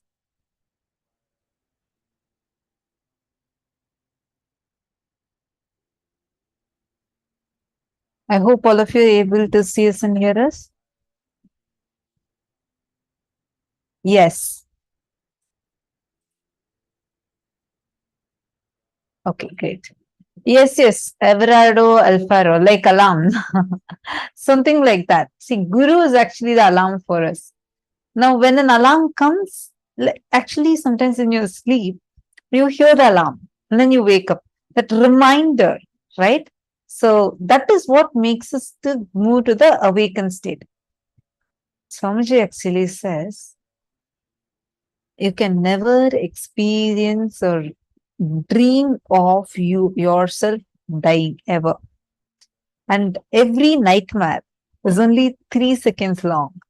Any nightmare you have, it can maximum be there only for 3 seconds or 30 seconds, like very less, very, very short amount of time. After that, you'll wake up.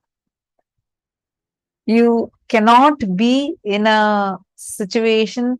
I have actually, okay, how many of us have dreamt of things like where you're almost attacked, almost even something like a tiger is chasing you, it's almost going to kill you. But then, and at situations where like you even think that you're about to be killed, but you wake up. Because you can never dream of yourself dying at all. That pushes you to the awakened state, like to the next state.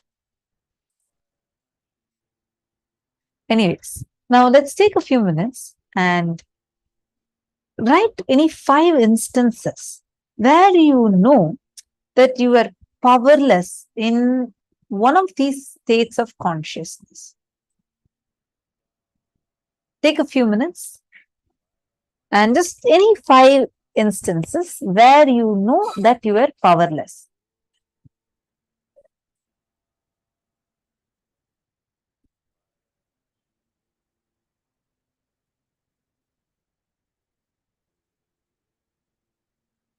And if any of you have any questions also, you all can feel free to ask.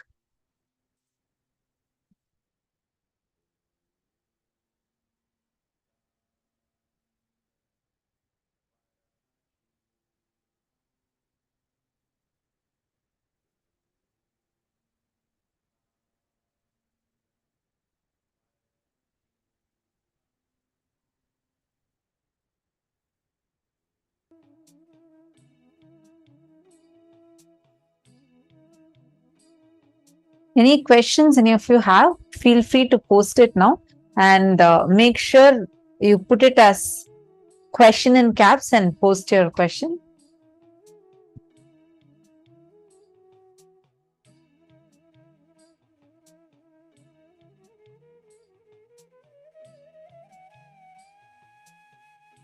Ma Vinudha Nagaraj has posted. I'm not sure if this question is already answered. They're asking if we are not manifesting correctly, does it mean the third eye is not completely open or do we need more practice?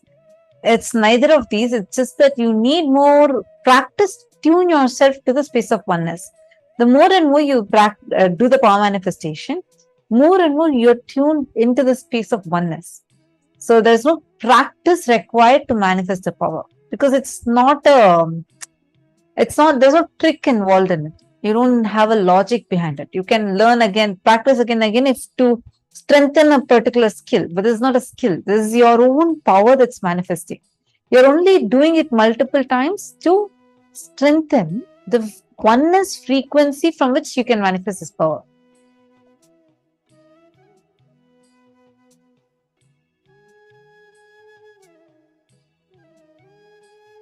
Yes.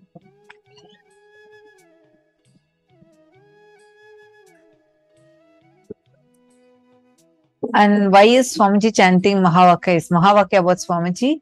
this Mahavakya is not on anything. See, Mahavakya, it's more like a password. The password for us, Swamiji has, see, enlightened beings, enlightened masters and avatars put a huge amount of energy and some cognitions, powers into a code. Whenever we hear where they say, for example, Arjuna was given the revelation, he was initiated with Pashupatastra, or he was given the knowledge of Brahmastra, any astras. These are not physical weapons. Understand, these were like a code. The moment they utter that code and visualize that code, it becomes an astra and goes and destroys the person or destroys the thing that they want to destroy. These astras were by a code. Same way, there are mantras that actually won't make any sense. Like the meaning would be, there would be meaning, but not really to what extent the mantra is powerful. Mahavakyas are like that. For example, Tattvamasi, you are that. If you take it like just plainly, it just does not make sense. But when the Guru utters and gives that as a Mahavakya for you, you can use that for your enlightenment itself. That's how Shvetaketu became enlightenment. The Guru uttered Tattvamasi, Shvetaketu, Tattvamasi, and he became enlightened. He realized who he is. You are that, you are that. Understand, you using Mahavakya, you can experience immense oneness and manifest all these powers. Swamiji has literally created like a software, and the password for the software is the Mahavakya. The Mahavakya itself does not have any clear meaning. The Mahavakya, the sounds are designed in such a way where you, just by chanting that continuously, the higher frequency initiations will also start manifesting through you. And why is Swamiji chanting? So that Swamiji can initiate all of us through that. Do these instances in the exercises only have to be when we felt powerless in the dream state or any time? Any time, ma? Basically, just to identify in what all ways, in which states of consciousness, like for example, you were you had slept for a long time, but again in the morning, you were extremely tired and sleepy and you were very powerless about that. Like this, any 5 instances, just identify. I'm just going to project the slide.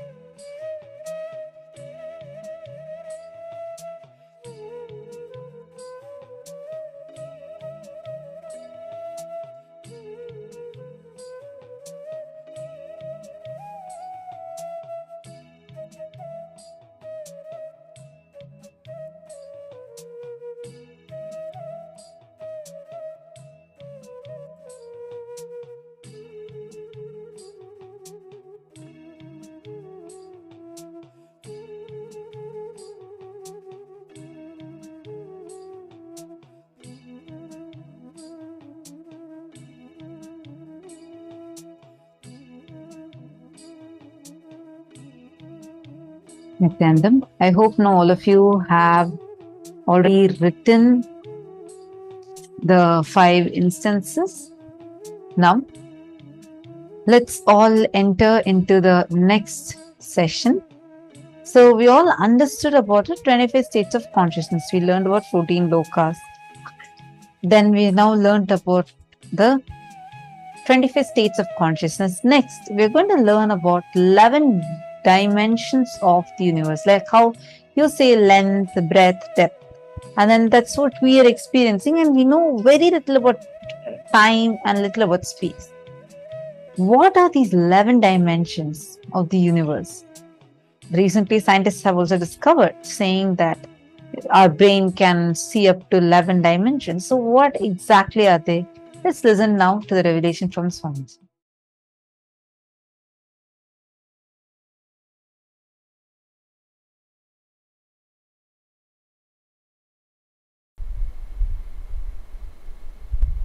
I'll introduce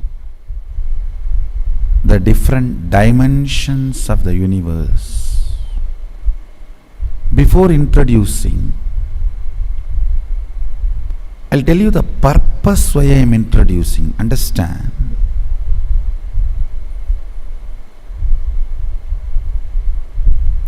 You need to logically, rationally, intellectually know all the possibilities available for you. If you know all the possibilities available for you, your life will not be silly. Listen. If you know $1 billion is in your bank balance, will you be fighting with your neighbor for the $1 coin or 2 cent? Oh, I think it is mine. No, my kid dropped, it is mine. Come on, let's fight and pick up the gun. You will not go for that if you know your possibilities.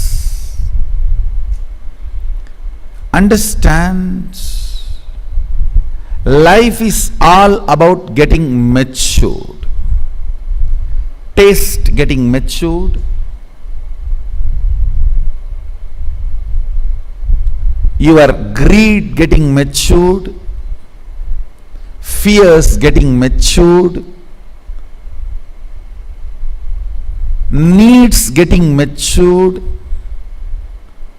It is all about you getting matured. Please understand. At the age of 7, you want to play with a car toy. At the age of 17, you want a car. Then by 25, different style cars. Your desire is getting matured. That is what is society calls as growth. But here I am telling you, not just only this level, even in this level, if your desire gets matured, even in your conscious level, you have conscious maturity happening. For example, depth of your existence. Listen carefully. Everyone tries to ask me what technique I should do. No, technique is not solution. I am not here to give you technique. I am here to give you depth of personality.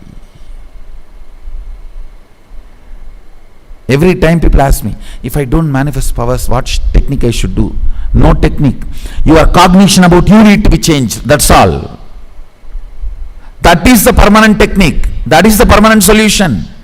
Not that you will close your eyes and put your quickly and somewhere and look here, there and chant some sound and you will blow your nose. Depth of self, universe and God.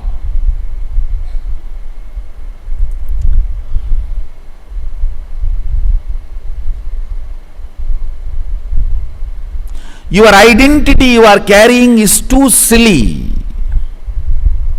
It may be, oh, I'm a successful businessman. How can Swamiji say I'm silly? I'm a successful social leader. I'm a successful political leader. I'm a successful educationist. Understand, in that the I you carry is amazing, but not the titles you carry after that. If the I is carrying depth, if that frequency of that I is powerful enough, the adjectives, the afterwards the titles added will not be adding glory to you. Understanding about this 11 dimension will make your existence frequency intense. Understand, life should be like everything around you should be just vibrating with you.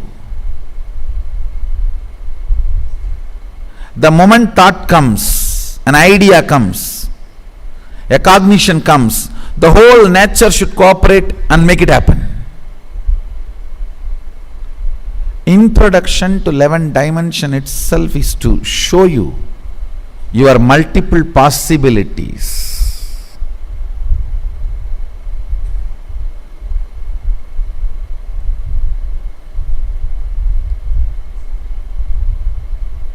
Actually, I am interested in you, not your identities. That is why when people try to come and tell me, Swamiji, I am this, what can I do for your mission? I tell them, first, your consciousness, let you make it to the higher frequency. Taste what I am teaching, what I am standing for. Substantially, even you will not be able to doubt you to that level. Experience the depth of your consciousness. You should feel you have become too big. Wow, existence is really nice. The way I exist now feels great. Depth of personality is joy. Depth of personality is bliss. That consciousness you are carrying, that chit you are carrying, should be constantly manifesting powerful cognitions and power. That is the biggest help you can do to me. Because I am interested only in that. I am not interested in political revolution. I am not interested in social revolution. I am not interested in anything. I am interested in few people sitting around me, sipping cup of coffee and manifesting powers. That's the only way I visualize me. Whenever I find time, still even now, that's what I do. I'll catch few of these devotees. Whenever I have time for myself, I'll catch them and make them sit. All right, I have a cup of coffee and I'll do some aushadha, like this old lady is cooking in the home. I'll tell her, get this ginger, get this pepper, get this salt.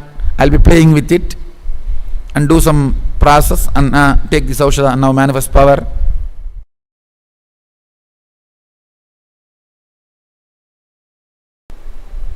When he decided to become many, to celebrate himself, all the dimensions of this universe opened.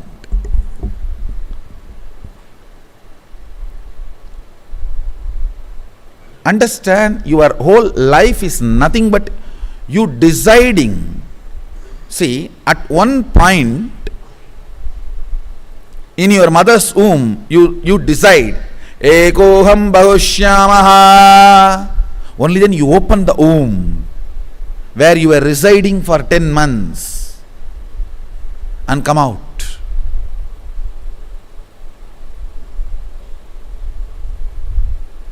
But after that, everything is mess. That is different. Listen, Many times you will hear me saying, whenever you have a problem, always see how your ideal, your guru will handle this. I used this as a technique when I was young. I always used to connect. Whenever I have a problem, Annamalai Swamigal was ideal for me. Ramana Maharshi's disciple. First thing I will say, how Annamalai Swamigal will handle this? Of course, after Arunagiri Yogeshwara happened, he became the ideal.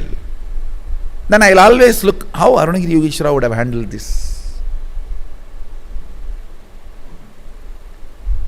Have this one understanding how Sadashiva will handle this.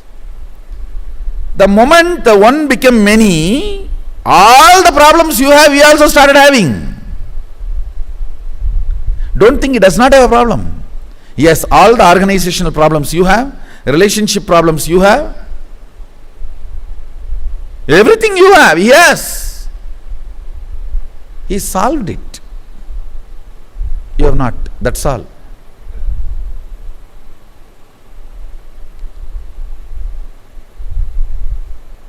If you understand this one principle, let me repeat once more. For example, this cup. Inside this cup there is a space. That is aham. The space inside the cup is connected to this cup. This whole thing can become multiple, but the space itself cannot become multiple.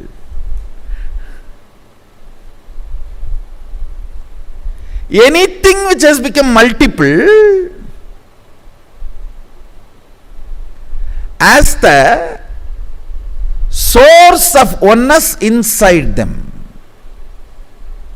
Listen carefully. Anything which has become multiple, as a source of oneness in them, oneness has not become many, only one became many. Aham associated with oneness, one associated with oneness has become many, but continue to be filled by the oneness.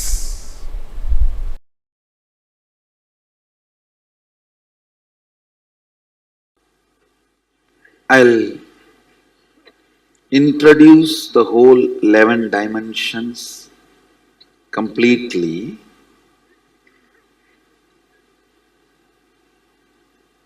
and answer all the questions you have.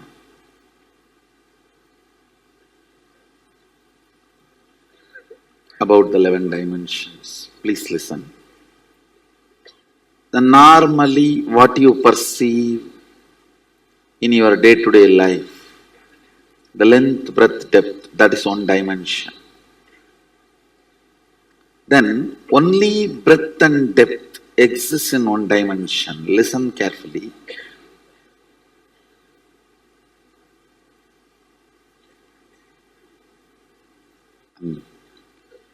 Only breadth and depth exists in certain dimension.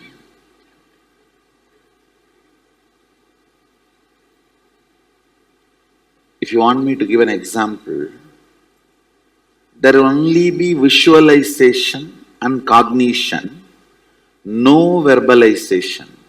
Some dreams, sometimes in the dream you will be seeing.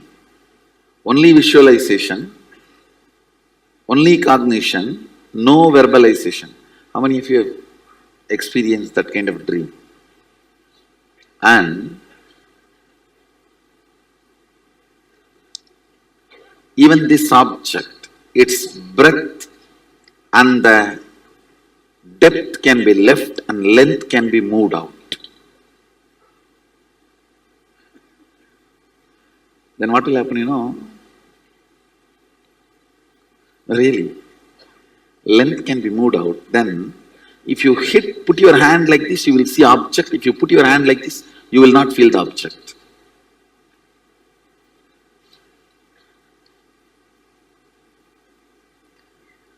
I'll explain further. Materialization happens from this plane. Understand?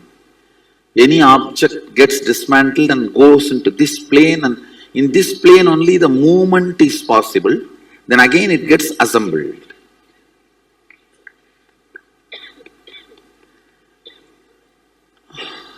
I think this will give you a much better example. If this length is taken out of this object, to any length this can be shifted.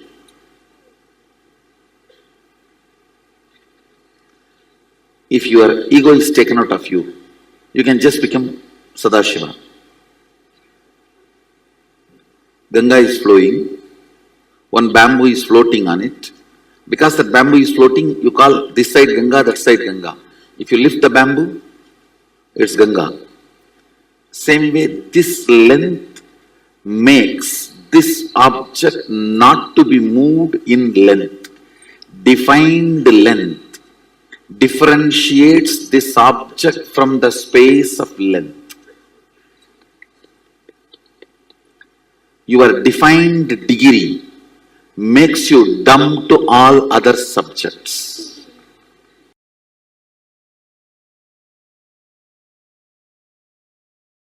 Listen, one end of the rope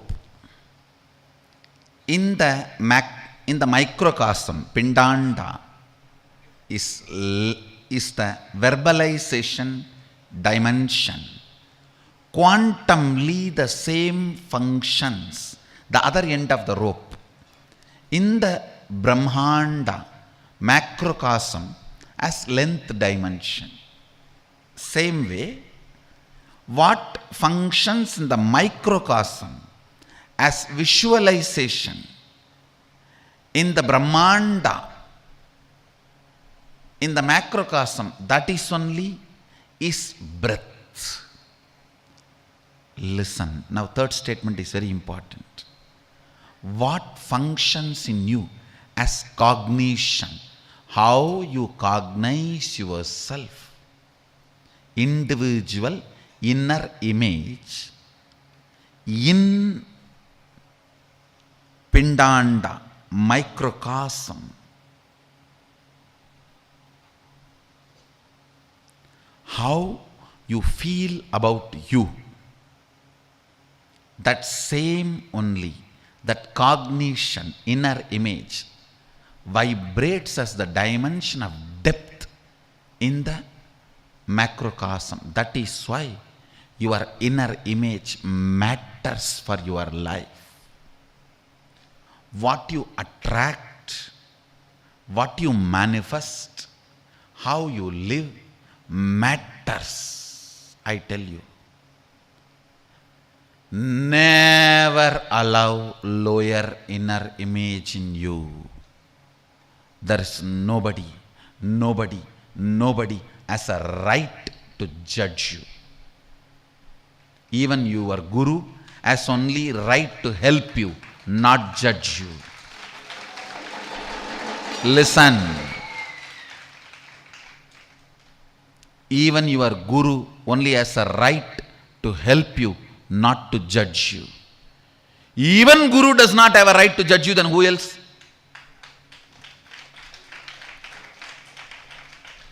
Even he does not have a right to judge you. He only has a right to help you. He only has a right to remind you. He does not have a right to judge you. Never accept low inner image. That is your arrogance.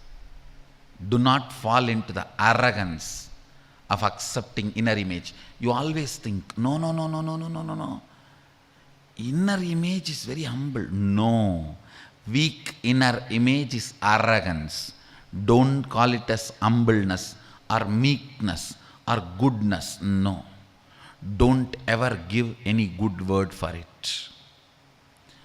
Having lower inner image is abusive arrogance. Ignorance coupled with arrogance. Understand? Alcohol coupled with sleep tablets. Alcohol coupled with antidepressants. After that, you will never get depressed. Because you are depressed. You will be inside the earth. How will you get depressed? Lower inner image can be established only in arrogance. If you do not have arrogance, lower inner image cannot sustain itself in you. Understand? Only if there is a fertile sand, land, a seed can have a grip and grow. Same way, the arrogance is the fertile land for low inner image to get grounded and grow. Do not accept lower inner image. All arrogant people will be having lower inner image. These are all some of the ultimate laws of life. All womanizers will be frustrated people. All arrogant people will be having low self inner image, low inner image. A romantic guy will never be womanizer. These are all the laws of life. Romance is such, gives so much of fulfillment, he will not even look for the second person. Even first person he will not look, because he will be in the first person. He will be in the first person.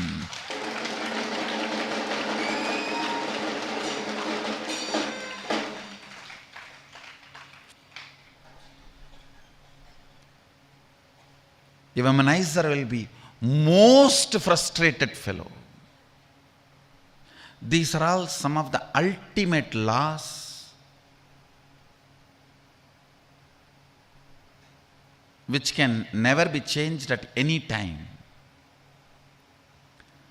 Low self inner image means quantumly you are sending the signal to the macrocosm to keep you in the lower depth of the cosmic dimensions. Understand? The kind of a frequency you send from here, the way you are dealing the rope in one end, are you pulling or pushing or burning? One end of the rope is in your hand, the other end of the rope is with the cosmos. Listen, one end of the rope is in your hand, the other end of the rope is in the cosmos. The macrocosm quantumly operates into microcosm. Your verbalization directly affects the length dimension of the cosmos. Your visualization directly affects the breadth dimension of the cosmos. Your cognition about you directly affects the depth dimension of the cosmos. You quantumly function with the macrocosm. You quantumly function with the macrocosm. Whether you want to function, you don't want to function. Whether you want to drive or don't want to take control of the vehicle you are sitting in. Car is already moving in 120 kilometer speed. Listen, you do not have a choice now. No, I'll wake up after 2 years, I think I will attend to all this and then wake up. No, no choice. By the time you wake up, you may not be able to make up. By the time you wake up, you may not be able to make up.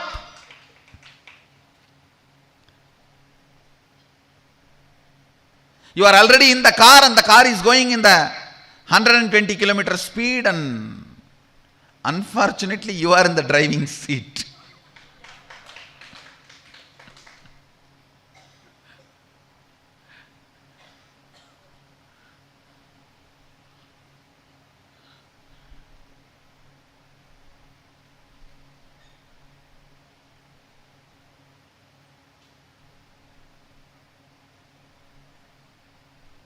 It's like one person is saying, my grandfather died peacefully, but people around him only died a horrible death.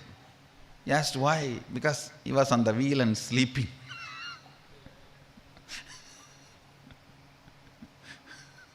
He died peacefully. The people who were around him. You are on the wheel. You are behind the wheel. You are in the driver's seat.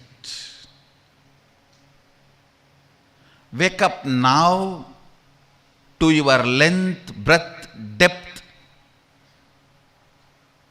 rope, visualization, verbalization, cognition.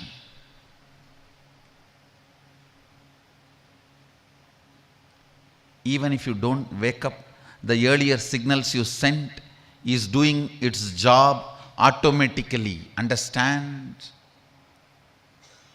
If you don't wake up now, don't think the car is going to stop.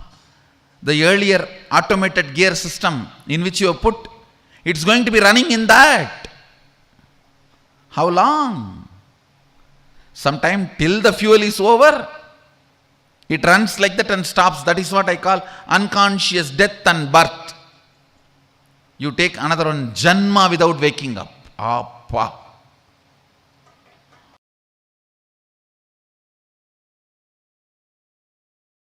The Sanatana Hindu Dharma elaborately describes the 11 dimensions and the beings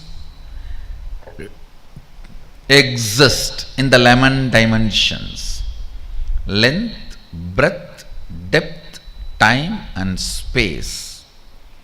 These are the 5 unit dimensions. And the permutation combination of that 5, length, breadth with the time space, breadth, depth with the time space, length, depth with the time space, the various permutation combinations of these 5 basic dimensions forms 11 dimensions of the universe. Listen. Knowledge and understanding, even if it is intellectual, knowledge and understanding of this 11 dimension makes many of the suffering caused by others and the sufferings you cause to others redundant. Only a person who understands 11 dimensions of the universe can be non-violent, can be really non-violent. The ahimsa.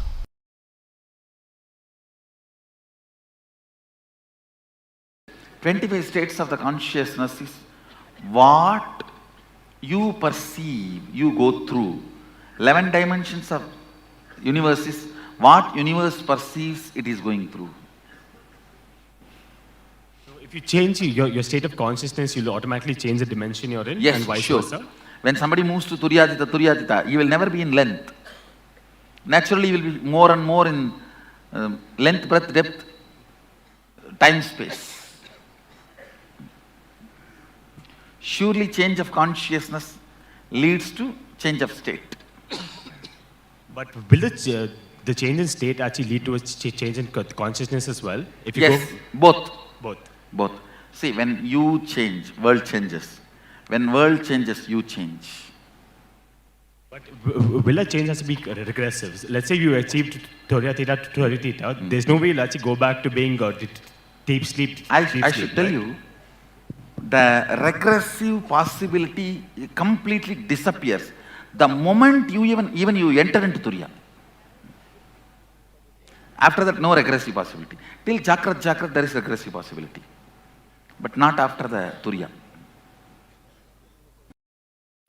When I am in a relationship or I am having a meaningful conversation with somebody, is it just the state in which I am there that will define the quality of relationship or conversation I am having? Or is it that in that state, what is the extent of length, breadth and depth I have? That will decide. No. Actually, the state in which you exist, that decides. Length, breadth, depth is always liquid. It just gets altered the moment you shift that state. Just a simple remembrance of the Guru. The intimate touch, that experience, remembrance, your whole energy will be shifted. The length, breadth, depth will be different. That is why we have in Sanskrit, Smaranat Mukti, just by remembrance liberation. So, you don't have to bother about length, breadth, depth of that dimension, that space. The space you are in matters. So, the 5 components of these 11 dimensions, are they anyway related to the Panchabhutas? Because they seem No. 5 elements are, all 5 elements are within the, see that space is different, this space is different. The space in Panchabhuta is Vyoma. The space in this 11 dimensions is Akasha. Okay. Vyoma is different, Akasha is different.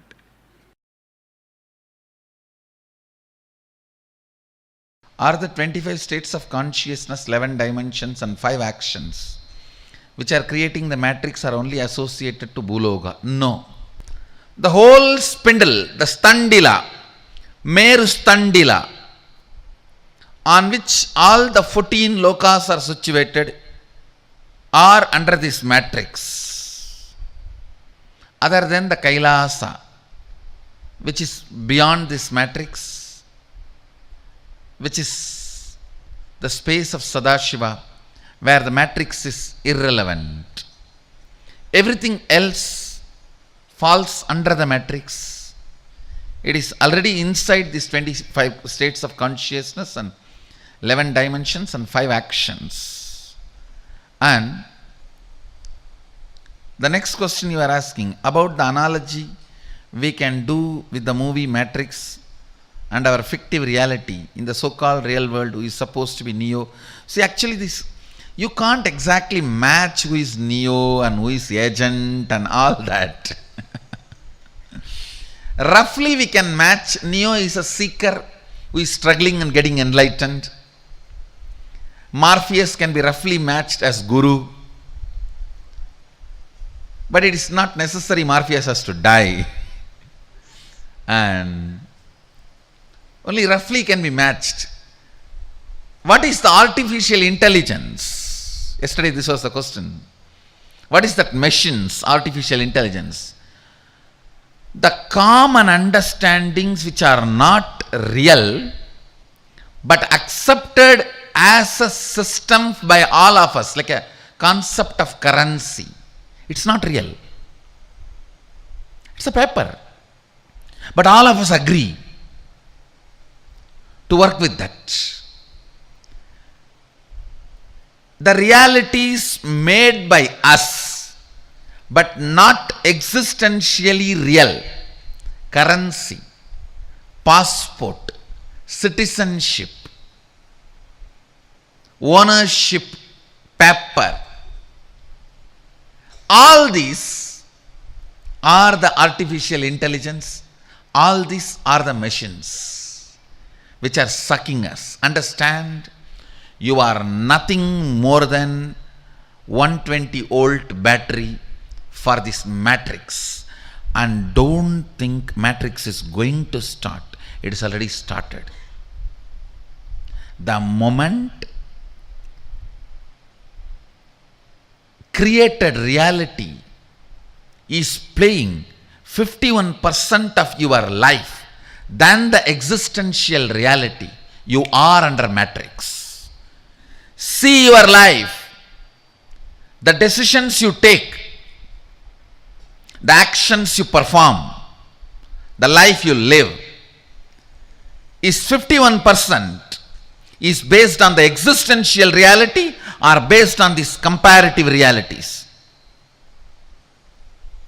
Non-existential but created realities which are almost made to believe by us as existential reality. Please understand.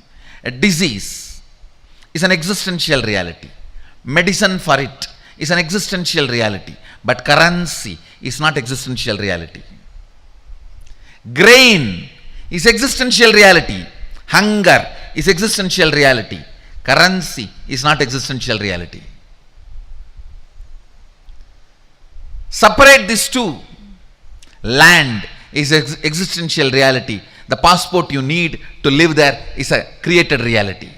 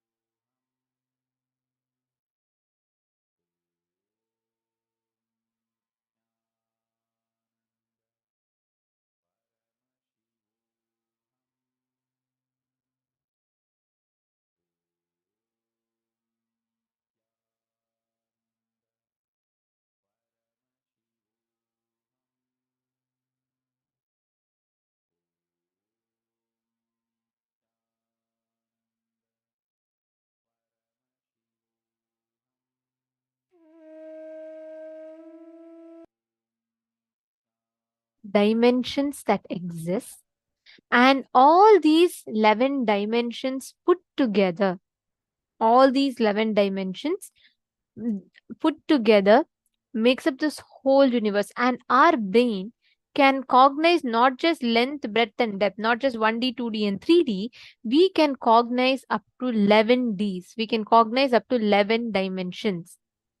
And it's entirely like the whole universe, everything that we see: length, breadth, depth, time, space. Length, breadth, depth, time, space. The permutation combination of all these 5 put together forms the 11 dimensions of the universe. And every one of us that are here are experiencing this exact 11 dimensions, all 11 dimensions being awakened in us today through the initiation. And once again, to remind all the participants that are here today, we have a very, very special initiation where you can meet your ancestors. Yes, you can meet the deceased people. Let's say some of your near and dear ones have passed away and you want to see them, you want to convey something to them. Today, initiation, Swamiji is going to be taking all of you directly to the Pitraloka, the parallel universe, where you can meet your ancestors. So please share this with your friends, invite all of them, whoever wants to join for today's session. Please don't forget, you can welcome all of them. Yes, now let us enter into understanding this in detail. Length is the logic dimension of the cosmos, all the logic dimension. Breadth is emotion dimension, where when the length, the logic is added with emotions, that is breadth. Depth is cognitions, your beliefs about life, how it becomes reality. All of that is cognitions. And the time is upon which, the unit with which you measure the length, breadth, and depth. The scale against which you measure the length, breadth, and depth is time. The place where all these 4 happen, the place where all these 4 dance upon is space. Length, breadth, depth, time, space. The permutation combination of all these put together is what makes up our universe. Understanding? For all of you understanding this? So whenever the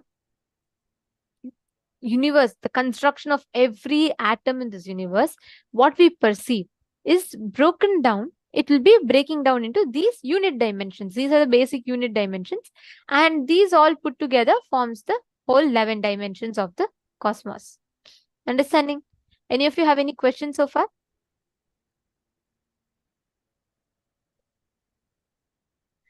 Yes, if you all have any questions, please feel free to ask.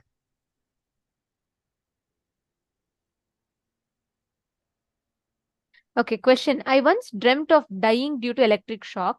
I remember it clearly because all my life I heard you cannot die in your dream. Does that mean anything? Was it some different kind of consciousness? Ma Vinuta Nagaraj is asking this question. Okay, so as I had mentioned earlier, Ma, you would never be able to see, you may experience, let's say, in your dream, you experience that you were electrocuted and you are dying. But the death part itself, you can never experience it in your dream. What you had experienced would have only been till the point where, like, you died. Not after that. Are you understanding? The point till where you died. That's all. That much you can experience in your dream. But after that, the part of where you are going through the dying, like going through the process of death and dying, you can't experience it in your dream, because our dream, we'll be very unconscious, right? So you won't really be able to experience the process of dying in your dream. Are you understanding?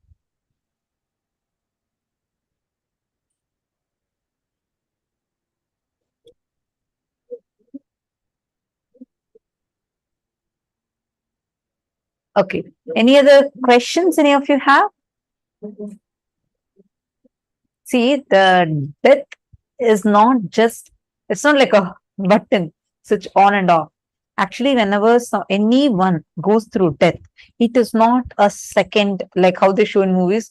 Oh, a person is dying, they go to the hospital, they're admitted, and then, like, in one instant, just they're dead. No, you actually go through death in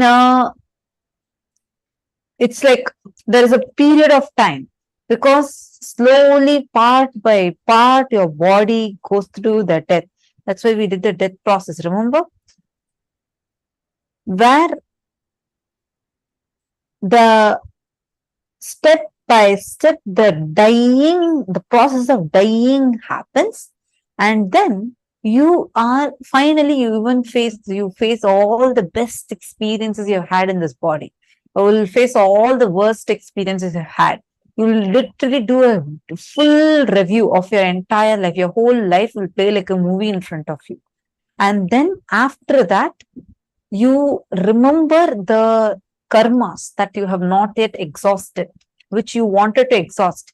But you would remember the karmas that you wanted to exhaust, but you were not able to exhaust, and go through deep pain.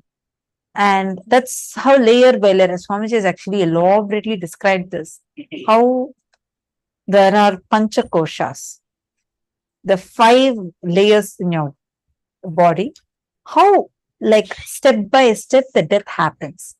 So that's why you can never die. What you can remember in your dream is only the process of the death, like you're about to die. That much only you can do.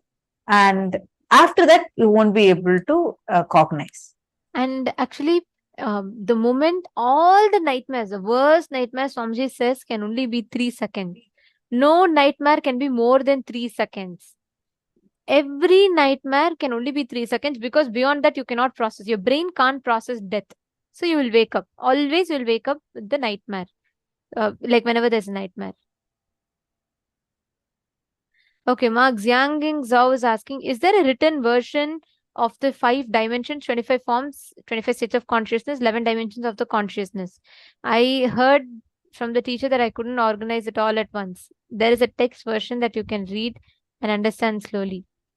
Actually, Ma, I suggest there is a like a table, but I suggest that as opposed to the table, you listen to it from Swamiji. There are a lot of videos on YouTube where Swamiji speaks on this 25 states of consciousness elaborately.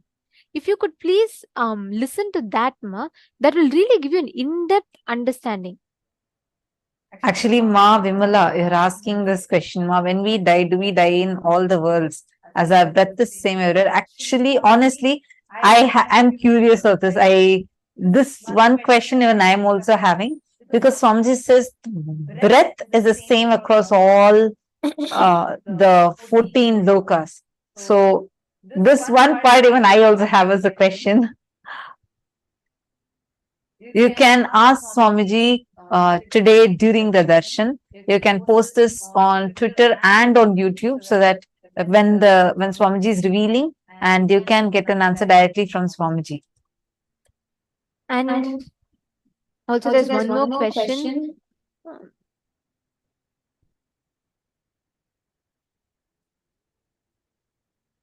Sorry, there's a lot of questions here.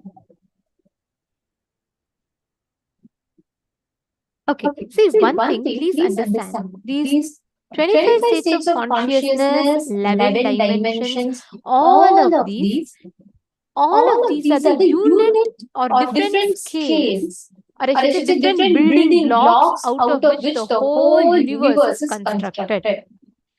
The way you cognize the occurrence of the 25 states of consciousness, and the way each of the universe is built up, the whole world, it's all the building blocks is this 25 states of consciousness. Okay, there's a question from Preetham A. He's asking, I got a dream of meeting my deceased father 2 days ago.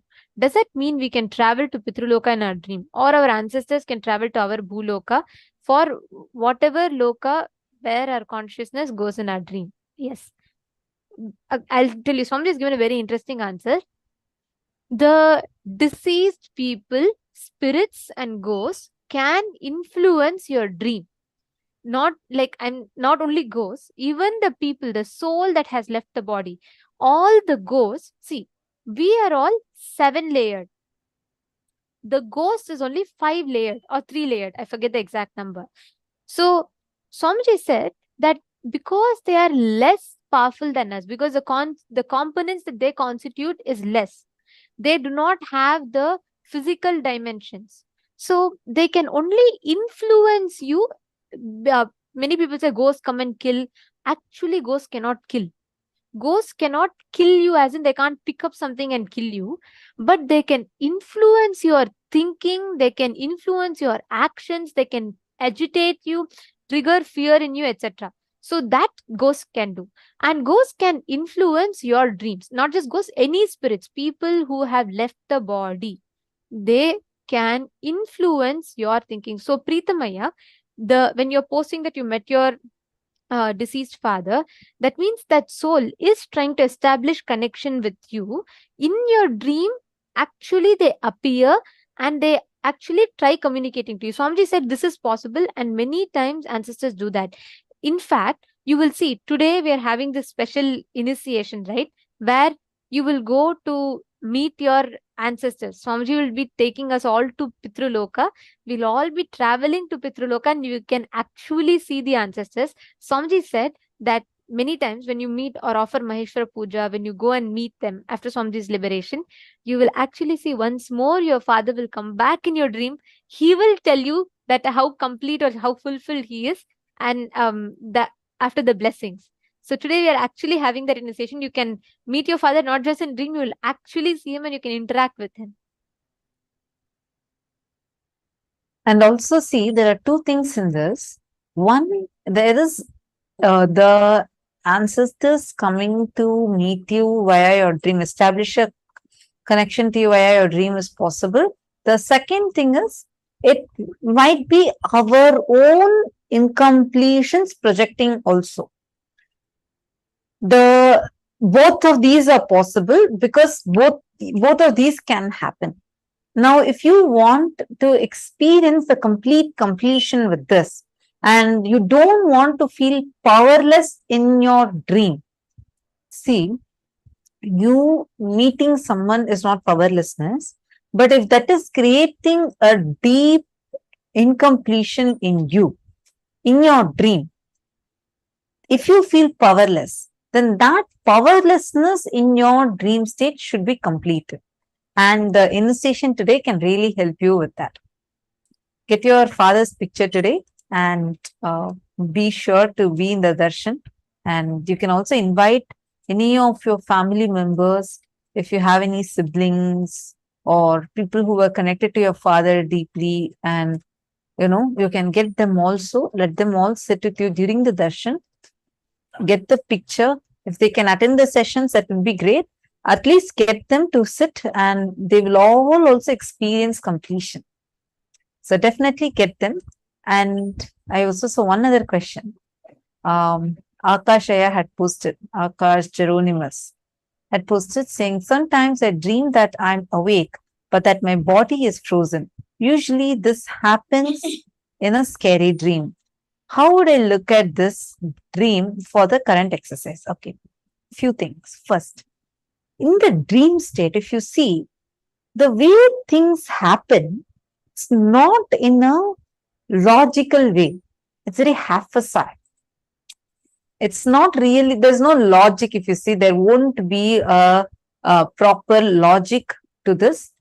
And there won't be any, like, for example, you'll suddenly be dreaming that you're sitting and writing an exam, and right next to you, your child will be sitting, and then you're like, it's like the timelines are confused. Suddenly you're a child and right next to you, your child is sitting, or you're then getting married, and like, it's like so confused way, because it's, your eye consciousness is very low. How many times you all have felt in your dream, if I am awake, definitely I would not be talking like this or taking this decision. In your dreams, it will be like, why did I take that decision? That was so dumb. and you feel like, no, if I'm in a clear consciousness, I would not be taking this decision. Just raise your hand if you have felt this. See, that's because in all of our dream state, the I, the identity I, is very low compared to the thoughtless state. See, whatever is happening, the I consciousness gets extremely low. And that is what you are, that is why you experience that space to be so haphazard. Don't try to make meanings out of that. Instead, focus on if it is creating certain, see why we react like that in the dream. It's many people go through this. Wherever it's like a scary dream, you just won't, like, you'll feel like, oh, no voice is coming out. I just feel like I can't even move. I can't even shout, or I can't even, like even run from that. You'll feel completely frozen. Don't try to like look at why that is getting created.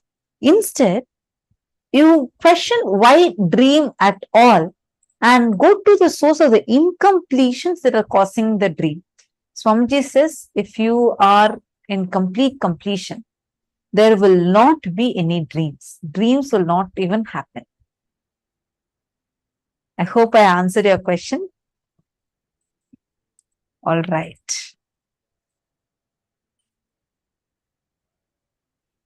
How to differentiate between incompletion and real connection in the dream? Preetham A. If a dream is a vision, it will be in color. I know immediately all of us will be like, all my dreams are in color. Actually, we dream only in black and white. We add color to our dream later. Have you seen, like, these videos in color theory, how based on the background, if an object is gray, you actually add your eyes, your brain directly adds some color to it based on the lines on top of it and the background color. How many of you have seen such videos where sometimes like a particular object appears white in a different background and pink in a different background, or green in a different background and blue in a different background? They call this as color theory. You add that color, you're not seeing the way things are as it is. Why so much? Even scientifically, we see images in a reversed manner. Your brain after that inverts it again. Like right now, I'm thinking that I'm seeing this camera straight. But when the light enters and goes inside, it actually casts a reverse image because of the lens that's there inside our eyes. So we only see a reversed image, but it's our brain that inverts it and sees it. We learn this in science.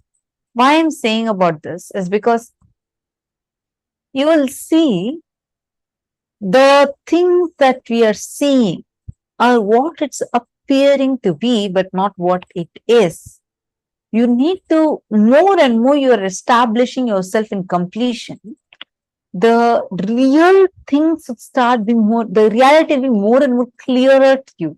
Right now, the way you can differentiate is in your dream. If your dream is in color, you're having a vision, it will be very clear. The colors will be so vibrantly clear. The dreams, normal dreams, don't have color in them. It's always in black and white. It's so fun to see so many questions.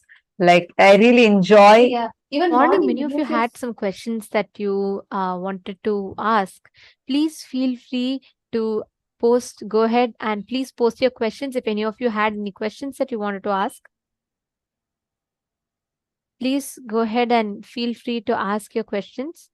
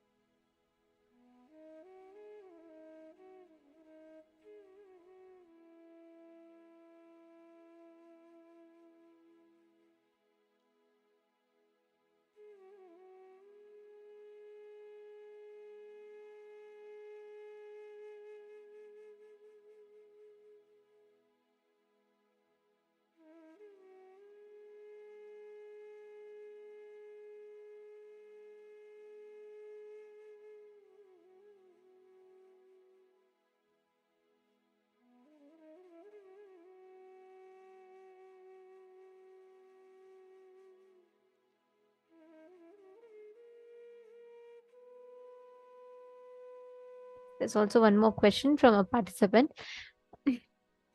If dream is in color, what does it mean? If is in color, it means it's a vision. See, if you had Swamiji in your dream, or if dream is color, it's in vision. All dreams always happen in black and white. We add colors to it later. All of our dream always happens in black and white. If it's in color, it's a vision. Diagjuan Shen is asking, is the Earth's core world the same as Kailasa parallel universe? See, Bhuloka itself is a separate universe. Understand? Kailasa, like yesterday Swamiji said, Kailasa's portals exist here. But Kailasa is a very clearly established parallel universe which is up there. So it exists there with the same intensity, frequency. It exists in you also. It exists everywhere also. But Kailasa itself exists out there. It's the highest, one of the highest lokas. How to differentiate between incompletion and real connection in the dream? It's a very beautiful question. Understand? If the dream triggers, agitates any pattern in you, even joy, if it creates a certain reaction in you, when you remember it, any kind of attachment to the dream, it's a incomplete. If the dream puts you into the existence of higher planes, reminds you of something experience, like whenever you have some dreams, you feel like very strange, you feel like it's something, you are neither happy, you're nor sad, you're neither scared, nor you're intimidated, you're just cognizing it, correct? Have you had such experiences? You're like, it is an experience for you. All of them are a vision. This is a scale to measure. If your dream is triggering, agitating either joy or sadness, any kind of attachment to that incident, that means it's an incompletion. Like you may dream as if you're eating nice rasgulla and gulab jamun, and it creates a lot of this thing in you. Understand, that means it's still a dream because it's coming, your pattern is getting agitated. Suvit Surendra Nair saying, Swamiji saw Swamiji in vivid color in dream and stopped having nightmares. Beautiful, Aya. That means it's a vision. See, if Swamiji comes in your dream, it's a vision. Especially if you see it in color. And understand, Swamiji tells, all your nightmares, you cannot experience any nightmare for longer than 3 seconds. So understand, even your worst nightmares that you say is less than 3 seconds. Yes, any other questions? That's all.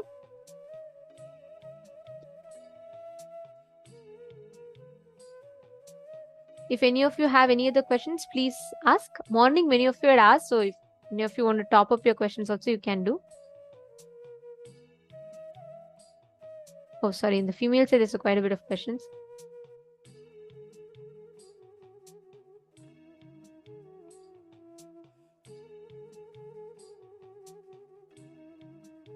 Marcellus, she's saying, when we die, if we have 4 arms, legs, or we merge to Swamiji, our body. We cannot eat where people are good in higher lokas.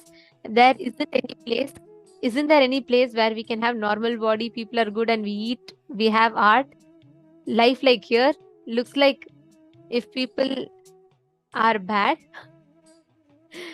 Marcellus. If you want to experience everything like Bhuloka, then come back and take one more birth in Bhuloka. Why are you trying to create one more earth in higher planes? You want, listen, every loka is unique. You cannot have the choices, what you create. Each loka has its own Sanatana Dharma. It functions by its laws. If you are, see, that's what Swamiji tells. It's a very beautiful story. I have to tell this. So, there was one king who wanted to meditate. He suddenly decided he has to become a monk.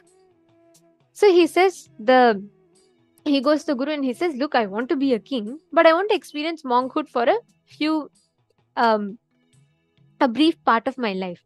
So the Guru tells, look, you are a king. You better be a king. Don't try to become a monk and all. It will not suit you. You just be quiet and be a king. The king says, no, I want to be a monk. I want to experience it.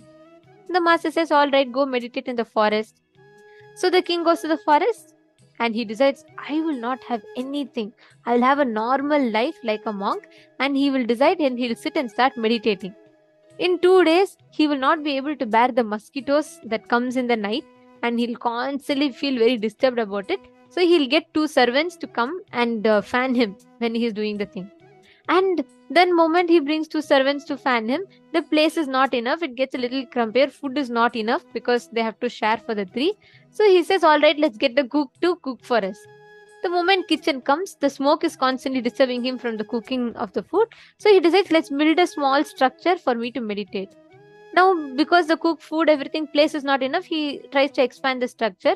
Slowly, he adds like that. And very soon he builds a big house. He wants people to protect, so he brings his army. He shifts his whole kingdom to where he came to meditate. That is how we human beings do. You want to go to higher loka, but you're asking everything the same as Bhuloka, then take birth in Bhuloka itself. Each thing has a function. Each loka has its own Sanatana Dharma. You can't see, of course you have the freedom to create life as you want. But we human beings, everywhere we go, we want to leave a mark of it being something to us. Don't operate from that mind. Enjoy everything as is. When you are in a place that is cold, enjoy the cool. When you're in a place that is hot, enjoy the heat. Don't ask for cool when you're in hot. Don't ask for hot when you're in cool. And always don't ask for what is not. Just enjoy what life gives you, and you will experience the higher dimensions through that itself.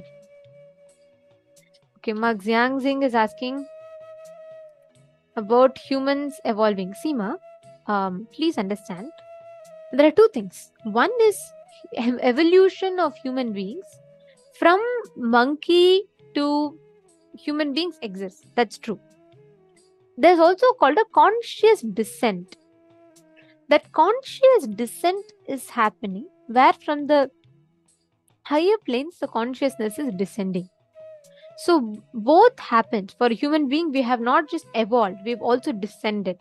Paramashiva comes down, one of his own extension comes down, falls into delusion, and that's how human being forms. Right? And you're asking if apes evolved into adults. Why are apes still apes now? The time frame with which you are measuring, the frequency of evolution might be different for different species. And the cycle of birth and death continues. So each consciousness, based on where its stage of evolution is, based on that the births happen. It is not like once and for all apes should be redundant. Each birth, for example, if a person is living, if there's a consciousness which is extremely low consciousness, likes to always only eat and sleep, that consciousness automatically gets attracted to the body of a buffalo. If there is a consciousness that only likes to kill like a lot of rajasic, that automatically gets attracted to the tiger body, lion body and lives. So based on what consciousness is, based on that we assume the body. So the monkeys, apes consciousness is designed for the body that chooses that kind of a type of the consciousness that chooses that body is there in that. So from there the evolution happens. You're understanding? So it's not that just because million years ago we evolved, it's not that there should be no apes in planet Earth now. Make sense?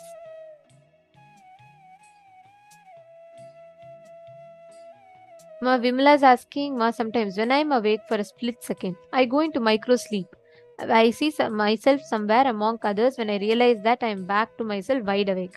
Can one fall asleep and dream so fast? Yes, it happens. That means the incompletions triggered in your inner space is in that higher frequency. Ma Vimala, if you notice, even the number of thoughts that comes in your inner space constantly interferes will be very high. What you're saying is not a spiritual experience. Actually, it is there is non-engagement or this thing with life. So I'm just giving you an honest answer, Ma. See, that experience happens when you are continuously not participatory in life. That puts you back into the space of dream. You understanding, Ma Vimla? So understand this one truth. Whenever you are having this experience where you're saying, okay, I'm just falling asleep constantly, look in. At some point in that situation, you're resisting life. Either tiredness or boredom is manifesting through you. It is not a spiritual experience. If you're falling asleep, Swamiji says dream is an incompletion. If you are having dream, that means you're still entertaining, cherishing patterns. So every night before you fall asleep, do 42 minutes of completion. You will see that the inner chatter, something goes in as kacha, kacha, kacha, kacha, it keeps happening inside our inner space. You just need to bring that down consciously. Make sense? Understanding?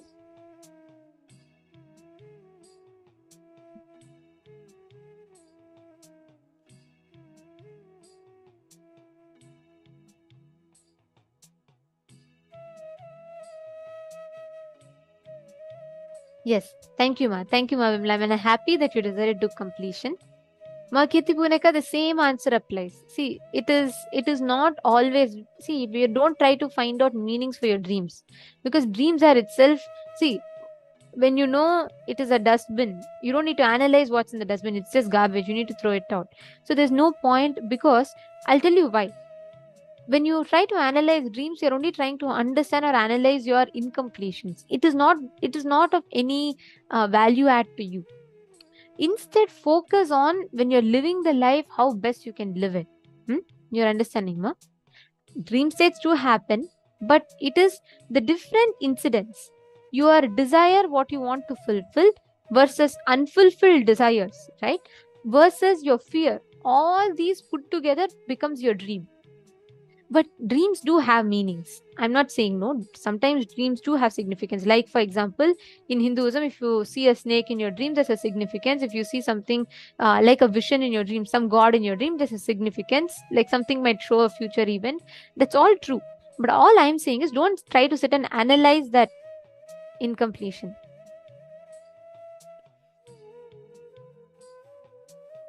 Yes, Ma Virupaksha, I'll speak slow.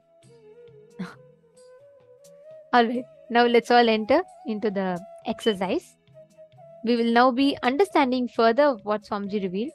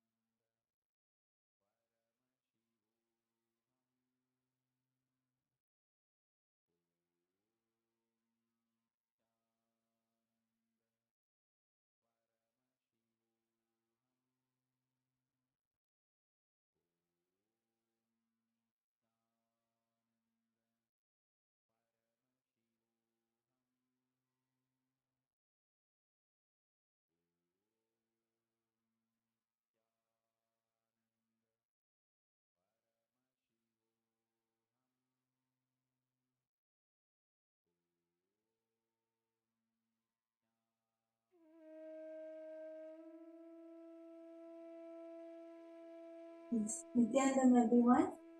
Nithyananda. It is very nice to be here with all of you today. And now, after we have understood from Swamiji about the 11 dimensions and about the different states of consciousness, now we are going to be moving on into the power manifestation.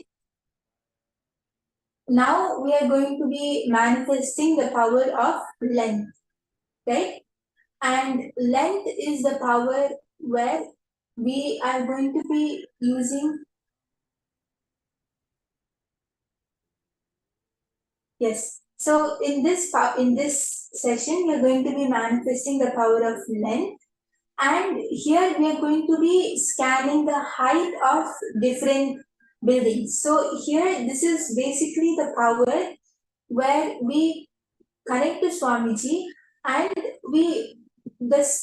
using the space we carry, we are going to be using the energy which comes from that space, right? Swamiji very beautifully explained how our beyond the length, beyond the breadth, and beyond the depth is the space which we carry. So we are going to be connecting to that space inside of us, and through that space, through the Paramashiva, the space inside of us, we are going to be commanding our length. We are going to be declaring and being able to bend the whole physics of length. So we will be able to, now we are manifesting the power of scanning the height of buildings, but there is actually much more to this power of length. Length is anything in the logic dimension. Means it is the first layer. It is like, it can be a math question, it can be any science equation, it can be any random question in the world, or it can even be understanding and making new concepts. It's anything related to the mind and anything related to logic. Anything which the brain can understand in the logic dimension. So this is the dimension of length. Yes. So this is going to be really interesting. And beyond our logic, we will be manifesting this length power. And as all of you just hold on to this powerful cognition, it is my space, right? And this space comes from these very powerful cognitions and initiations which Swamiji gave us in the last satsang, like how we exist in the 11 dimensions. So these initiations, please understand, when Swamiji is delivering these powerful truths, it is not just words. Swamiji's words are energy. They are very powerful initiations happening to each one of us wherever we are. Swamiji is beyond time and space, right? So cognize that, hold that space that all of us have been initiated into very powerful truths, cosmic truths, and whatever are your clicks, hold on to that, the powerful cognitions which clicked with you. Hold on to that, hold on to those clicks, this space inside you, and we will enter into this power manifestation.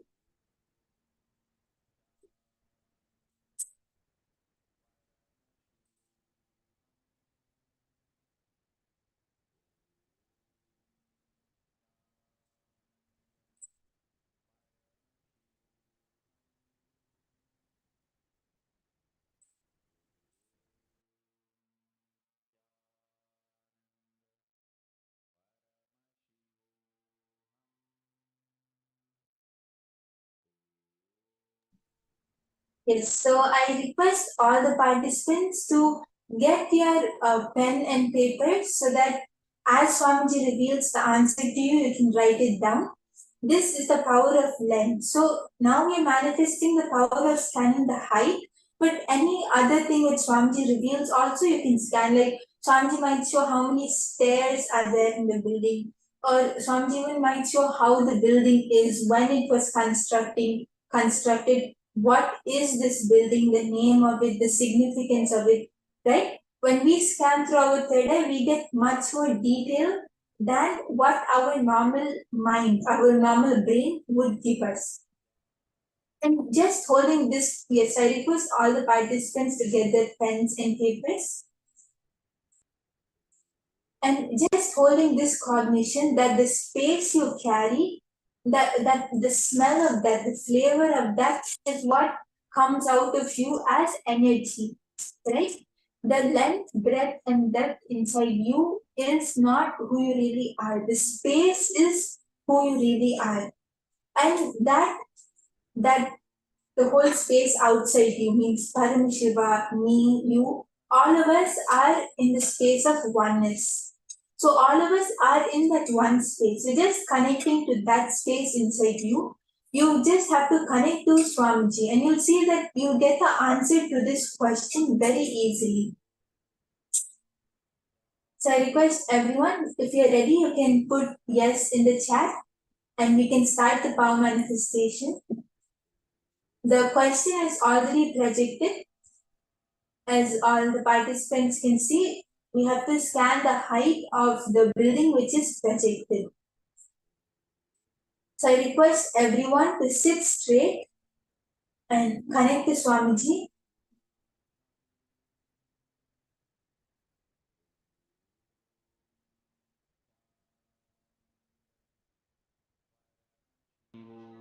Just hold that space inside of you. Chant the Mahabharata. Paramashivoham Om Nithyananda Paramashivoham Om Nithyananda Paramashivoham Om Nithyananda Paramashivoham Om Nithyananda Paramashivoham Om Nithyananda Paramashivoham Om Nithyananda Paramashivoham Om Nithyananda Paramashivoham Om Nithyananda Paramashivoham Om Nithyananda Paramashivoham Om Nithyananda Paramashivoham Om Nithyananda Paramashivoham Om Nithyananda Paramashivoham Om Nithyananda Paramashivoham Om Nithyananda Paramashivoham Om Nithyananda Paramashivoham Om Nithyananda Paramashivoham Om Nithyananda Paramashivoham Om Nithyananda Paramashivoham Om Nithyananda Paramashivoham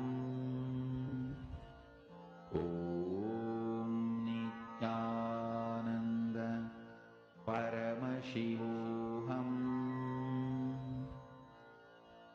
Om Nithyananda Paramashivoham. Om Nithyananda Paramashivoham. Om Nithyananda Paramashivoham.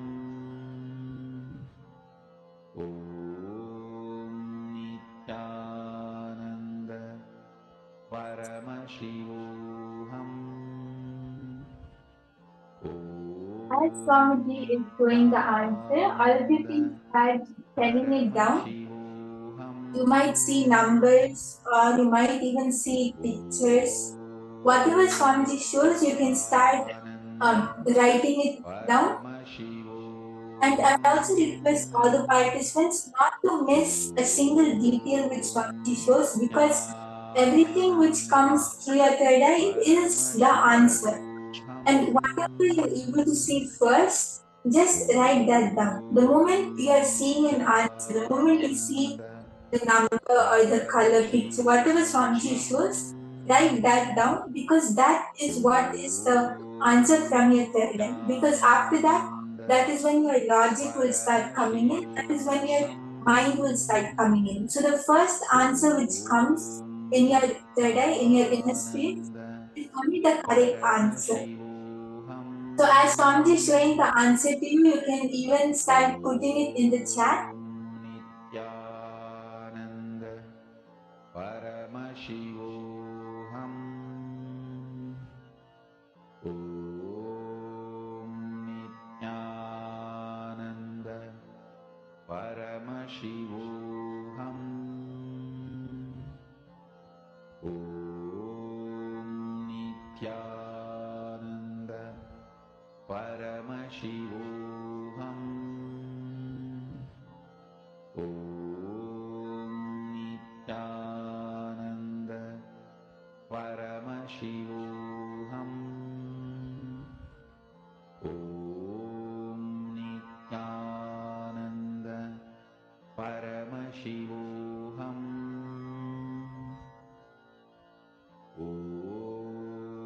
Nithyananda Paramashivoham. Om Nithyananda Paramashivoham.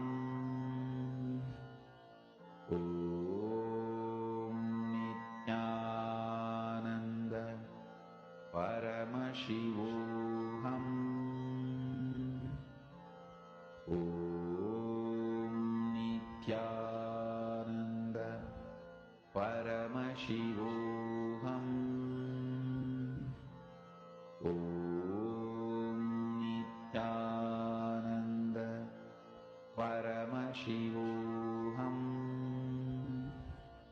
Om Nithyananda Paramashivoham. Om Nithyananda Paramashivoham. Om Nithyananda Paramashivoham. Om Nithyananda Paramashivoham.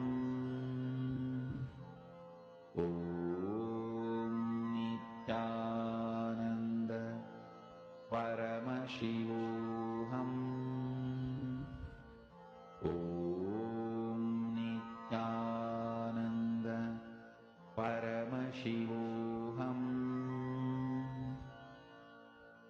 Om Nithyananda Paramashivoham. Om Nithyananda Paramashivoham.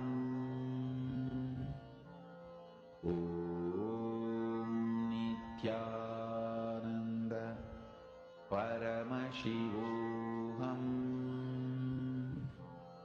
Om Nithyananda Paramashivoham. Om Nithyananda Paramashivoham. Om Nithyananda Paramashivoham. Om Nithyananda Paramashivoham. Om Nithyananda Paramashivoham. Om Nithyananda Paramashivoham. Om Nithyananda Paramashivoham. Om Nithyananda Paramashivoham. Yes, and even if any one of you are feeling, if any of the participants are feeling that you're not able to manifest or it's completely black, no answer is appearing, then just recognize the powerful cognition which Swamiji gave, that the space which we carry, the smell, the flavor of it comes out of us like energy. When we carry a powerful space, that is what manifests and reflects out of us. When we carry an impossible space or a powerless space, that is what will manifest. So even if you don't see a clear result or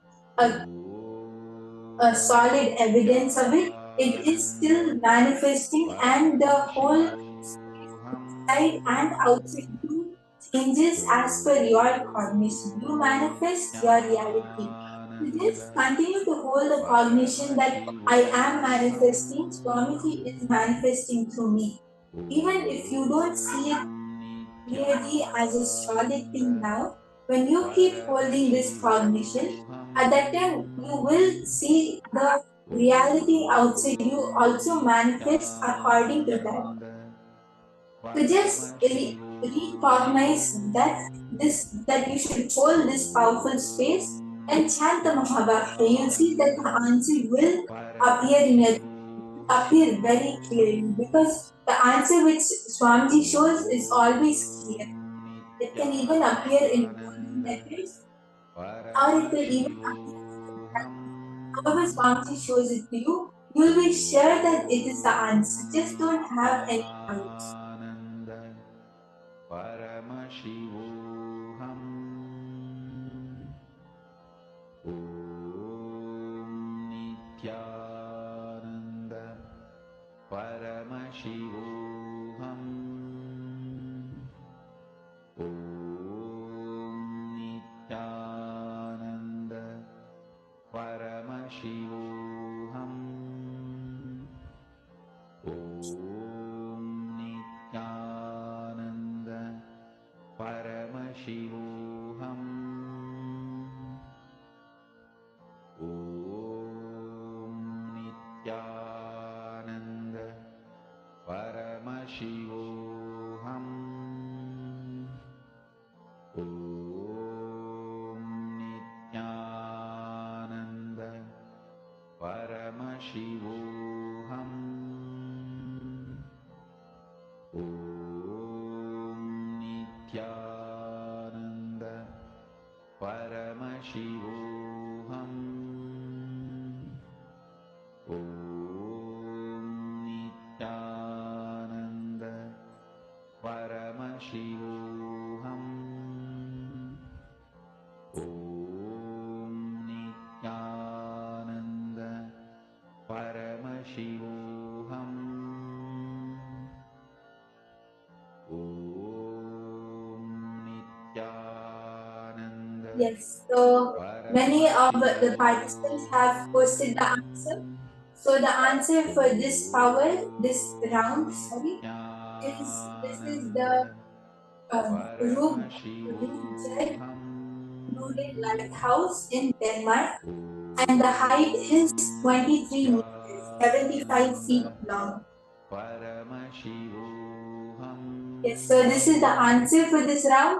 If any of you got 23 meters or 75 feet or a grey color building, anything which is related to this, if you saw it was in Denmark or if you saw it was a lighthouse, all of these answers are correct. Yes, so that was a really nice manifestation. The great round of applause for all the participants, all of you who were able to manifest.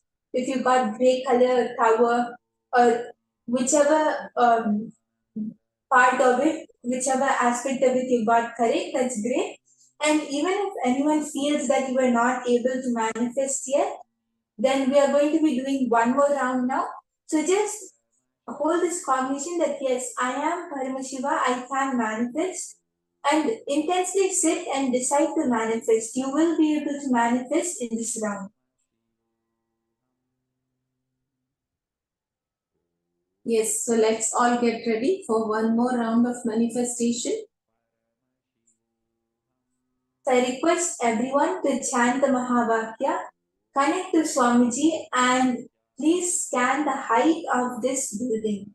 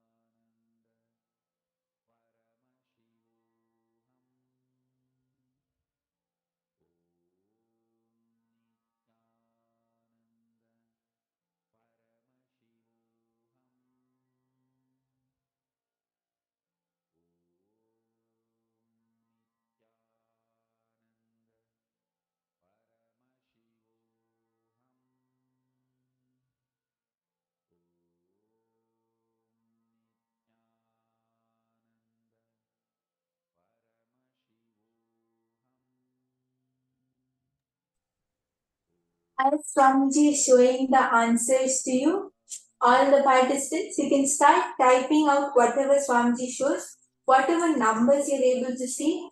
You might see some numbers, you'll see some numbers in yesterday. So whatever Swamiji shows, you can start typing that out.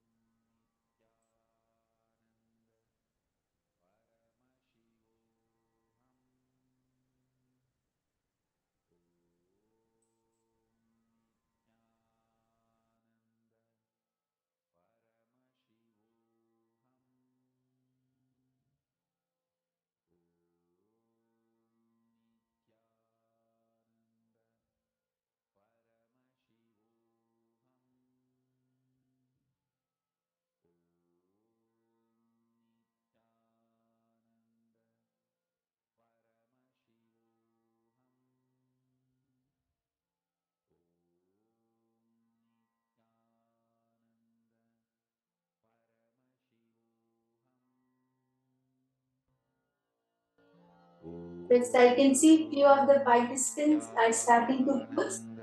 I request everyone to post whatever Swamiji shows you. It can be a number, or it can even be a color. You might see it as an image, or you might see it as an image, or however Swamiji shows it to you. You can type it down in the chat, and make sure to type down every single detail, because whatever Swamiji reveals is correct, and you will see that the answer will be correct when you type down every single thing which Swamiji told you. Nithyananda Paramashivoham Om Nithyananda Paramashivoham Om Nithyananda Paramashivoham Om Nithyananda Paramashivoham Om Nithyananda. So now we are going to be projecting the answer. So if anyone else has to quickly put their answers on the chat, you can do that, because after this, whatever answers which anyone posts won't be counted. Yes, so we can see the answer now. Paramashivoham Om Nithyananda Paramashivoham Om Nithyananda. Yes, so this is the Chindia Tower in Romania. The height of it is 27 meters and 89 feet. So whoever got Chindia Tower, whoever got Romania, whoever got 27 meters or 89 feet long, you have gotten the answer correct. So a big round of applause to all of you. Paramashivoham Om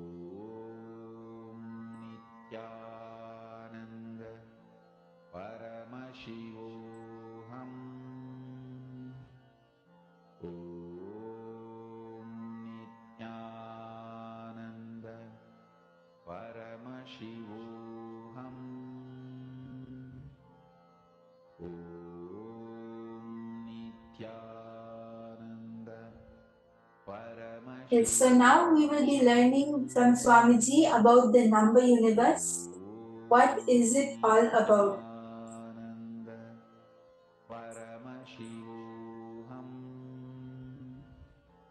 Om Nithyananda Paramashivoham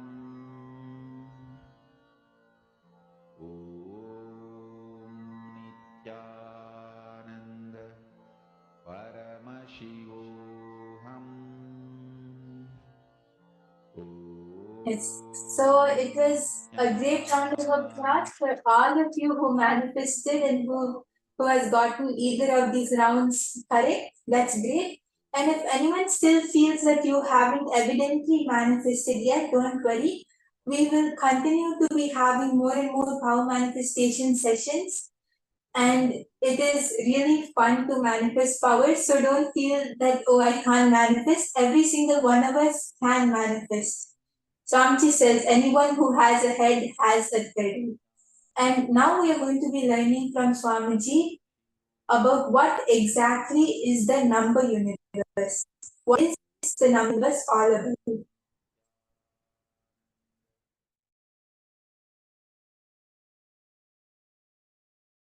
I'll try to explain step by step. You can grasp with your logic. See, there is multi-layer universe and you. The first layer of you is your ability to logically understand, like a 1 plus 1 is 2. Your simple logic. That is your first layer of you. Length dimension. Understand? 1 plus 1 is 2 is your simple logic. There is a whole universe belong to that simple logic, that number. Actually, if you see deeply, whole universe is nothing more than a number. Just number. Just number.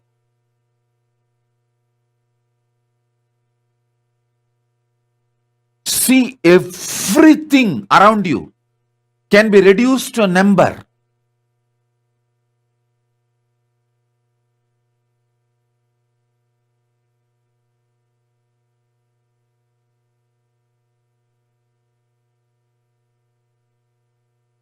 Anything you see, perceive, grasp, cognize can be reduced to numbers.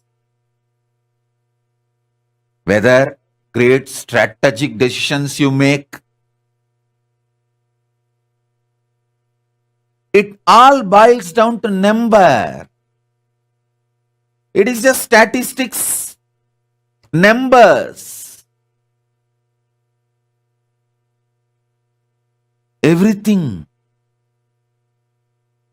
from your life, death, everything can be just reduced to numbers. How many of you understand the whole universe can be just reduced to numbers?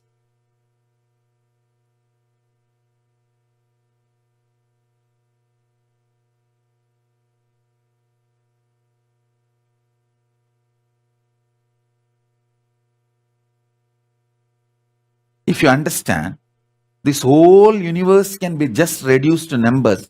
Raise your hand.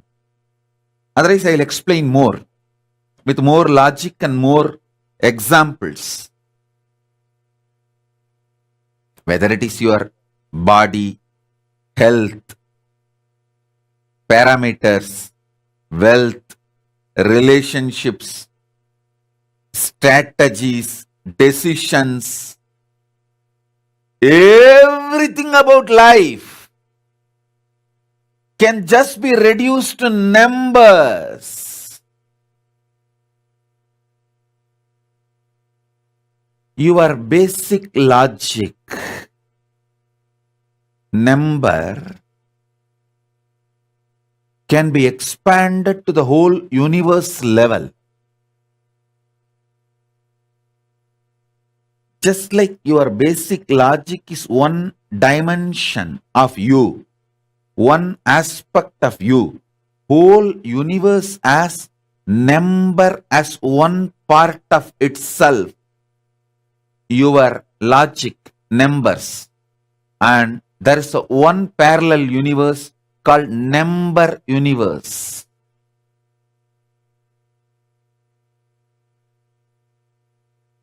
Number universe. Number based identity of you. Number centric universe. How many of you are able to grasp? Actually, if you see all planets, everything can be just reduced to numbers.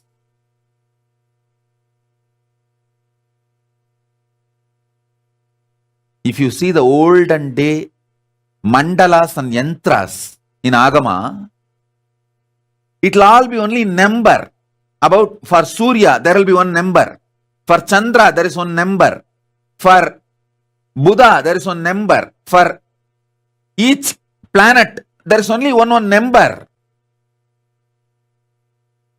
How many of you have seen that?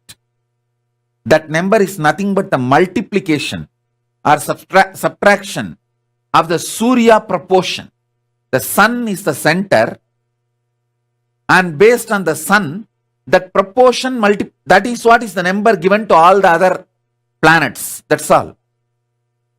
Whole universe whether it's a DNA strand or this whole Milky Way, everything can be just reduced to numbers.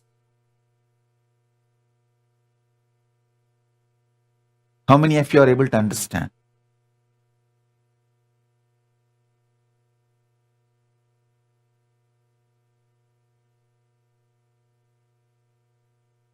If you are able to understand what I am saying about this number universe, raise your hand. People who understand everything is number become wealthy just like that. Wealth is nothing but understanding number. That's all. Hey, that's all. I am telling you. If your brain is able to be friendly with the number, I challenge you will become wealthy. People who have incompletion or anger with the number does not want to keep number in the memory, remain poor and die in poverty. Just understand number.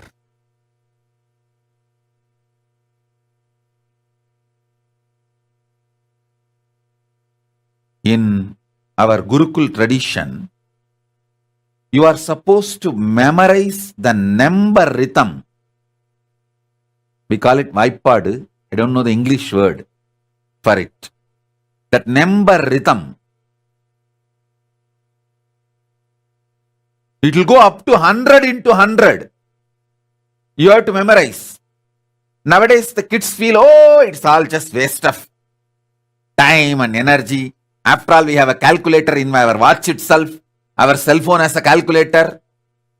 Your cell phone being comfortable with the number will make the cell phone company fellow rich, not you. It's like one fellow was going on the horse, going around the Arunachala hill. The horse got mukti, not he. Only if you walk around the Arunachala hill, you will get the mukti. If you are going on a horse will get the mukti, not you. If you are using your cell phone for mastering the number, for handling the number, the cell phone company fellow will become rich, not you. Your brain getting comfortable with the number is one of the basic lesson in Gurukuls we teach.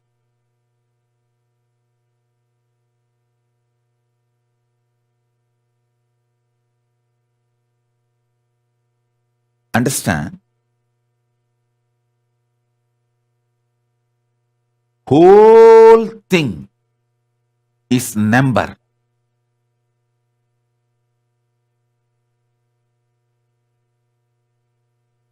Brain, which can quickly grasp numbers, handle tables,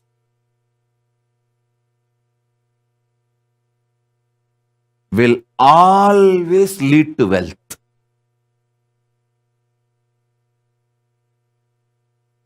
Try it, you will see it.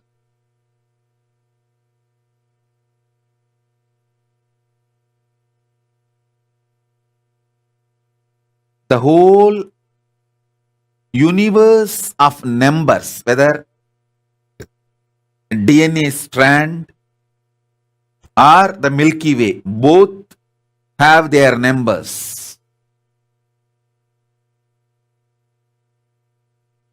Whether your DNA strand, your gene, your one cell,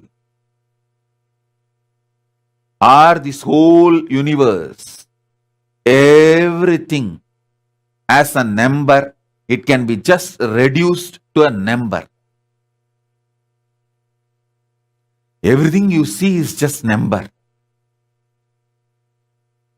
Ramanujam, the mathematician, great mathematician Ramanujam, He mastered this number universe.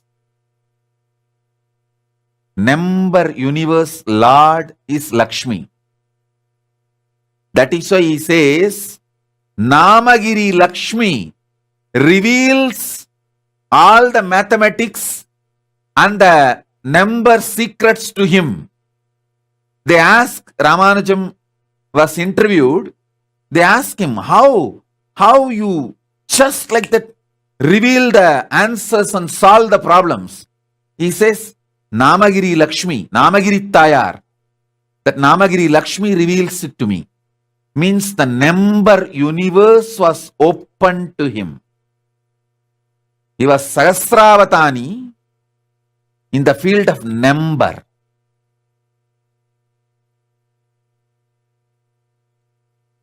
Your aspect of number, understand, it's actually your own aspect. Listen clearly, listen carefully. Your ability to breathe deeply is the aspect of these huge storms. If you can breathe deeply, you can create a storm in the universe. If you can increase your blood pressure, you can create tsunami in the ocean. You are universe. If you think you are connected to universe, you are Advaiti. If you think you can become one with the universe, you are Visishtadvaiti. If you know you are one with universe, you are Advaiti. If you know universe is one with you, you are Paramadvaiti. I finished the whole philosophy, the philosophical problems of Hinduism in this one statement. If you think you can connect with universe, you are Advaiti. If you think you can manifest as universe, you are Visishtadvaiti. If you think you are one with universe, you are Advaiti. If you know universe is one with you, you are Paramadvaiti. That's all. This four is the whole philosophical problems of Hinduism.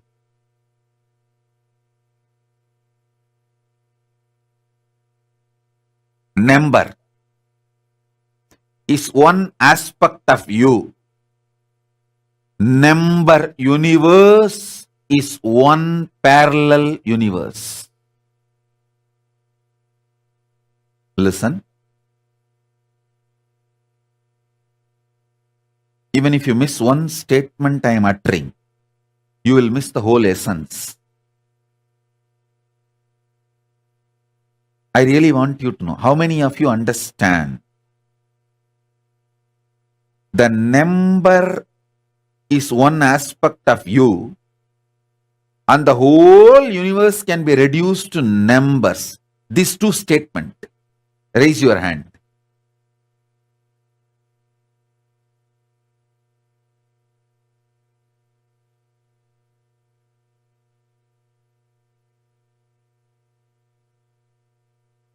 Whether it's your genetical code or DNA code. Actually, Paramashiva has put a barcode on you. That is what is your genetical code and DNA code numbers. He has put a barcode. Just like how you guys put the barcode on all products. Go to mall and see, even the fruits have barcode. Same way, Paramashiva has put a barcode on all of us. That is what is our DNA code. That is what is our genetical code.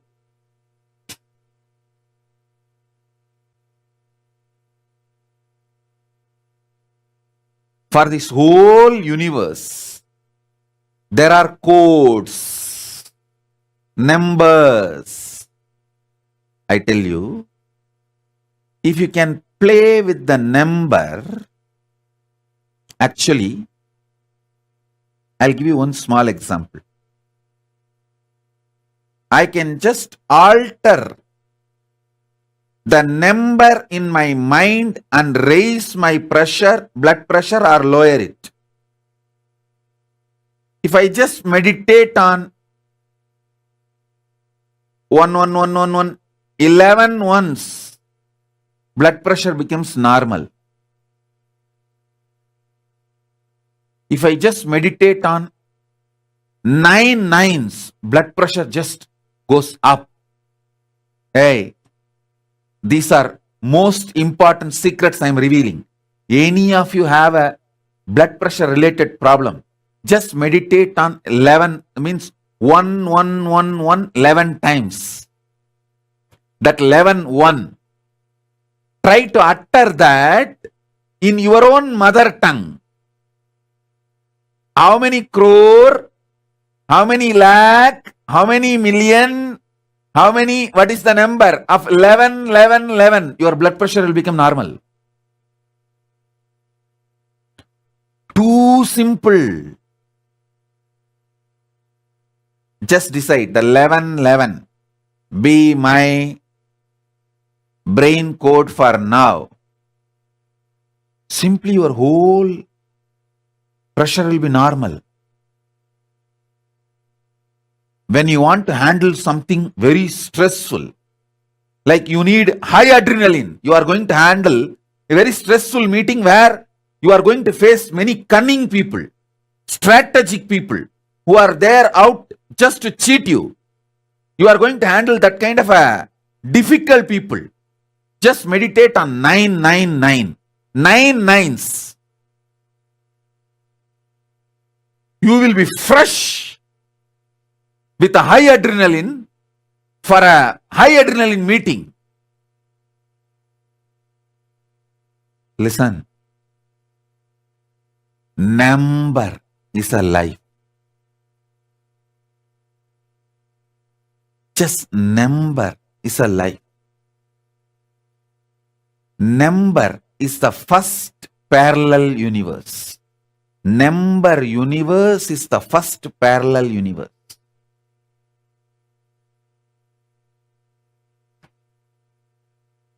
Only Vedic mathematics has the longest numbers defined linguistically.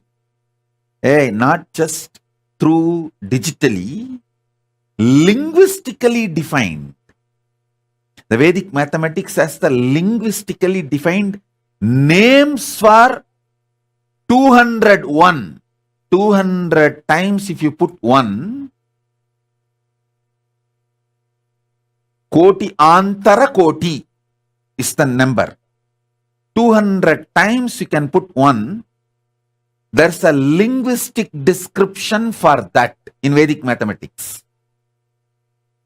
Because the brain of the Vedic rishis capturing the number and converting them into the linguistic, means the language, processing and expanding or subtracting or playing with it, convert the longest digits into language through the linguistic understanding, names, and convert them back to the number.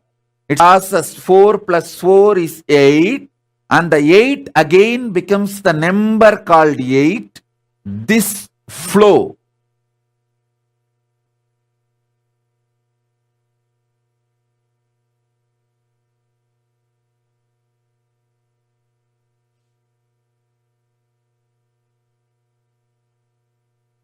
be wealthy, nothing can be done.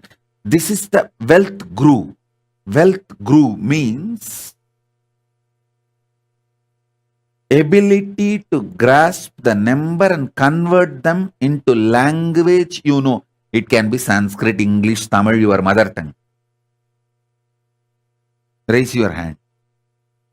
This capacity, this grew is wealth. And it grows in your brain if you consume more ghee and curd and no meat.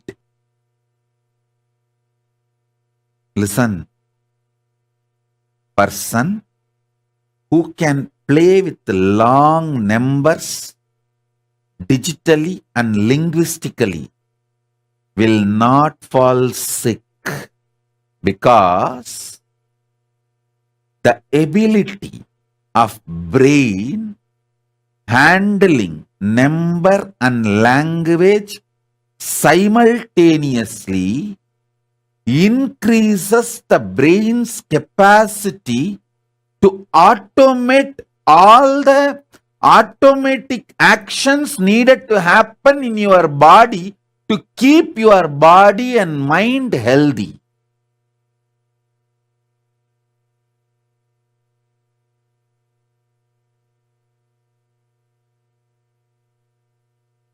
One of the conclusions I am giving you is, our grandparents who knows the table by heart, 100 into 100, they will tell simply in 1 second, live long, healthy, because your brain, when it develops the capacity to convert the number to language and process it in language, and result gets converted again back to number, this capacity, the brain simultaneously develops the capacity to give command to your liver, kidney, intestine, everything to work synergetically. Synergy of your brain to work with the number, work with the internal organ is one and the same. Your health and your ability to process the number is directly connected.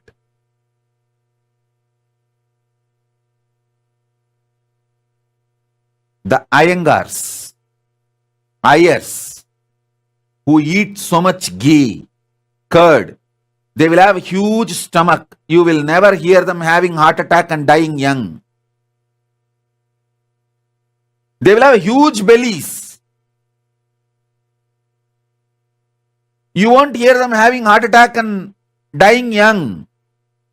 They will be living 90, 100, comfortably pulling that huge belly.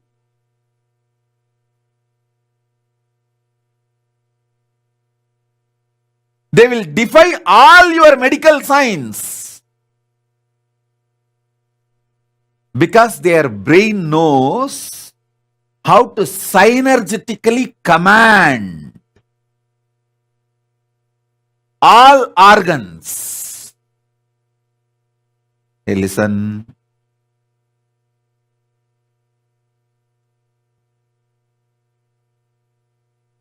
All medical understandings about the belly, fat, everything, these Iyengars and Ayers will defy, just because of this one capacity. I tell you guys, any one of you, do little research, put your 3 months time and research on your brain's ability to convert the number into language, your mother tongue, process it, and get the result in your mother tongue and convert it back to digit. Digit becomes your mother tongue, gets processed, and the result again becomes digit. This capacity and your health is directly connected. Any of you guys do research on this and establish, you will get a Nobel Prize. And I am giving you the theme for a Nobel Prize.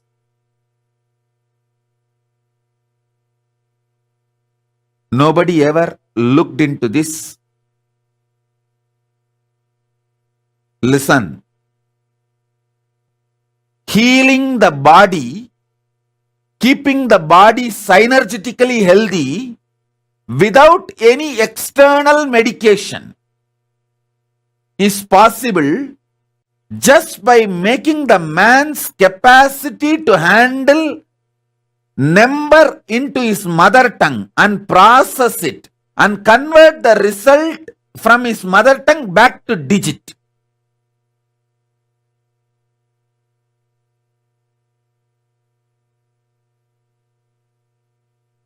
Understand? Your brain's capacity to convert the digit into mother tongue, process the digit in mother tongue, and the result of that process, converting that result again back to digit. This capacity and synergetically keeping your internal organs healthy. These two capacities are directly interconnected and one raises the other. One works on the other. Lots of health secrets can be revealed, discovered.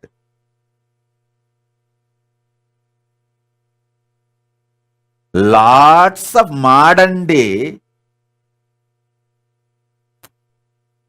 pharmaceutical mafia's myths will be destroyed.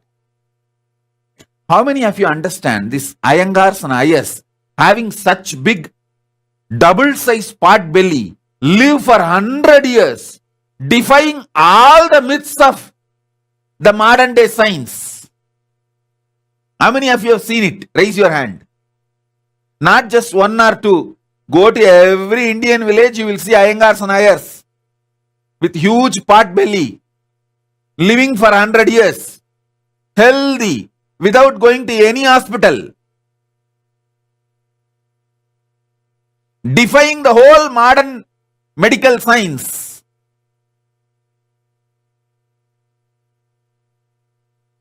Listen, what I am saying is one revelation from parallel universe. Your brain's ability to play with the number and your mother tongue is the same ability synergetically commanding your internal organs and spontaneously, simultaneously making them alive, aligning each other. Your ability to convert the digit into mother tongue straight makes your liver active intensely. Your liver is responsible for 500 various actions in your body. This capacity, pitta, it's called pitta. Pitta means ability to play between digital and verbal, digit and words. This capacity to play is called pitta. In Sanskrit, you will be surprised. The liver fluid is called pitta neer. In Ayurveda, see, in Veda, there are 6 Ubaveda. Jyotisha, which is number, and Ayurveda, health. These two are from same unit. Because our guys know number and health, ability to play with the number and ability to be healthy is one and the same. Both are from same root.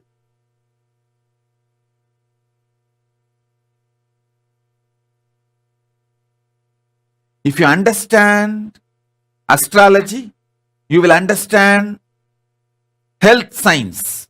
If you understand health science, you will understand astrology.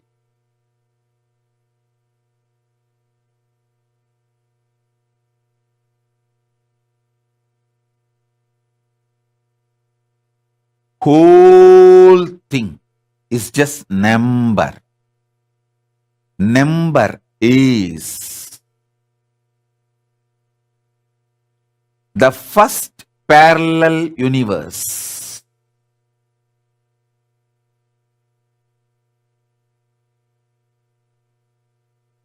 Jyotisha Ayurveda interconnection itself is just number.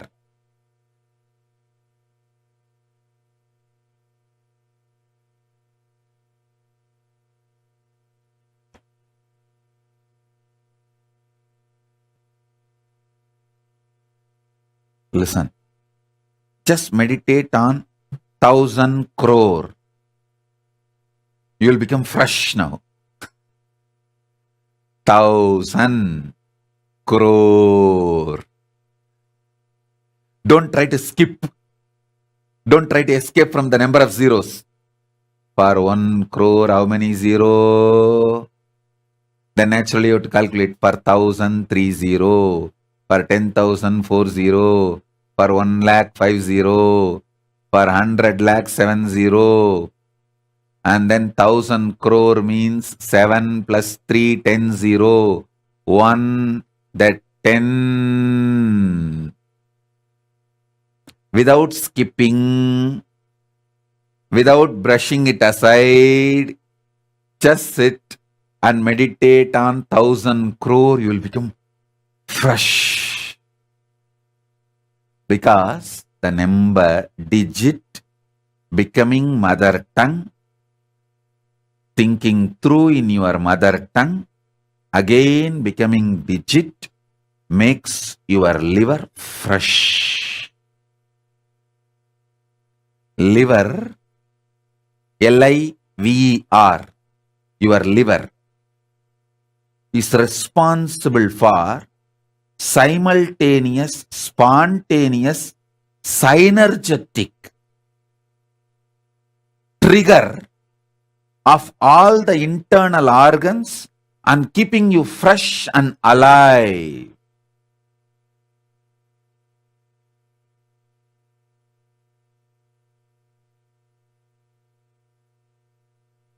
Then just think, crore, crore.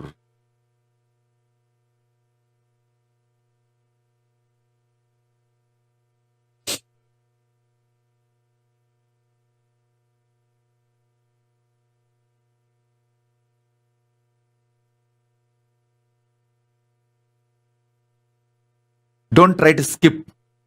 Don't think, what am I going to do? Thinking of crore and crore. Whenever I need to calculate, I will pick up calculator or a cell phone or Apple Watch I have. Array, if you are thinking your Apple Watch is enough for you to calculate numbers, the Apple Watch company fellow will become rich. If you depend on your brain, not only you will become rich, I tell you, listen. If you can handle larger numbers in your head, you will be beautiful. Because the symmetry of the body and ability to handle the number is one and the same. Hey, listen. Beauty is not related to shape of the body. It is related to symmetry of the body. Symmetry means how it flows in the eyes of the other. How it flows in the eyes of the other. That is the symmetry.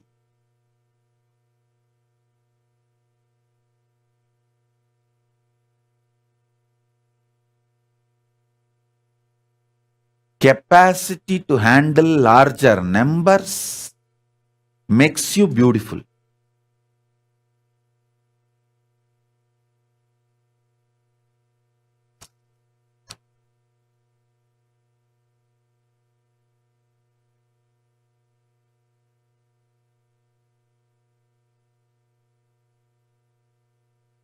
There is so much in the number. I tell you, number universe is the first parallel universe. The statements I am making, all of them are absolutely logical and truthful.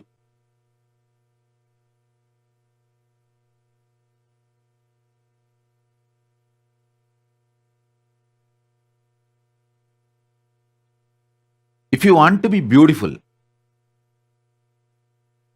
trust your ability to handle process numbers than beauty parlors.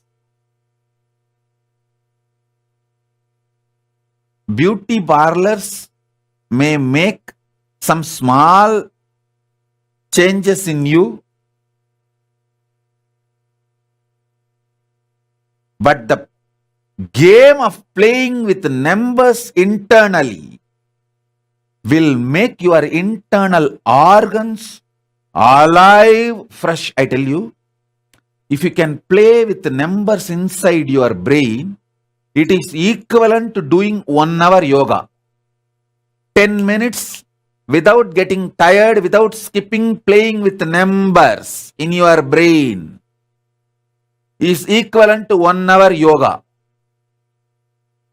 You will trigger all your internal organs to be simultaneously, spontaneously, synergetically activated. Loka samasta sukhino bhavantu.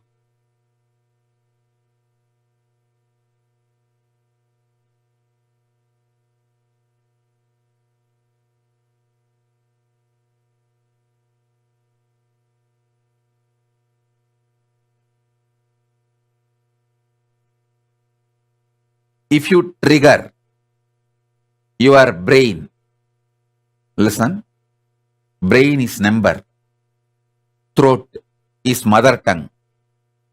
If you sync both and trigger them, that will straight trigger the liver and make the liver work synergetically, spontaneously, simultaneously, and balance your whole internal organs, body, make you best, healthy and beautiful. Alison Asami is asking, are there any books you recommend on the topic? There are no books available. It's all my revelations directly from Vedas and Upavedas.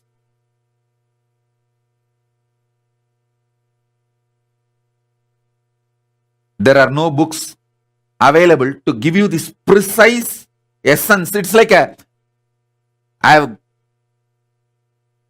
understood and grounded. You see, it's like a 10-ton sugar can. I crushed, took the essence, made it into sugar and just feeding into you. I grasped the whole Vedas and Upanishads and Upavedas. Took the essence I am sharing with you. The foundation, fundamental principle I am trying to establish now is the first parallel universe called number universe.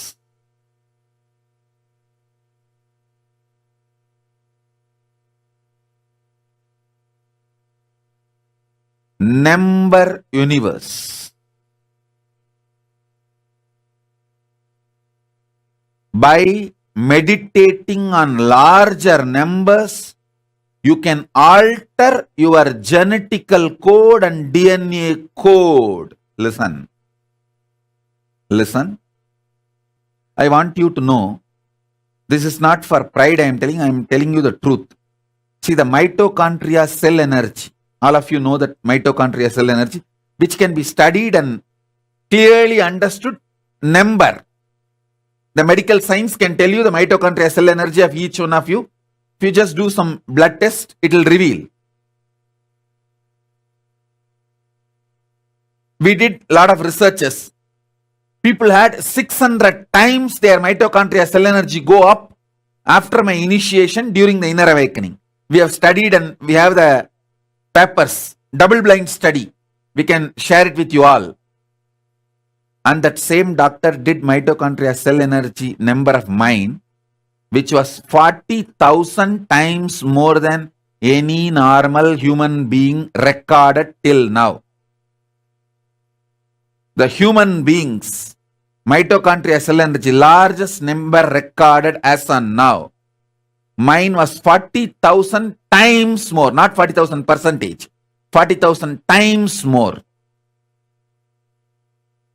It is just if you meditate on larger number, your mitochondria cell energy just shoots up. And mitochondria cell energy shooting up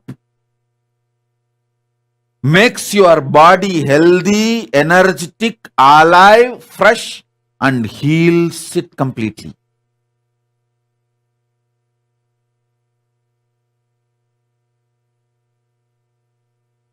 Somebody is putting the message. Swamiji reading Mrihendragama, where Paramashiva describes the structure of Brahmanda, that experience I am experiencing now in this session. Renaissance, I am making the Mrihendragama into an initiation, experience for all of you. So internalize it, receive it.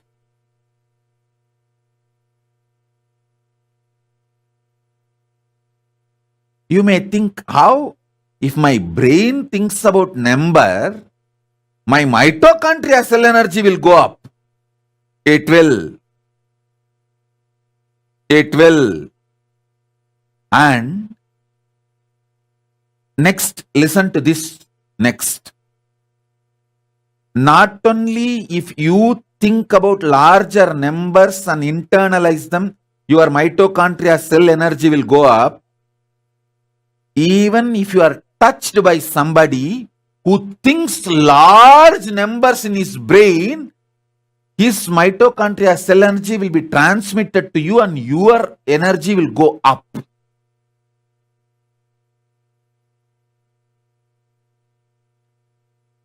That is why Krishna says, wherever wealth is there, Shri is there, I am manifesting.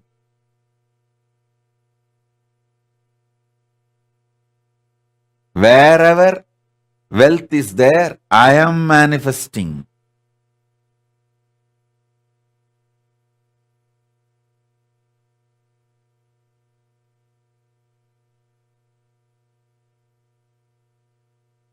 This whole thing is number.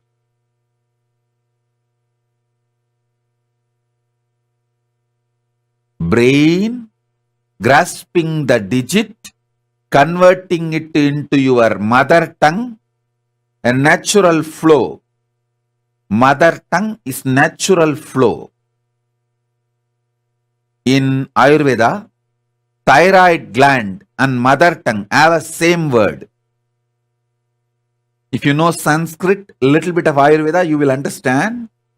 Thyroid gland and mother tongue, for both in Ayurveda we have a same word. Your brain able to convert the digit into your mother tongue, process it in your mother tongue, and convert that result from your mother tongue back to digit. That capacity, when it is expanded, it triggers your health. Spontaneously, simultaneously, synergistically. I am giving you simple revelations. You can process high complicated numbers and send that energy to somebody, that person will become healthy. You can process some crooked, complicated numbers in your brain. Just straight throw that arrow on somebody, that fellow will immediately die. This is the science of astras in Hindu tradition. Listen, when Arjuna, Karna, all these warriors go to war, they don't carry all the weapons like a physically. They carry the codes, barcodes of each of the weapon. So they will just utter that barcode, process that, release it, and straight it goes and kills the enemy. How many of you are able to understand what I am saying? They carry the barcode number of the weapons. When Brahma appears and gives Brahmastra to Vishwamitra, he reveals the barcode, password of Brahmastra to Vishwamitra and goes. It is all just barcode sharing, password sharing.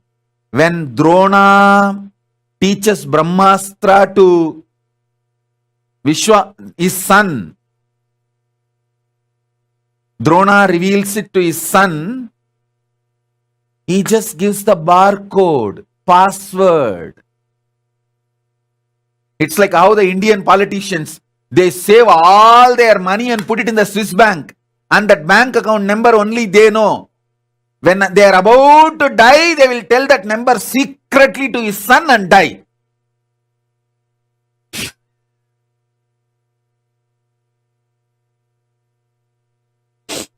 Or they will tell, hey, in the puja room, my grandfather's photo is there. Behind that photo frame, I have put that bank account number. Go and open the frame and see that is the bank account number. Take all the money and enjoy, and they'll die. That's exactly what Drona does to Ashwatthama. Barcode number, cosmic barcode number. For each of these astra, passcode is revealed. That's all. First, Ashwatthama will be prepared for his brain to have this ability to process large numbers for good or bad. The capacity will be built in Gurukul. Once the capacity is built, he will be given the number. That's all. To process the barcode. If you understand this, you will understand how the Ramayana Yuddha, Mahabharata Yuddha, all that happened.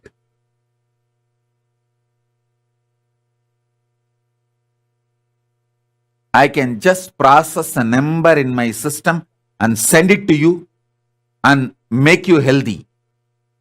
Manifest enlightenment.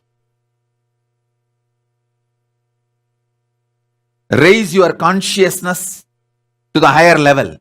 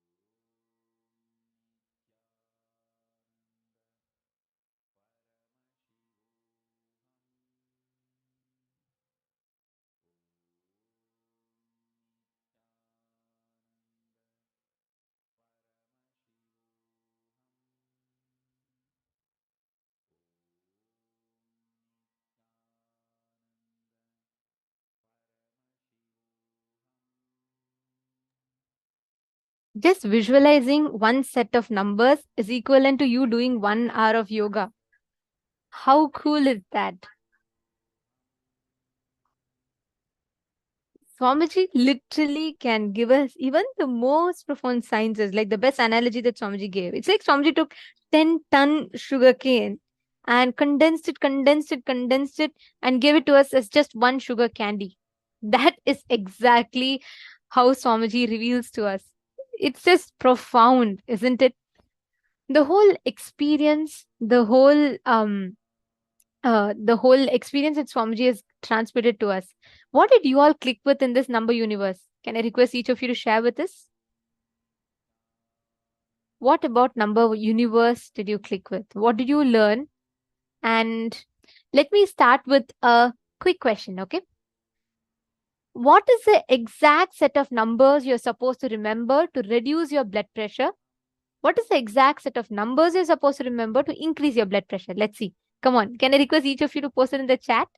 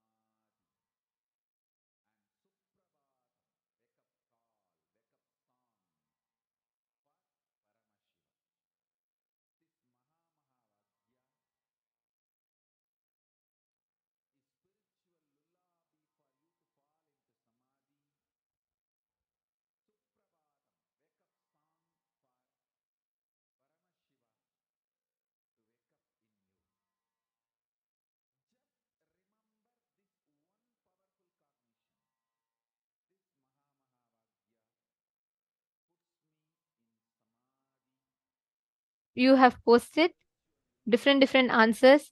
Correct. Many of you have posted the right answers. 11, 11. Okay, I'm going to tell 9 times 9. Okay, means not 9 times 9, not that 9. Like the number 9, you have to visualize it 9 times.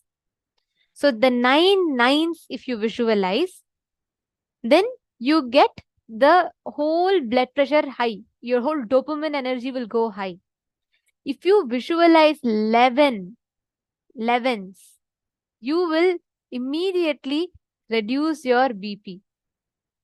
So if you visualize this is the exact permutation combination that Swamiji gave. The whole universe belongs to simple logic, nothing more than a number. Like Swamiji said, right from a fruit in a grocery store till the human DNA, everything is coded with numbers, like a barcode. In supermarkets, we'll have whether shampoo bottle, toothbrush, or if it is some big food items, or if it's a big sofa, any furniture you want to buy from a mall or a supermarket, all of it is having a barcode in it. It has a number in it. And everything is coded with a number.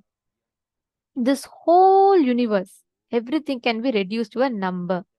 And you all should know an interesting fact. All the numbers are not just like just a digit. They are represented by an energy being or devata, deity. Every number is represented by a deity.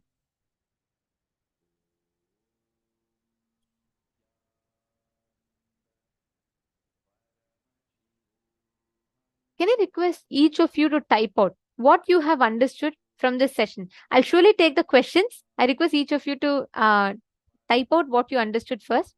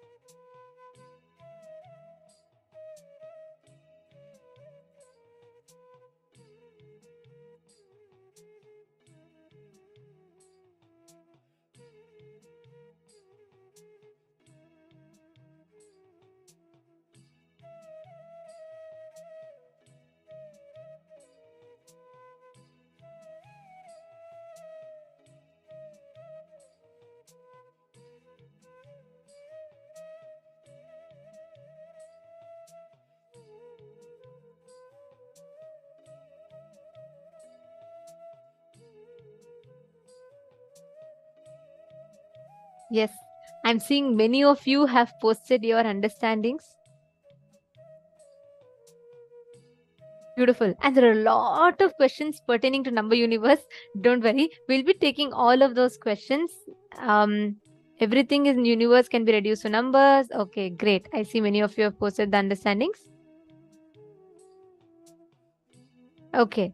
And Ma Guru Prasadini. All right. I see many of you have posted. I have a request. All the participants, as much as possible, be actively participative in this. Understand, the more and more you share in the 100% of the learning or experience that happens in us, 25% of your learning happens through listening. The next 25% of the learning happens through internalizing it. The next 25% of the learning happens by you sharing, you doing the nididhyasana, you enriching others, you sharing this truth with others. And the last 25% of the learning happens by you living those truths. So you talking, you posting in the chat is part of your internalization. It will make you internalize and analyze the truths that Swamiji has revealed. So each of these truths directly are from the Vedas and Agamas and has a huge impact inside your inner space. Okay, I have some questions pertaining to numbers and I'm just going to take that.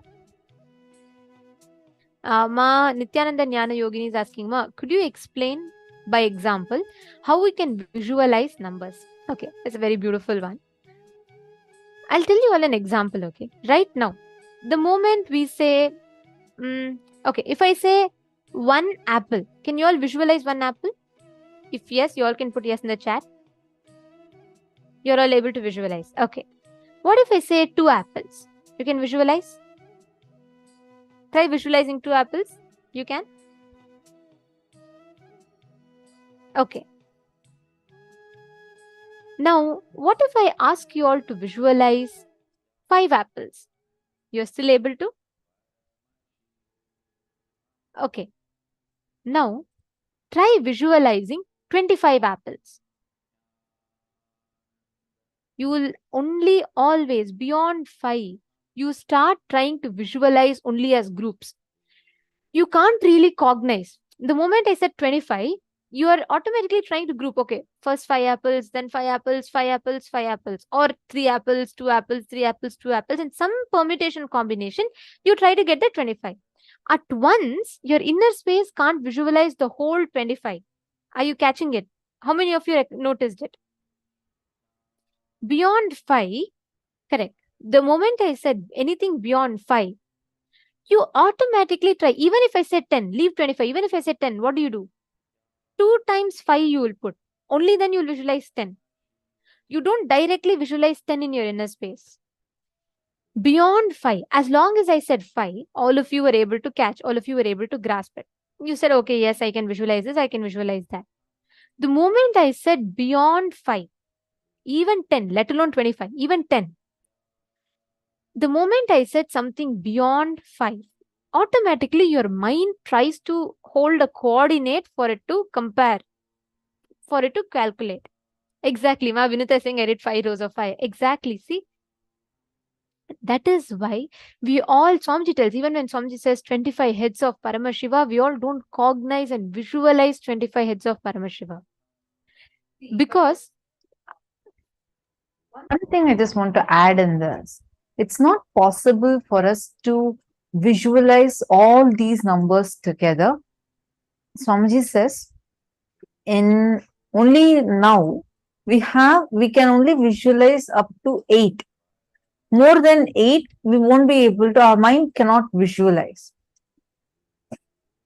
The visualization of numbers is literally you going number like a digit by digit by digit without getting tired of it. If you want to visualize, see, you can't, when Swamiji says 1 crore or 100,000, you can't visualize 100,000 visually as a whole. But you can visualize the number. Put 1, 0, 0. The problem is when we skip the zeros. We skip, we tend to, if we say 100 crore, you simply see, it's easy, 1 million, easy. Beyond that, 100 million, you might struggle a little and then you can visualize it. But if it goes as 1 billion, it's difficult. Am I right? You need to, when Swamiji says 25 heads of Paramashiva, visualize one by one by one. Don't just group them. Don't just skip a head and then like go to the next head. No. One by one. Visualize that you're having 25 heads. Can we write down, see it for a while and then visualize? It's not about visualizing just the digits and visualizing that digits as an image. See, we all are good with visualizing images. So like I see something. I can, okay, as a photograph of it, I could try visualizing. But number is not equal to the image. Are you understanding? So what you need to be doing now is, you need to visualize one by one by one. Visualize your 25 heads, your one head, and then visualize one more head, 9 heads in the first row, 7 heads in the second row, 5 heads in the third row, 3 heads in the fourth row, and 1 head in the fifth row. Visualize this. This is the 25 heads of Paramashiva. Actually, the first time I learned this when Swamiji explained this during the Number Universe session. Like in a flow of conversation, like Swamiji is revealing, in that flow, like so coolly Swamiji is saying 9 heads, 7 heads. I was like, oh my God, Swamiji calculates like that. He just calculates it so fast, visually. Swamiji is so good with numbers. We all take time to count things, right? Swamiji will just remember, like he will remember it visually in a photographic level. And I should share this incident that happened. So one group of sannyasis and program participants were blessed to travel with Swamiji, and they all go to a temple. So it's like a new temple. They all are going.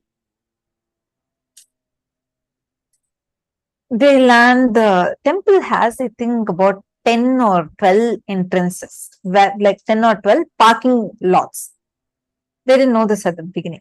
So they got a tourist guide and then they have planned. So see, where any time Swamiji goes to temple, that's it, like the whole crowd will rush to Swamiji, right? So they're going and they wanted to do it like fast and quickly come out so that the crowd does not it doesn't overcrowd over there. Program participants are all there. Everybody comes and then Swamiji gets down from the bus and comes. So Swamiji is going, the sannyasis are going with Swamiji and they go. Finish the temple, they finish visiting the full temple. Swamiji explains the significance of the deities. Everything is done. So now they want to return back. Tourist guide goes away somewhere. They lose track of him. And now they're stranded in the temple. None of the sannyasis know which is that parking lot. They thought there's one parking lot. They go and ask, where is the parking lot? The people in the temple are asking, which parking lot are you asking about? There are like 12 to 13 parking lots. Everybody freaked out. Swamiji is there. It's getting crowded. People are all rushing to take blessings from Swamiji. And it's getting crowded and crowded. Now they need to go, leave from there. They're trying, the time is ticking. They're trying, they're going here, going there. Nothing seems to work. They didn't know what to do. And one of the sannyasis try going to like a particular parking lot, and then they come back. Swamiji is asking. So Swamiji is here blessing people. Like people just rush, come to Swamiji, fall at Swamiji's feet, and Swamiji is like, busy blessing each one and attending to each one. And Swamiji needs to, now the whole group needs to go out of the temple. Swamiji sees this thing going on, some restlessness going on, and Swamiji calls the coordinator and asks, what happened? They're freaking out. They're like, sorry, Swamiji, we forgot where is the bus, which parking lot we parked it in, and it's so crowded, and we have no idea where the bus is. And then Swamiji said, that's it, right? And then like it's like, okay, go and ask where is Mahalakshmi parking lot. They just go and ask the people, the temple people, and then they guide the way. All of them come. Everybody is like, right now there's pin drop silence. Nobody has, like, none of them were even talking. All the sannyasis, like the group that were with Swamiji, who was supposed to be the main coordinators, all of them were completely silent because they've done it's like a mess, right? Like Swamiji was standing there for a long time. And then they find the bus, like it was exactly there. There was a parking lot named Mahalakshmi parking lot, and they got it, and they all got the bus, like immediately. They all went. Next, for 10 minutes, complete pin drop silence in the bus. Swamiji is also just sitting. Usually, whenever Swamiji goes to temple and comes, Swamiji will be in extreme samadhi, like high samadhi. You can literally see it. Then Swamiji was sitting, gazing through the window. One of them mustered up some courage and went to Swamiji and was like, Swamiji, we are sorry for what mess we did, but how did you just Swamiji was in a rush, because everywhere it's crowd. And as soon as Swamiji got down from the bus, nobody told which parking spot this is, nothing. And directly Swamiji went to the temple. The coordinators were there in the temple much more before Swamiji landed there, and after also, so the entire time they were there. So they were very curious. How did you know that there was this parking lot named Mahalakshmi parking lot, and exactly knew where we had parked, Swamiji? And then Swamiji just smiled and said, I just traveled back in time and then saw, I just remembered, went back in time and looked around for the details, and I just saw that there was a board named Mahalakshmi parking lot. So I told you guys that it's Mahalakshmi parking lot. Everybody were laughing and smiling, because for Swamiji, it was like, oh, I just went back, turned the time back, went there, looked at the board, and came back here and told that. And his visualization, it was like a photograph. Every moment, it's like we see in anything, we see only less than 10% of the 100% information. But Swamiji sees the entire 100% of information. Usually we only see 2% to 3% information. That's why in a room you're sitting, and let's say you're having a conversation, very a nice conversation you're having with your close friend. Let's say you're in a restaurant and you're meeting your best friend after a very long time. You're so involved in the conversation, you would not even hear the music that's playing in the restaurant, nor would you have heard the kid that is just crying right next to you in the other table, nor would you have heard, or nor would you remember the smell of other dishes that's there and it's coming inside you. All this information are continuously available to you, but you perceive only 2 to 3% of that information. Swamiji receives all the 100. Swamiji will just go anything you ask.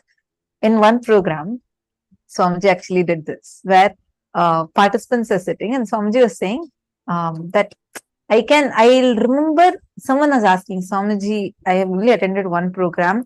Will you remember me? And Swamiji smiled and said, not just I'll remember you, who has attended one full 21 days program. I remember every devotee that has come and taken darshan. I remember every single one of them. Even one darshan, if you have gone and received from Swamiji, Swamiji will remember every single one, and Swamiji will remember where each one was sitting. Actually, Swamiji did this where participants are all sitting, and Swamiji said that now you guys reshuffle and sit. I'll tell each one of you where exactly you guys are sitting earlier, and actually play it like a game with all the participants. And of course, Swamiji was right. See, understand the way the photographic memory that Swamiji has. It's not just photograph, it's like 100% information is available. And why? Swamiji can grasp large amount of numbers at the same time. Like, let's say if we have 10 sacks in front of us, we can count. But if we have 100 sacks in front of us, we need to count it. Like, just by seeing, we can't tell, right? We need to say, okay, 1, 2, 3, 4. We'll just say 5, or we'll maximum do 10, 20, 30, like that. Correct? Swamiji, just by looking at something, he will be able to say exactly 100 are there. That large inner space that can grasp the information, that can store the information, is like abundant in Swamiji.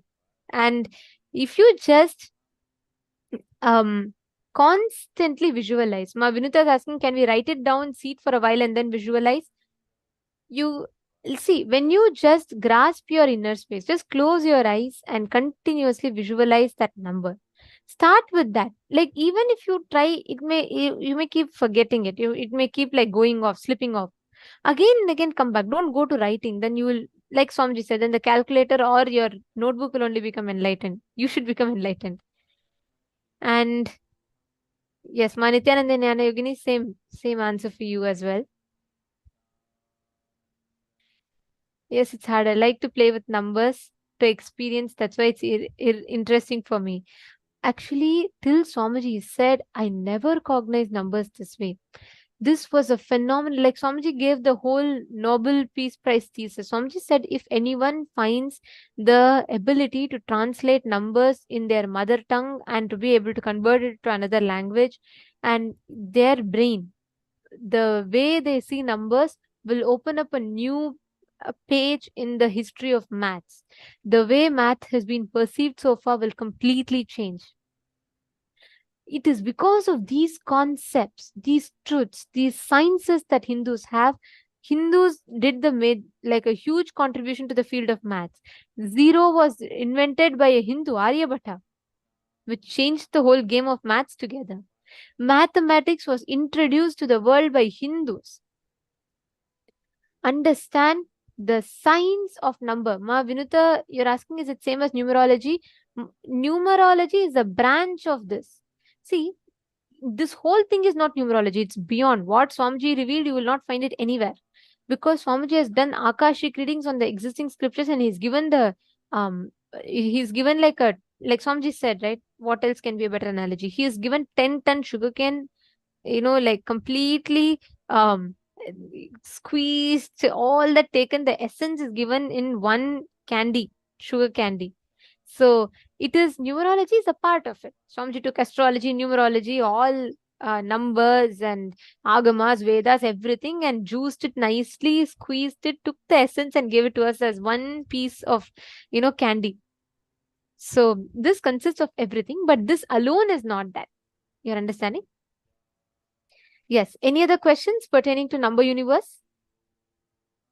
Actually, very, very shortly, we are all going to be having the darshan starting. Today's darshan will be at 8 p.m. Eastern Standard Time. We request all of you for this whole initiation today, where you're going to be meeting your ancestors, where you're going to be traveling, meeting your ancestors. Please do invite them. Take a few minutes. We request each of you. Today's session is too important and none of them should miss. So please make sure you're inviting them. And Pavan Iyer is asking,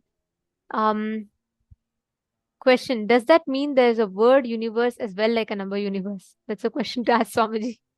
He's the one who knows See, all when- universes. Like Swamiji told, frequency universe exists and number universe exists. But as of now, Swamiji has not yet revealed about something called the word universe. See, even the understandings we are having about number universe is only from our limited understanding. What is number universe, how it exists, it's something huge for us to even to be able to cognize it, your understanding. So whatever we can talk is we can repeat the words from our memory of what Swamiji said. Like it's still all of us are only contemplating and trying to digest about it. See, even to have the amount of understanding, little bit, even now we only have like 1% of understanding about parallel universe, vertical time zones. Swamiji revealed about this so long before. Swamiji had spoken on the subject much earlier. But even this limited level understanding for us to get, it took so many years. Like from 2000, like I was just watching videos. Where in 2016, 2017, I don't ever remember of these words where Swamiji is uttering parallel universe. In 2013, Swamiji had spoken about how Anahata Chakra, the Vaikuntha is the parallel universe of your Anahata Chakra. It's directly connected. And I was like, oh my God, I never ever even registered this term parallel universe till 2022 when Swamiji did an entire webinar on it. But Swamiji had spoken about it multiple number of times. It takes so much preparation. Swamiji prepared us so much, and slowly one by one, Swamiji is giving to us. Even though many of these Swamiji had revealed long back, like even the concept of vertical time zones, 14 lokas, I feel more and more we listen to it. It took us so many times of listening again and again and again to even catch 1 to 2% of what Swamiji is actually revealing about this. Even now, it's for all of us, we are just talking from what we are understanding. There is so much more. Like right now, when I'm rereading any of the Puranic stories, it just feels so different. Like how when I was reading about Vishwamitra creating an entire loka for Trishanku, I felt like, oh my God. So when we say loka, it's not just one like a piece of land that's floating. It's actually universes together. Because even Trishanku's loka, Swargaloka is part of Swargaloka. Yamaloka is part of Swargaloka. Swargaloka is part of Swargaloka. Vishnu lives as an Aditya in Swargaloka. Ashtadik Balakas live in Swargaloka. Everybody lives in Swargaloka. And it's not that everybody is living in one palace called Swargaloka. It's like entire universes together. So the way we will understand and cognize all of this would be just so amazing.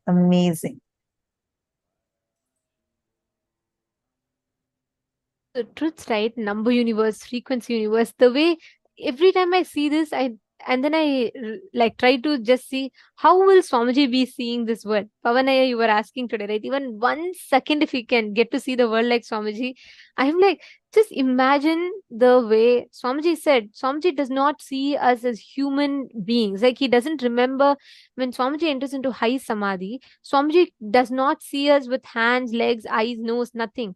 Swamiji will see us as energy balls, like balls of energy. That's all. Swamiji said it'll be like a light ball. And that's how Swamiji will be seeing us.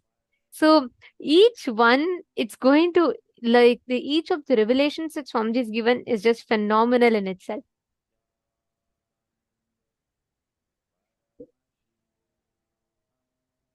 Swamiji has, okay, Fabio Bruno here. Swamiji has given a lot of revelations on astrology and astronomy, so many things, Ayurveda. There are a lot of satsangs. So, and these courses are available in Nithyananda Hindu University as well. So you can sign up to be part of Nithyananda Hindu University and you can access these courses.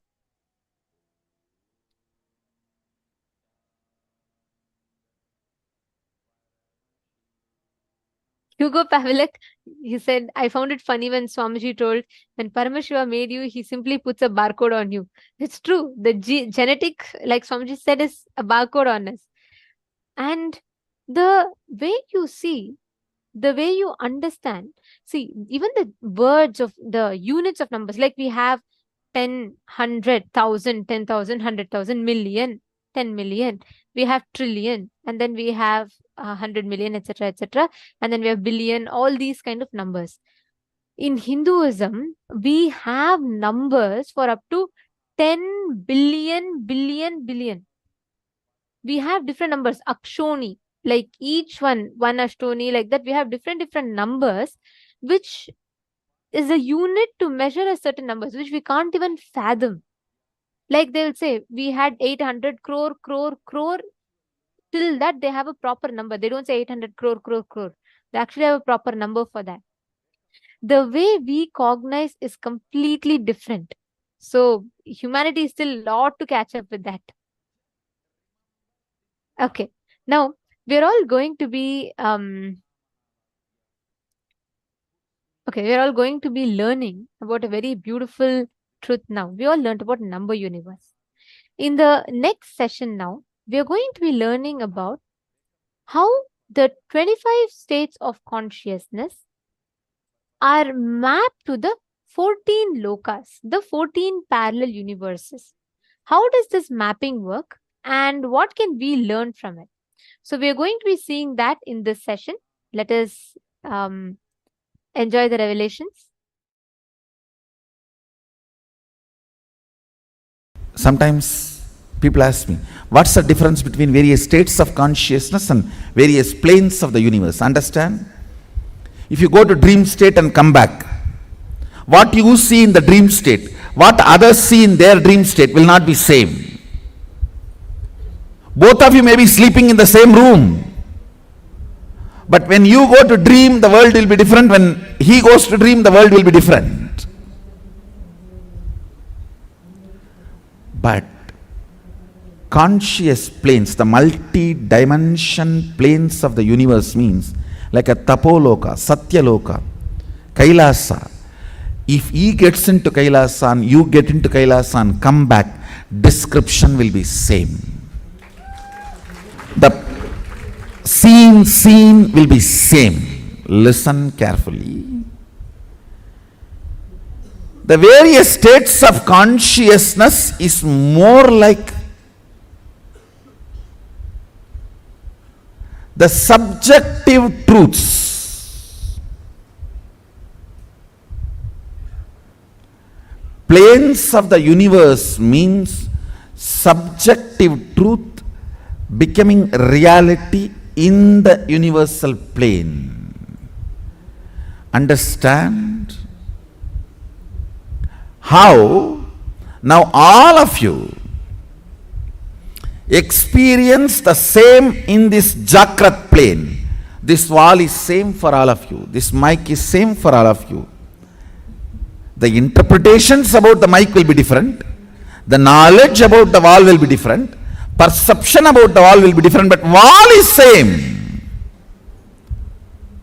Understand? Truth is same. The facts you derive will be different.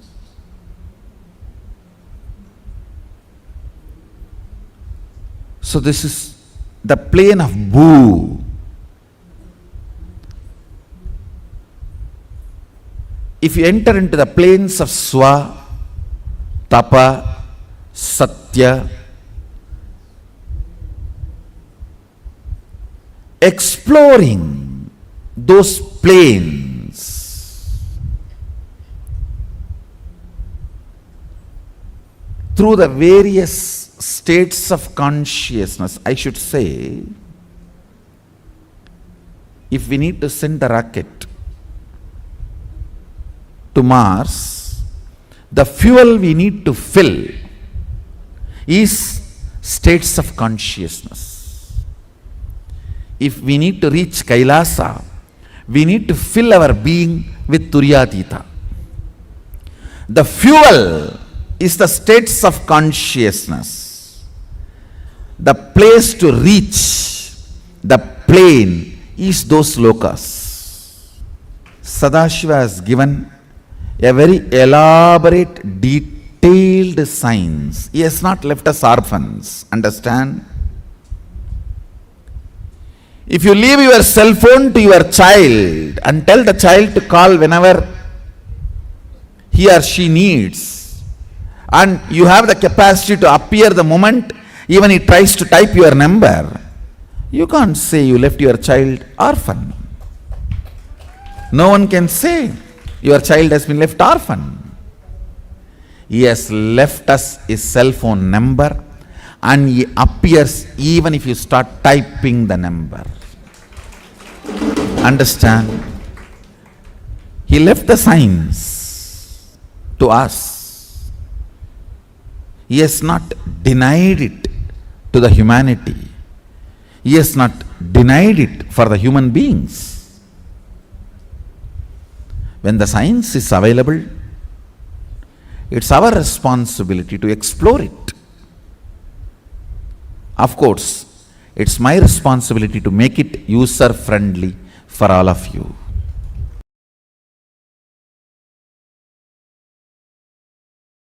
Yoga has religion, that is Hinduism.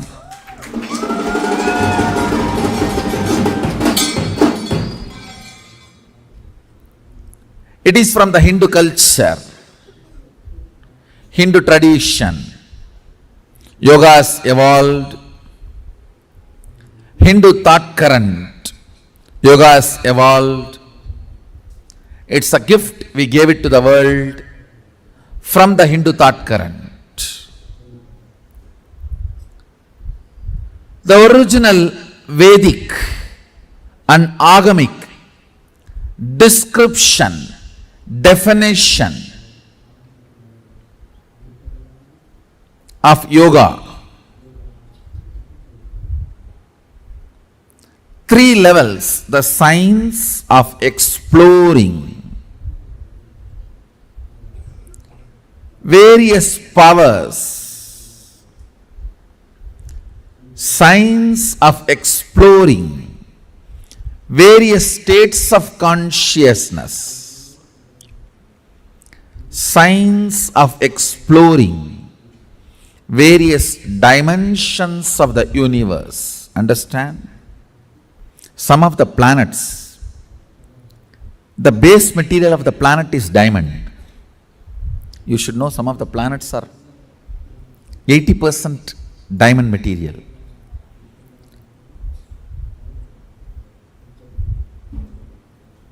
When we have access to the planets and able to transport, what will happen? Nobody can describe. Whether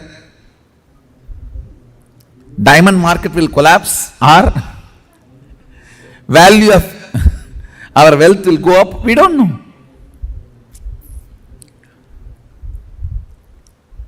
Access, possibility, opens new doors which can't be described. You do not know the result and end result. You do not know what all other doors can open through this. Same way, access to the multi-dimensions of the universe, you do not know how many new possibilities and doors open. And not only Hindu tradition talks about access to other lokas, other planes of universe, it was a very common practice. In Hindu tradition, human beings having access are those beings contacting human beings. I don't even want to say in the modern day people are not doing it. No. We have enough of people who are doing it even now. The body which is fueled only by Sushupti, Jakrat Swapna means deep sleep, dreaming and little waking state once in a while because of cup of coffee. The body which was being dragged, functioning only with these states, if even little Turyatita is mixed, it is like, a wow. Today I'll put little Turyatita. You will see the kind of a alchemy change in the system. God, what is going on? What is he doing to my system? I am just changing the fuel. Multiple things will happen. One, a thorough healing of the body. All the repaired parts get healed. All the friction disappears. Then, ability of your mind to see, perceive, cognize Jiva, individual self, Jagat, universe, Ishvara, Sadashiva. Ability to cognize Jiva, Ishvara, Jagat. Ability to connect with the Jiva, Ishvara and Jagat becomes high when you are fueled with the Turyatita space and state. That is why these 25 states of consciousness, knowledge about it and experience about it is very important. When the Turya and Turyatita gets into your system, the Karana, the organ-based projection of the world dissolves into your original state. So the original state becomes reality. Then the organ-based projection universe. Listen. Organ-based projected universe, as long as you are perceiving it, you are pursuing it, it will all be love, hatred, good, bad, right, wrong, jumps in the life. But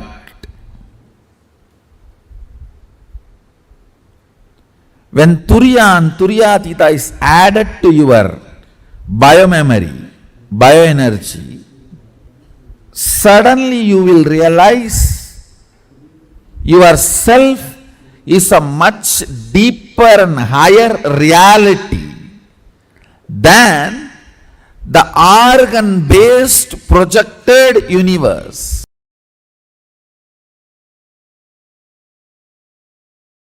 Listen, what we call parallel universe, unmanifest, avyakta, the delusion component of Mahadeva, Trobhava, cannot be exactly translated as delusion.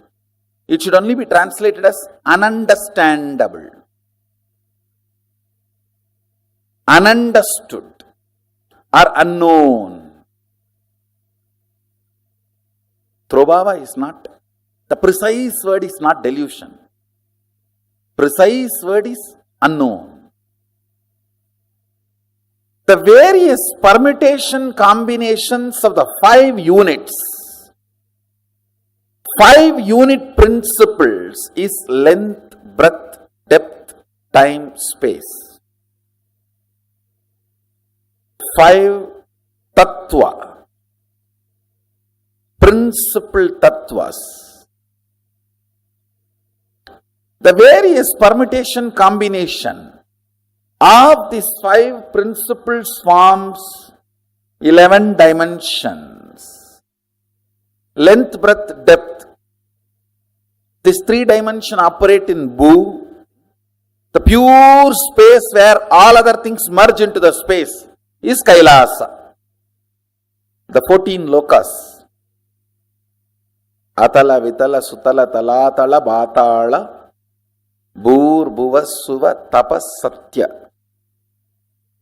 All those 14 lokas come under these 11 dimensions. Understand this 11 dimension, then I will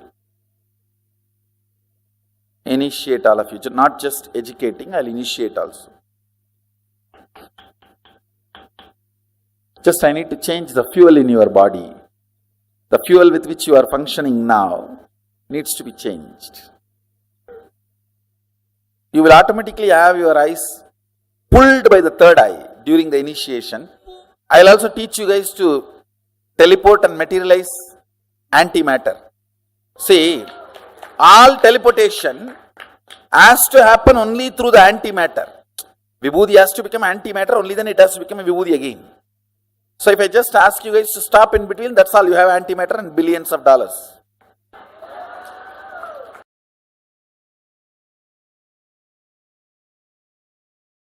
Cosmos cannot just brush you aside, push you aside, saying, okay, you throw tantrum, I will do my job. No.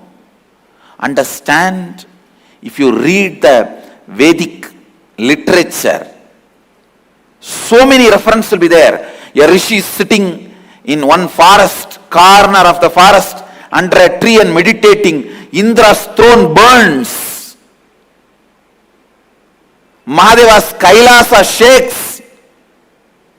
Vishnu wakes up from his Vaikuntha snake bed, rushes to attend. Have you not read these stories? What it means? Your tantrum cannot be neglected. Be a strong seeker, intense seeker.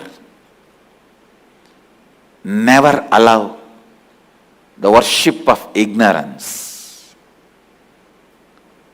Never allow worship of ignorance. I tell you, whatever you lost, wealth, time, energy, youth, I am telling you, everything is useless. Gain 10 times, 100 times more. Anything you lost, just if you acquire one thing, seeking. If you stop worshipping ignorance, losing the spiritual seeking is the biggest curse. If you have not lost the spiritual seeking, don't worry, nothing is lost. It means you know how to throw tantrum and make the cosmic mother open the treasury go down for us. Seeking is nothing but your ability to throw tantrum and get the attention of the cosmic mother. I am telling you, just sit under one tree with a depth and decision of seeking. Simply Kailasa has to shiver. Kailasa will shake. Don't try to be Ravana, trying to shake the Kailasa. You will be caught under. Just be a yogi. Vishnu cannot sleep there. Vaikunta will have a tsunami. He has to come down and attend to you. Because after all, Vaikunta, Kailasa and all is nothing but a parallel universe of you. Your Anagata Chakra. The parallel universe of your Anagata Chakra is Vaikunta. Parallel universe of your Anya is Kailasa. If you shake your Anya, Kailasa has to wake up and Mahadeva has to appear in front of you.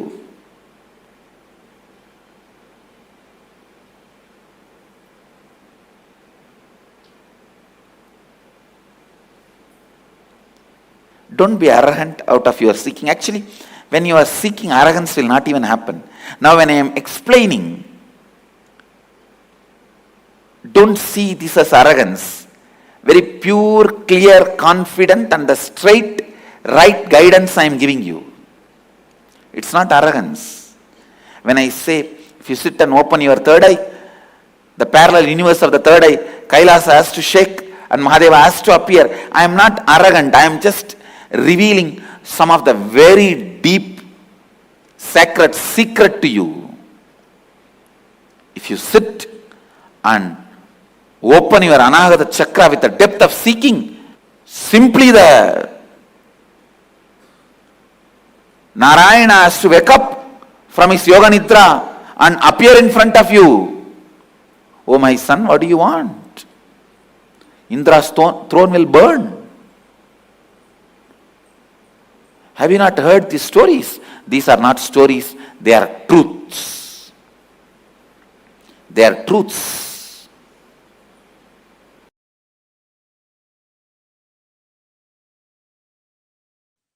Paramashiva's message directly from Kailasa on this auspicious Nithyanandotsavam, Avatara Brahmotsavam, Avatara Dina Brahmotsavam, second day. Listen. Listen. Surrender is the parallel universe synergy trigger. Let me repeat. Surrender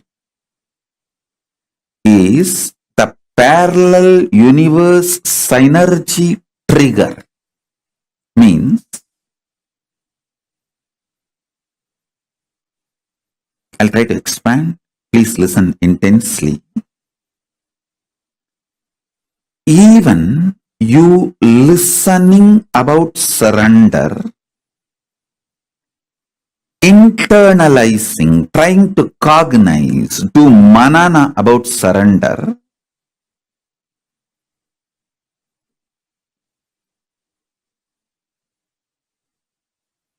even thinking of doing surrender or planning, strategizing to do surrender, everything is parallel universe synergy trigger. Means Paramashiva has already decided and he has picked you up. You are handpicked, chosen. That is why you can even hear about surrender. Shravana about Saranagati happens only if Paramashiva has decided you are his. You belong to him. It is parallel universe synergy trigger. It has multi-layer meaning. It's not that you surrender and Paramashiva accepts. He decided to accept you, then he triggers the surrender in you, the idea of surrender in you, thought of surrender in you. Kailasa decided to accept your surrender only then the surrender idea gets triggered in you.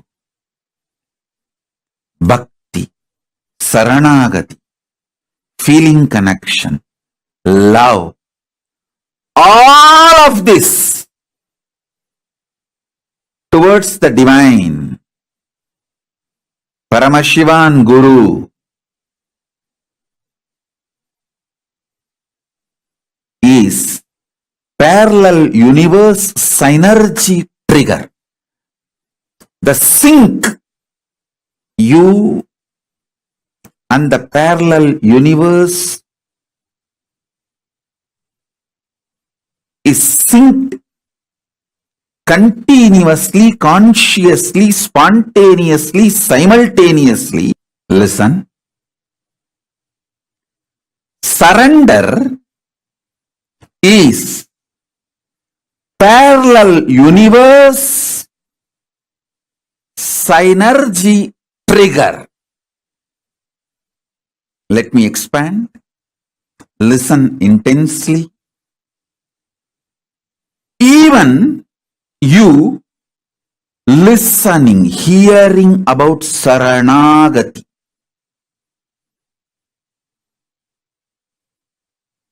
Saranagati to Paramashiva or Guru,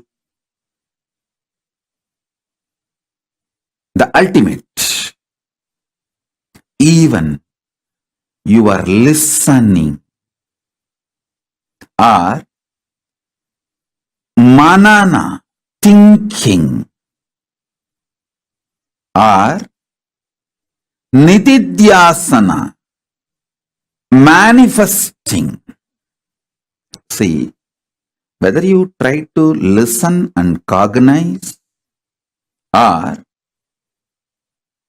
contemplate and strategize to manifest or manifest.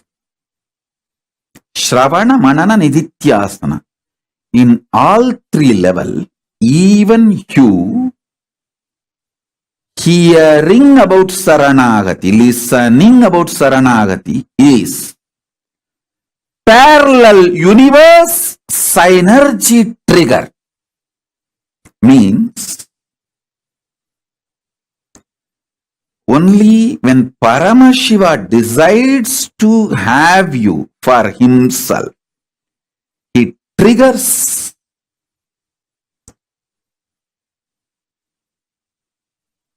the idea of Saranagati in you. Don't ever think you decide to surrender, then Paramashiva accepts it. No. Understand the principle of time in parallel universe. In parallel universe, there is no past, present, future. It's a synergy. Synced energy manifestation is synergy.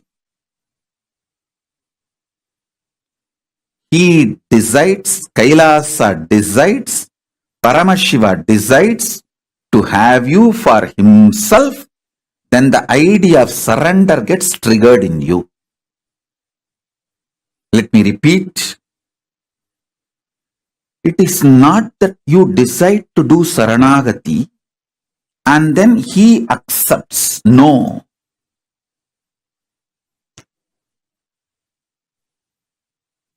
He decides to have you all for himself, then he triggers from the parallel universe as a synergy trigger. Saranagati is triggered in you.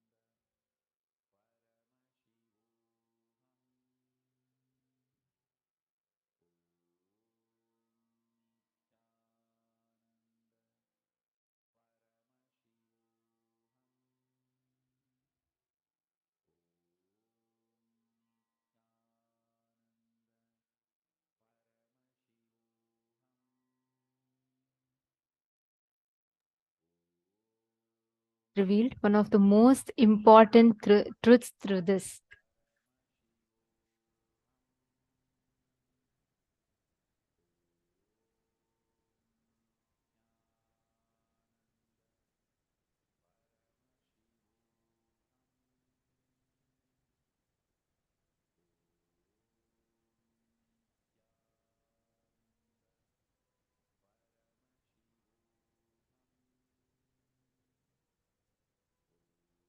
Understanding about the parallel universes and how they are mapped to the 25 states of consciousness. How exactly do we map the existence of the parallel universes? This is a very, very important session in order for the preparation for today's darshan. So we request all of you to please provide your complete listening to this.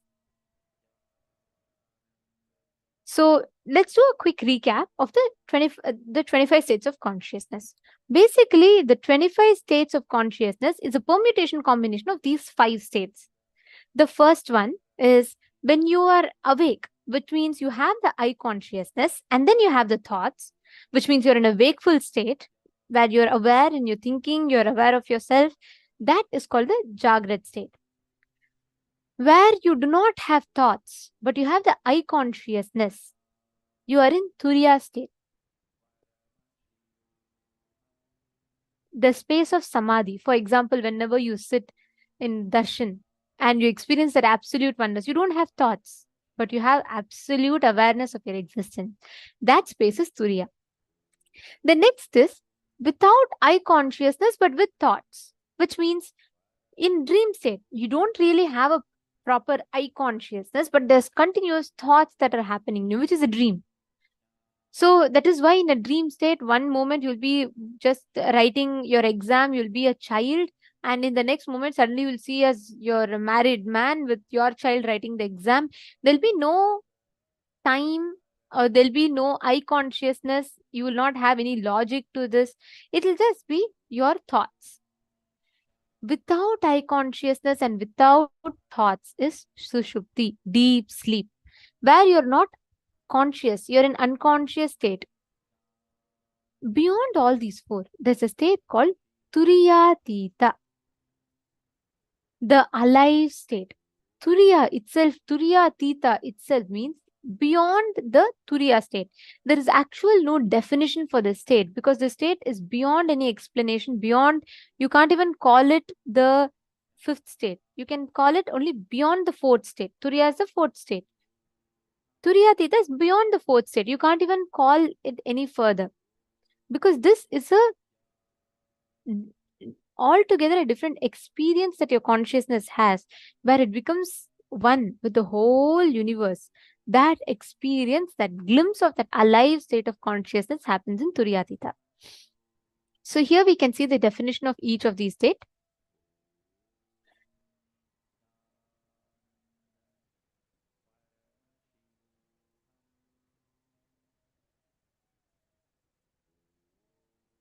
So the most important thing is understanding about the 25 states of consciousness is like knowing you being made aware of the rights that you have. All the rights, the authority that you have to learn about the knowledge. Now, I'm going to request all of you to please take a minute. Can I request every one of you to bring a piece of paper and pen and please draw this chart?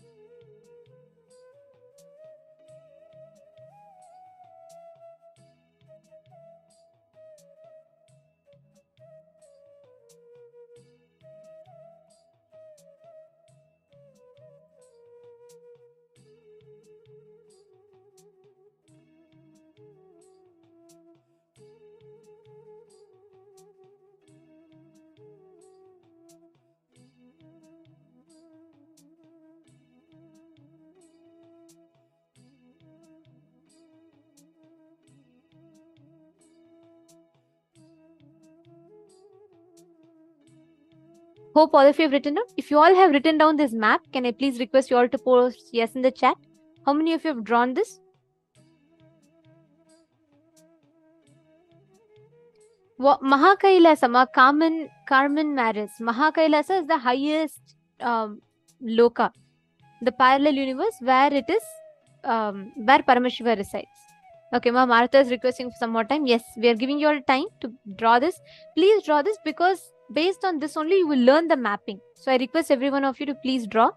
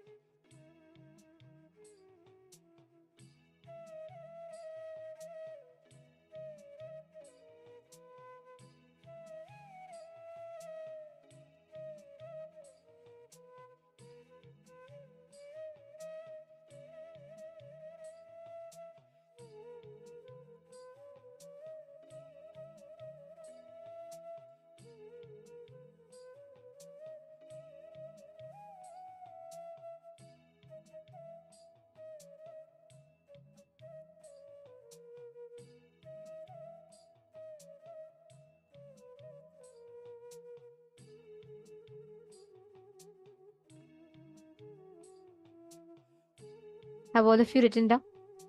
Okay.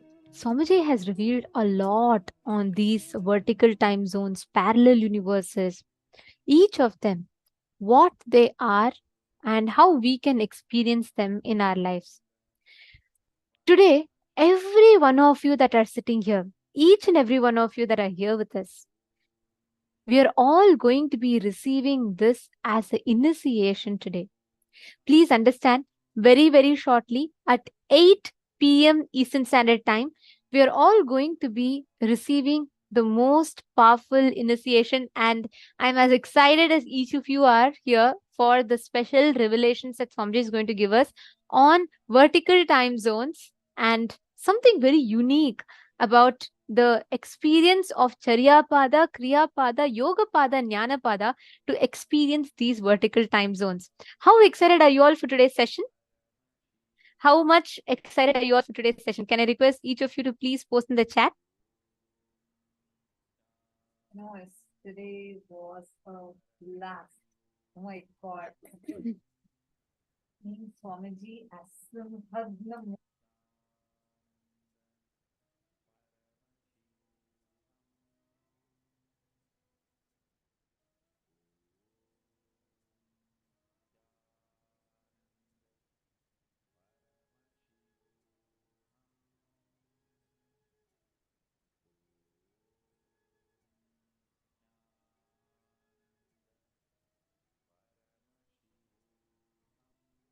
Sorry for that. Vimala is also saying she's very excited. Sorry for that. Yesterday, Swamiji had so powerfully revealed to us. Like I felt it was just especially the way how Swamiji was, right, as Bhagavān Simhagna Murti and revealing to us the deeper truths from Agamas.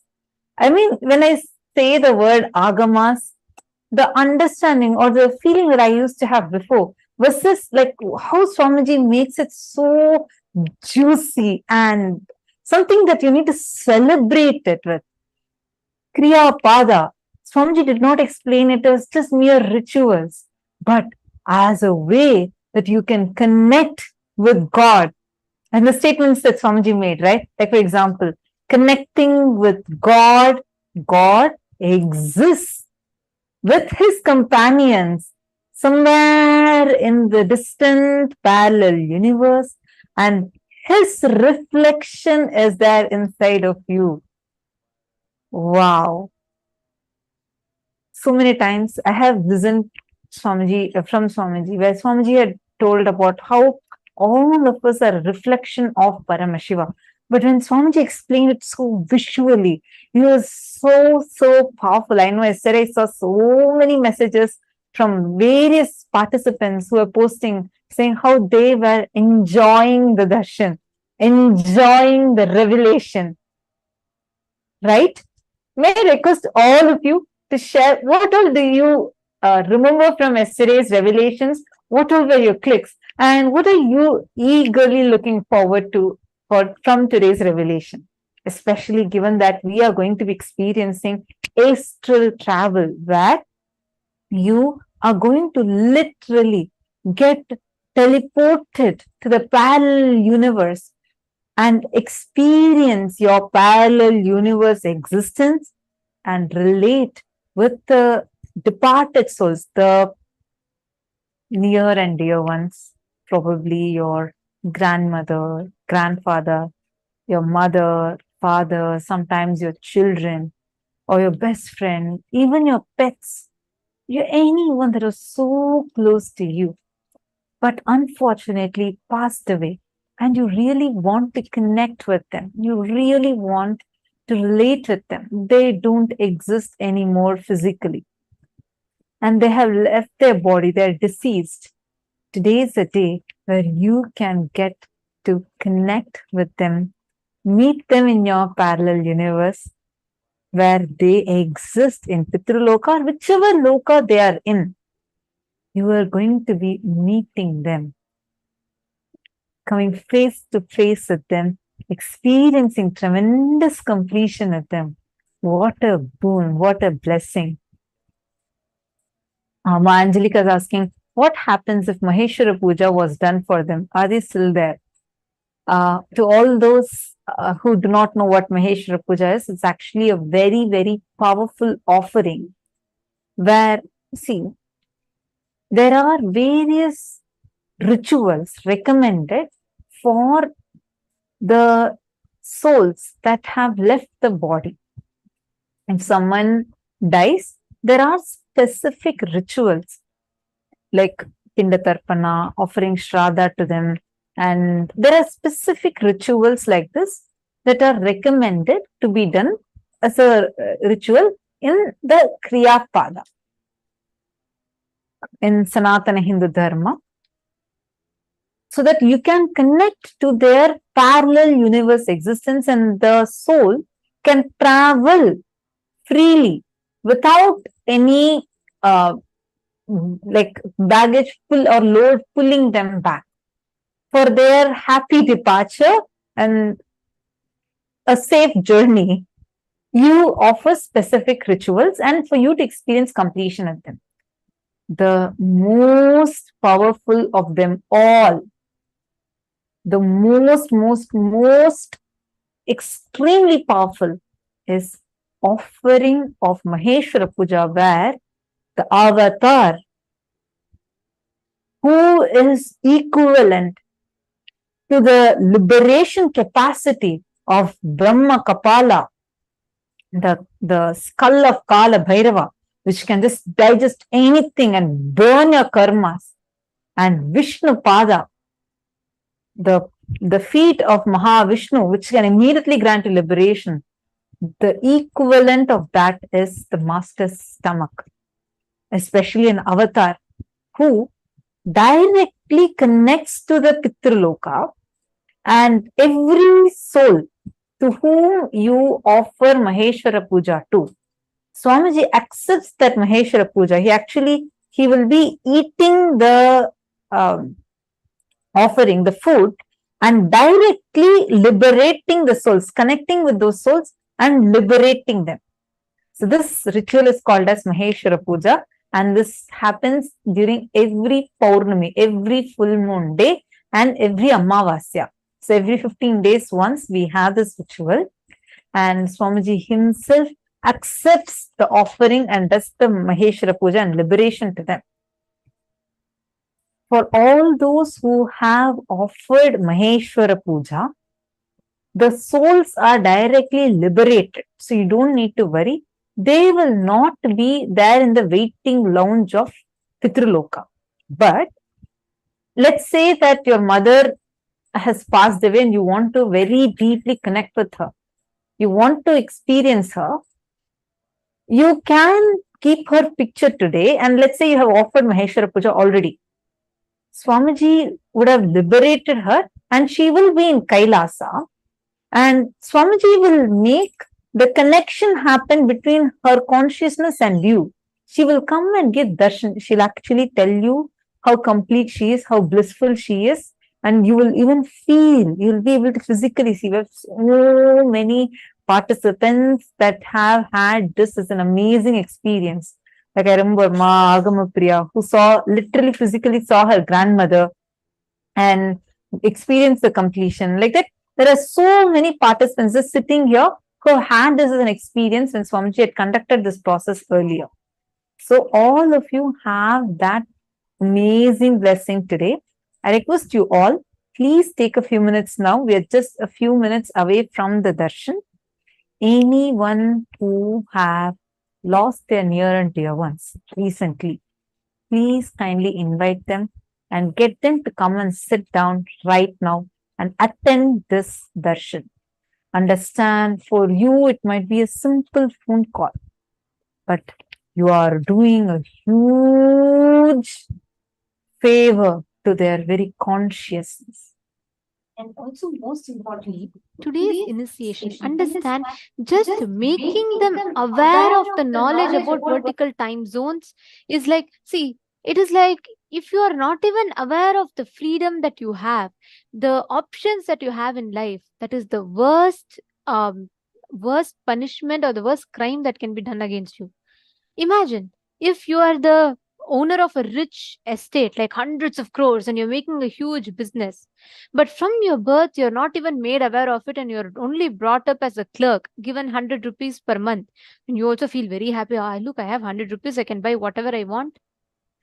But what can you do with that money when when you're making crores and hundreds of crores every day?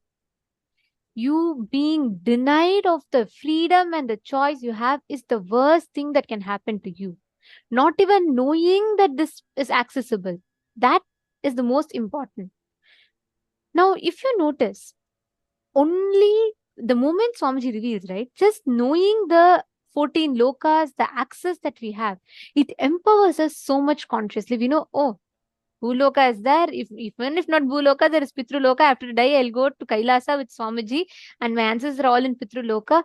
We know exactly the whole freedom that we have to access.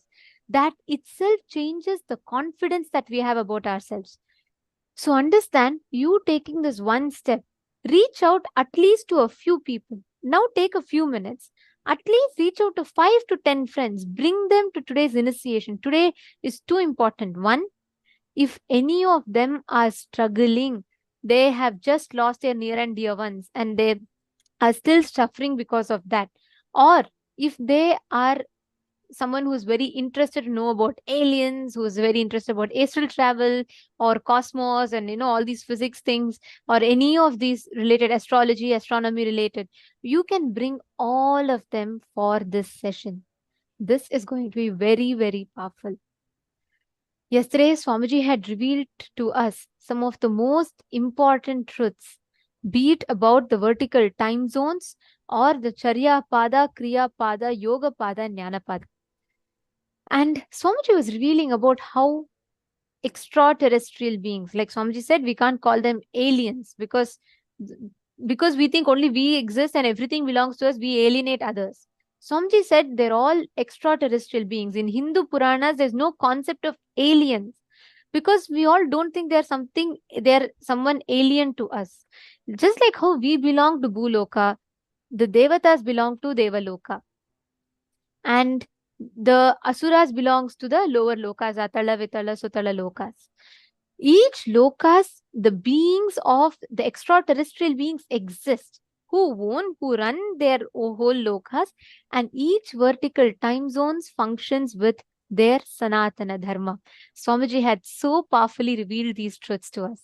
So I request every one of you to take a few minutes.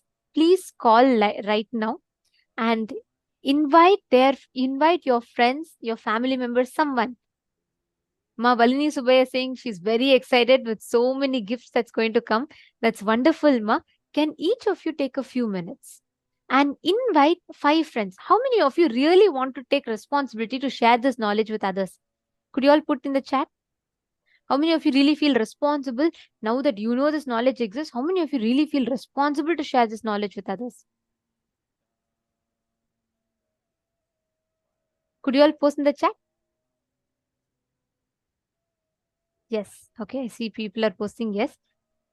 Understand the best way you can take responsibility for this knowledge is by sharing the science, the possibility of the science with others. Okay. I see Ma Valini Subaya, Ma Nithyananda. Ma Valini is saying she's already sharing. That's wonderful. Ma Nithyananda, please let us all take that responsibility to remind. Very, very shortly, Swamiji is going to be here to give us this powerful revelations about vertical time zones and parallel universes. Around 8 p.m. Eastern Standard Time, we are going to be having the darshan. So please make sure that all your friends, family members are there right now, because now the main preparation is going on, and make sure you're ensuring that they are here. Understand this darshan. Tell them to also get a picture, explain to them, give them the context, and let them sit with you and let them have a glimpse of what amazing initiation we're receiving today. So make sure you're inviting them. Let them not miss out on this amazing, amazing boon. Actually, we had yesterday, there was a person who was, one of the participants was saying about how they felt that, left out when they didn't know about the death meditation and the initiation Swamiji gave. See, even though people are there connected to the Sangha, many people, due to, they're probably busy and they're missing out information. Each one of you here that are receiving the gifts, if each one of us take the responsibility to share this, understand so many people, how you felt blessed to be here. Yesterday, when Swamiji is revealing such an amazing, powerful revelation, how blessed did you feel? So many of you were posting, right? Saying that you really loved it, you're grateful. Take this blessing and to others. Reach out to as many people as possible. Ensure that they are here right now. Please take a few minutes. And meanwhile, as all of you are inviting your friends and family members, we are going to watch a short documentary on what exactly is this vertical time zones. This is a very important one. Even if you had missed the vertical time zones or parallel universe session in the morning, this would give you a very good insight as to what this is, so that you can prepare for the satsang and the session and the darshan. So we request you all to please ensure now that the family members or your friends, whoever you want to invite, are joining right away. Please ensure that they are here so that they do not miss out on any of these amazing gifts. And for today's initiation, please make sure that you are having the pictures of your Pitrus. See, today Swamiji is going to be revealing in the session. We are going to be having a very powerful session. And along with that, even traveling to the Pitru Loka, you'll be able to visit the different Loka. Today we were learning about in each Loka who are the citizens, right? Swamiji was revealing. And also Swamiji was telling about the Charya Pada, Kriya Pada, Yoga Pada, Jnana Pada. The Agamas, what Paramashiva has revealed, are called Agamas. Swamiji was telling yesterday about the Vedas and Agamas, right? Agamas means, the verse beautifully goes, Agatam Shiva Vaktrebhyo Gatam Chagirija Mukhe Matam Hi Vasudevascha Tasmadagama Uchyate. Means, it comes from the Paramashiva's own mouth, goes into the ears of Girija, the Devi Parvati Parashakti, and it is applied to govern the whole universe by Parandhama Mahavishnu. And this is called Agamas. Understand, Agamas elaborately describe the different aspects in life through which you can reflect Paramadvaita with Paramashiva. Charya Pada is where through the lifestyle we can experience that Paramadvaita with Paramashiva. Like for example, in Agamas, we have elaborate description how a person who is looking for enlightenment, with what should he brush his teeth with? A grahastha, what stick should he use to brush his teeth with? Each of the details are given, how you should dress, how you should sit, how you should walk, where all you should apply bhasma, what should be your attire for puja. Everything is elaborately given as Charya Pada, means lifestyle practice. Next comes Kriya Pada. Kriya Pada is where you do the different ways to connect with Paramashiva, the rituals, be it Homa, be it puja, all of that. And the next one is Yoga Pada. Yoga Pada is aligning your body and mind through yoga in oneness with the divine. Jnana Pada is living enlightenment, the sciences that Hinduism reveals. Swamiji very beautifully tells, Paramashiva, when he reflects in your lifestyle, he reflects as Charya Pada. Paramashiva, when he reflects in your emotions, in your feeling, he reflects as Kriya Pada.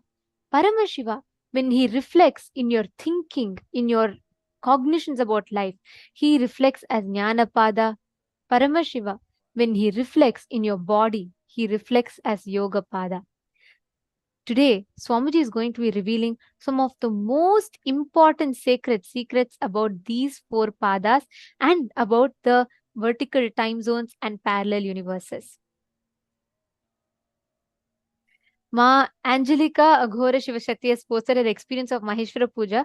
She's saying that my auntie came to me after the puja in a dream. She was glowing in bright red. She told me how happy she was, and I'm so happy to know she's in Kailasa, happy after the puja. Wow. Actually, there are tons of experiences like this. Today, you will actually see the moment if you meet your ancestors whom you have offered the Maheshwara Puja for, they will all tell you how happy they are and how they're living in, at the lotus feet of Swamiji so blissfully. You will be able to meet your ancestors. All our ancestors, like we all learned today, they all exist in the Janaloka, in the Pitraloka, which is in the Janaloka. So that is like the lounge, the waiting lounge for them all. And Swamiji liberates them from all the baggage and all the this thing. Like they moved from normal waiting lounge to the VIP waiting lounge. And the beings who are offered Maheshwara Puja liberated, they all directly go to Kailasa and live in the lotus feet of Swamiji's. So understand, every beings, these parallel universes are true. These sciences exist. And the beings exist. The ancestors exist in each of these planes. So it is important that each of us share this science with our near and dear ones so they too can benefit from this. And we request every one of you reach out. We have about 10-15 minutes now. Take your time now and invite your friends to join the darshan that is starting very shortly. And now, as all of you are inviting your family and friends, we are now going to be playing a small documentary on the existence of parallel universe. Since the beginning of time and space, Bhagavān Paramashiva, the all-powerful, all-pervasive and all-knowing ultimate superconscious existence, revealed in the Vedas and Agamas, the source scriptures of Hinduism, the truths about himself and the manifested universe and its multidimensional and simultaneously existing dimensions and worlds, also known as parallel universes or vertical time zones. त्रुट्यादि प्रत्ययस्यार्थ कालो माया समुद्भवः. The Kala Tattva, which gives rise to the knowledge of various time zones and parallel universes such as Truti and others, is originated by Ananteshwara from the impure Maya.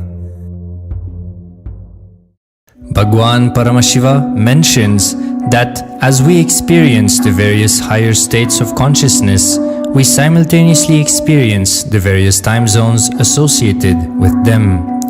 We get transported to the parallel universes and experience the other dimensions of our own existence, of our own personality. Listen, Subarloka is all about stable bliss, absolute health and stable bliss. Maharloka is all about the highest peak possibilities. Jana Loka is the place where you can exist in multiple bodies at a time. You experience oneness as the super reality. Tapa Loka is that last struggle you go through. Sometimes you know you are Paramashiva, sometimes you just slip off, but again you say, I am Paramashiva. That space is the Tapoloka, an absolute surrender. Whether I am remembering, I am manifesting Paramashivatva, or I am deluded, I surrender both to Paramashiva. When you take that decision, you are lifted to Brahmaloka. You move to the Brahmaloka. The deep surrender lifts you to Brahmaloka. Then from there you move to Parandama, Vaikunta and Kailasa, then Mahakailasa itself. The key to unlock these parallel universes is hidden in the spine of the human body. Human beings, only human beings on this planet Earth are empowered, hardwired, capable of migrating to parallel universe. Understand? Your spine is not only hardwired, capable of fuel, charged to lift you off to different parallel universes. सुकृतान् मानवो भूत्वा ज्ञानी चेन्मोक्षमाप्नुयात् चतुरः शीतलक्षेषु शरीरेषु शरीरिणां न मानुष्यं विना यत्र तत्त्वहानं तु लभ्यते. Of the 8.4 million bodily forms, the human body is the most important, for it is this form in which one gets knowledge of the essence.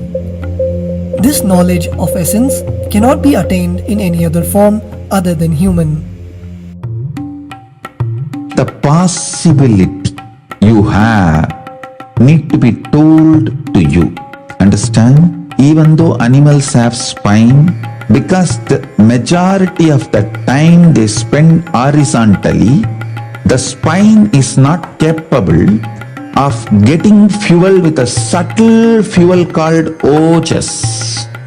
The ojas need to be filled in your spine and the kundalini need to be ignited for you to reach parallel universe and different vertical time zone spaces. When our state of consciousness is raised, we start experiencing these higher lokas, allowing the various possibilities and powers available in these universes to start expressing in our own human body. Recently, scientists have discovered that the human body, particularly in the brain, naturally produces light in the form of biophotons, and that when our state of consciousness is lifted, the brain moves from producing a normal 20 photons of light per centimeter square per second to more than 100,000 photons of light per second. That shows us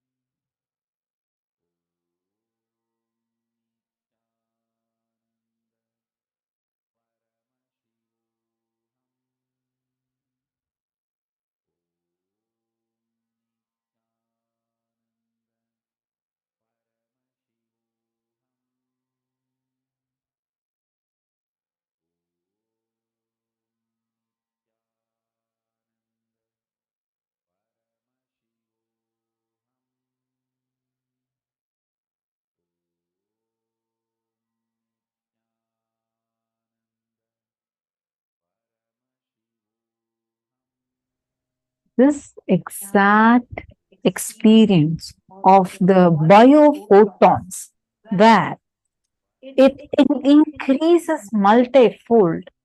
It is literally a significance of your ojas being awakened, your kundalini shakti being awakened, and your ojas being awakened, and you will directly reach the parallel universe. You'll be raised to the parallel universe. This is now scientifically also established with the quantifiable research on the increase of your biophotons.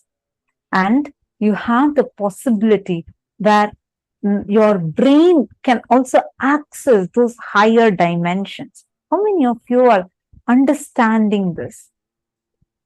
How many of you are getting, yes, I feel I'm getting it. How many of you are getting like that? Please take a moment and put it in the chat if you are able to understand and click with it.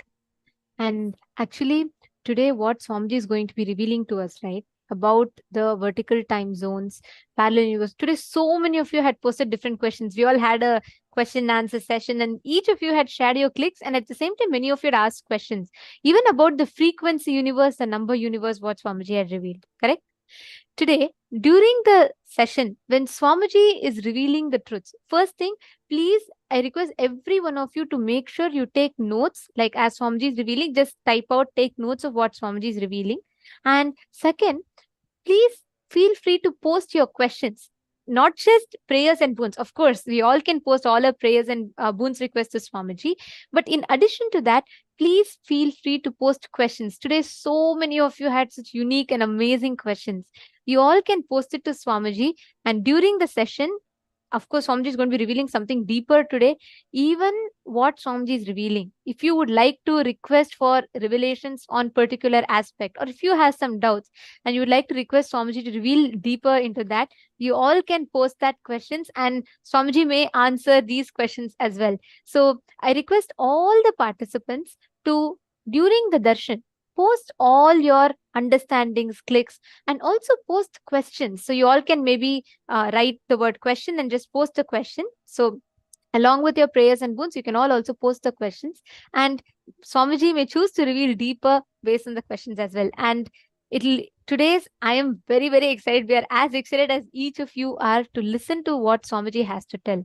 Even listening just one glimpse of what Swamiji told yesterday, the revelations was just phenomenal. Be it about the extraterrestrial beings, be it about traveling to the 14 lokas, and the reflection, the permutation combination, the charya, kriya, charya yoga, and charya jnana.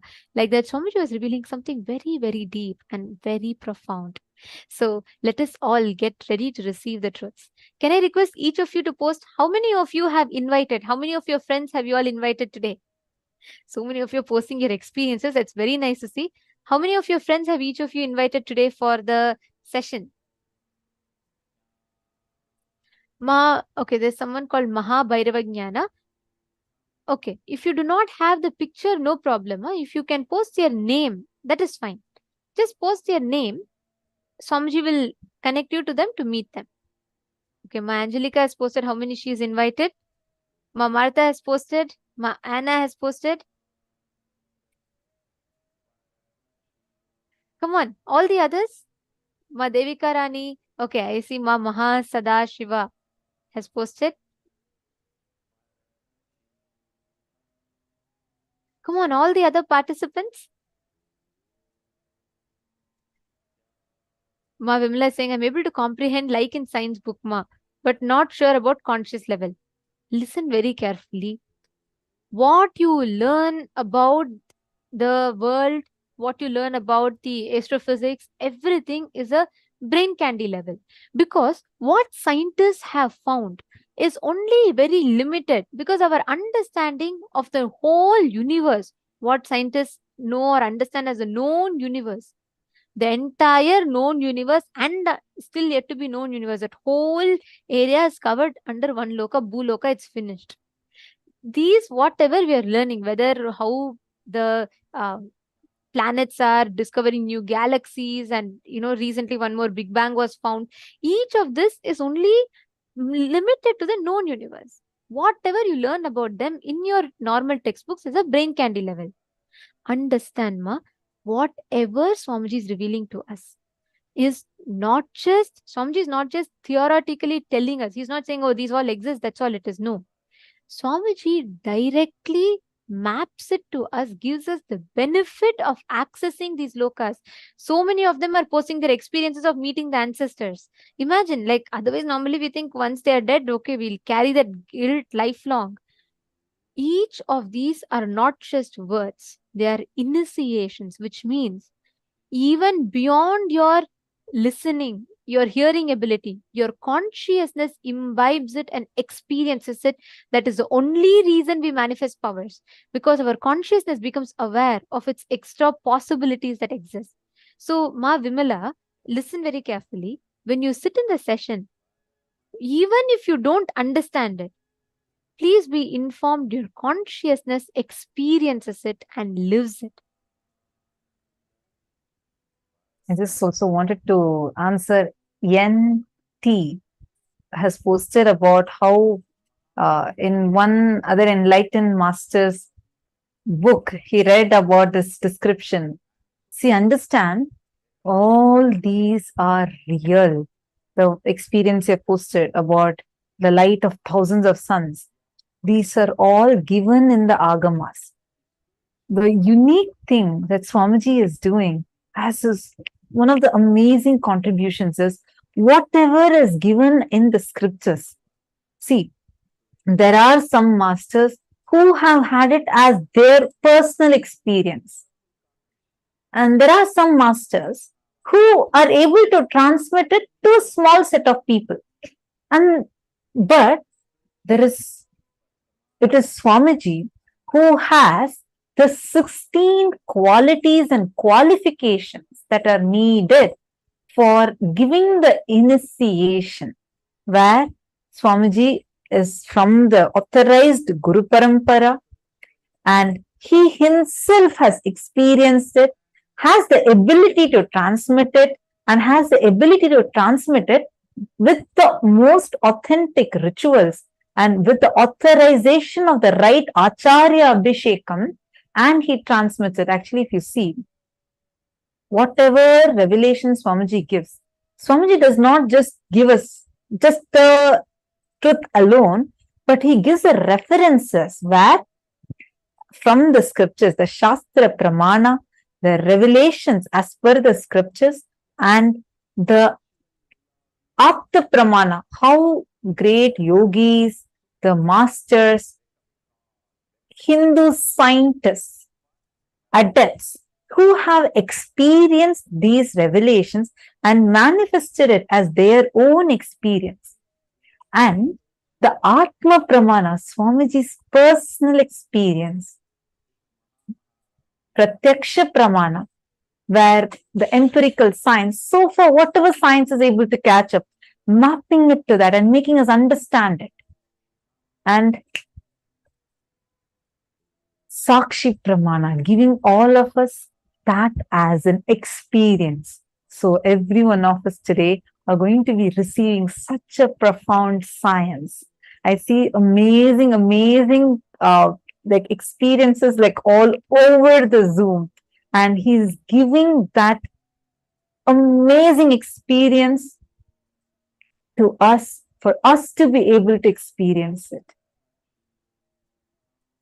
And I also see one other question Dikshuan Chen is asking, is the Earth's core world the same as the Kailasa parallel universe?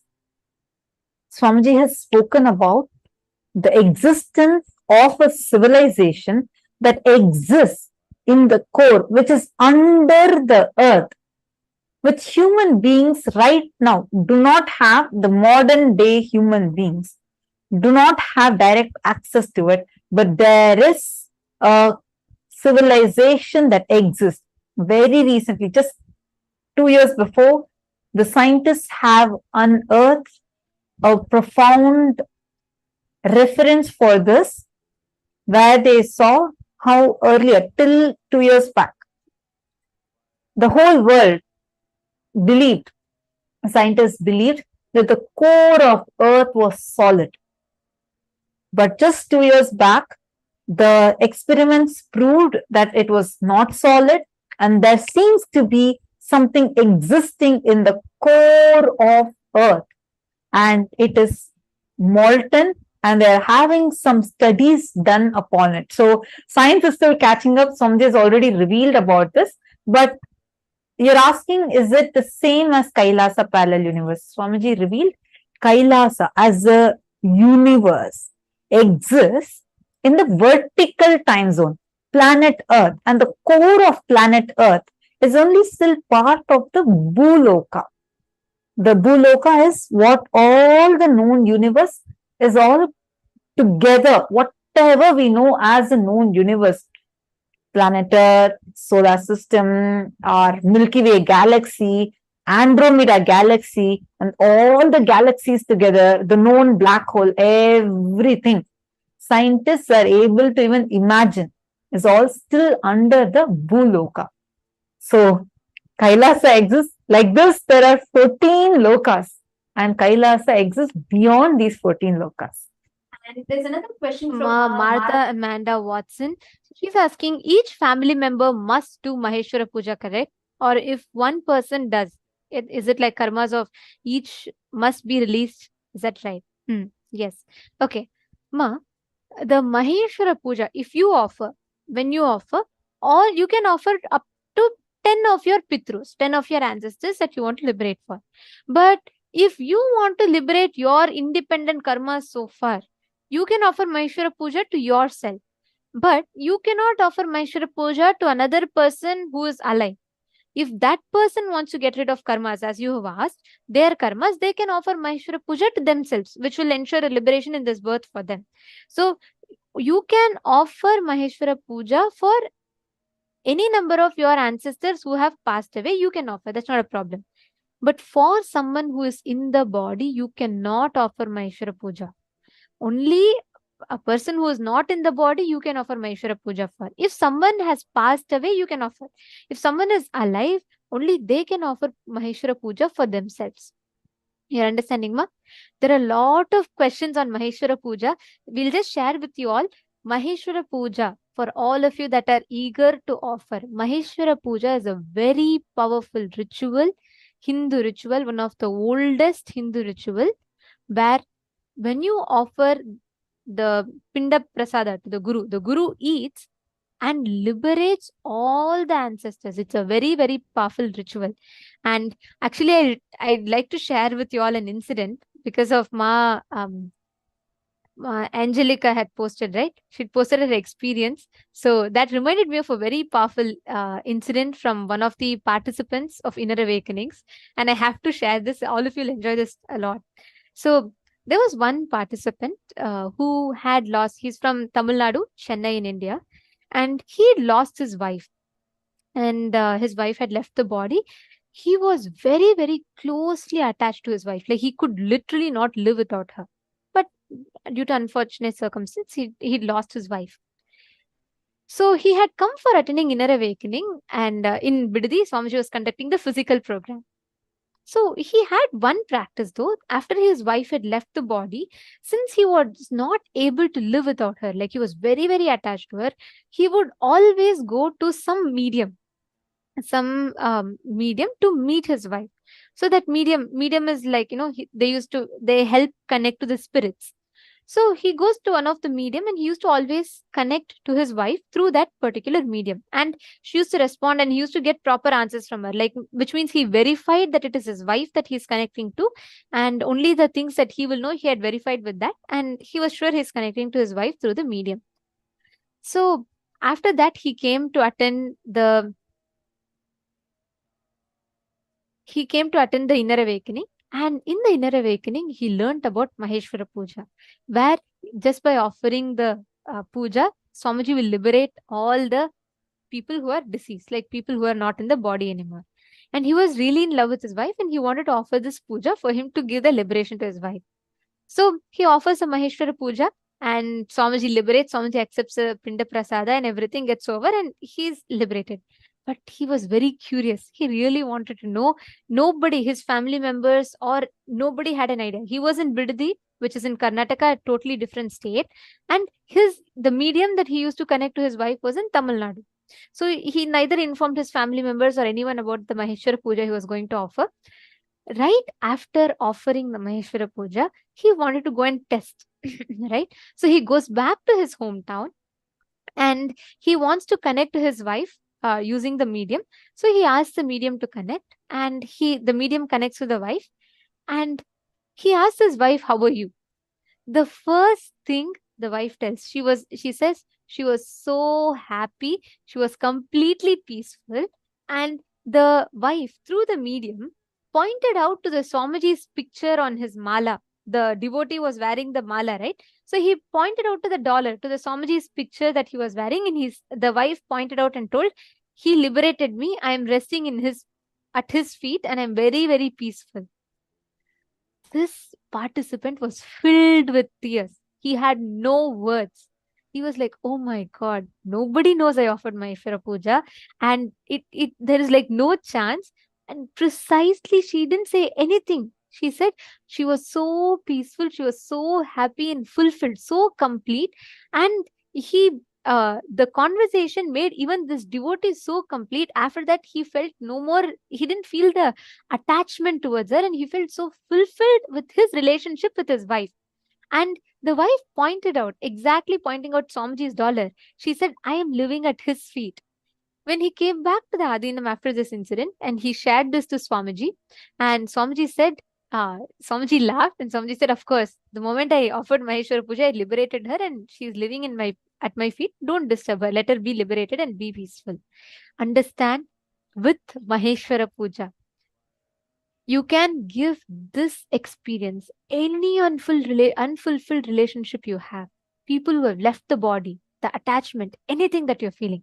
One Maheshwara Puja is enough for that ancestors to completely get liberated. See, today we are meeting the ancestors, which is true. Today we're all going to travel to the Pitru Loka and meet the ancestors. But liberation for the ancestors happens through Maheshwara Puja. Since so many of you are asking about Maheshwara Puja is the most powerful ritual that you can offer, through which you can liberate your ancestors. You will literally hear them. After you offer Maheshwara Puja, next season come back on this initiation and you can check with your ancestors how they are feeling. They'll come and tell you how liberated, how joyful they are. Ma Angelica had posted, right? And even Ma Agama Priya had shared her experience. So many of them have posted how they felt complete after their ancestors would come back in the dream and tell them that they are fulfilled and they're happy. Understand, it is not a joke. It is an actual experience. Each of you can experience this. For you to know how you can offer Maheshwara Puja, the link is there in the chat. The support desk team is actively posting and they're all available to you all.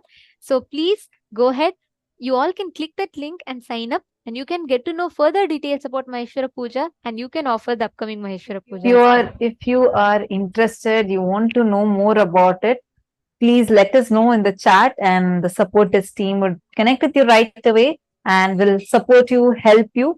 And even if you have such amazing experiences, do share with us, and the support desk team will guide you further as to how you could record it and share it with us. Wonderful. So lovely to see so many of you posting this. And I know all of us are eagerly waiting for today's darshan. Now it's time. Let us all get ready, prepare ourselves to receive the darshan. We are now going to be chanting the Dhyana Shloka of Bhagavān Sadashiva Murti, whose darshan we are going to now be receiving.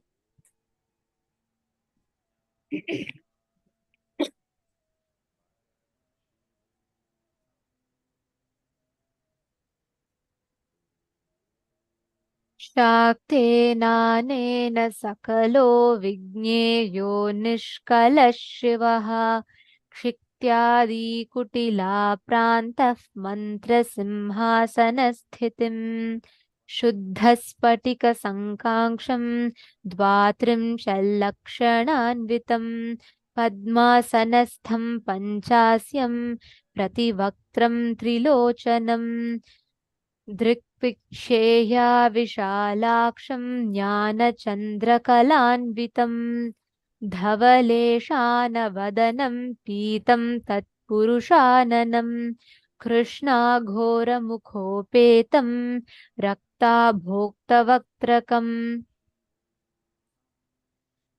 सुश्वेतं पश्चिमस्यैकं सद्यो जातं समूर्तिकं नागोपवीतिनं शान्तं जटाखण्डेन्दुमण्डितं शक्त्यशिशूलखट्वाङ्गं वरव्यघ्रं कराम्बुजम् दक्षिणे रथवामस्भैडमरुं बीजपूरकम् नागाक्षसूत्रं नीलाब्जं बिभ्राणं पञ्चाभिः करैः दिव्यगन्धानुलिप्ताङ्गं दिव्यपुष्पैरलङ्कृतम् हारकङ्कणकेयूरैः मुद्रिताम्बिरलङ्कृतम् सञ्चिन्यमूर्तेरूपरि शक्तिमात्रं विजृम्भणम् लिङ्गाकारोपमर्देन भावने लिङ्गतां त्यजेत्. The next is the Dhyana Shloka of Satyojata Murti. Satyojata is Sadashiva's aspect of creation. कुन्देन्दुशङ्कस्फटिकावभासो वेदाक्षमालावरधाभयङ्कः रक्षश्चतुर्वक्त्रौरुप्रभावः सद्योऽधिजातं वतु मां प्रतीच्याम्.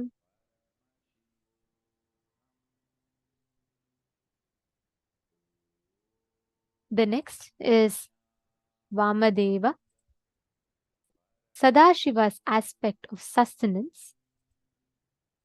Varakshamaलाभयटङ्कहस्तः सरोजकिञ्चल्कुलसमानवर्णः त्रिलोचनश्चारुचतुर्मुखो मां पायादुदीच्यां दिशि वामदेवः. The next is Aghora, Sadashiva's aspect of rejuvenation.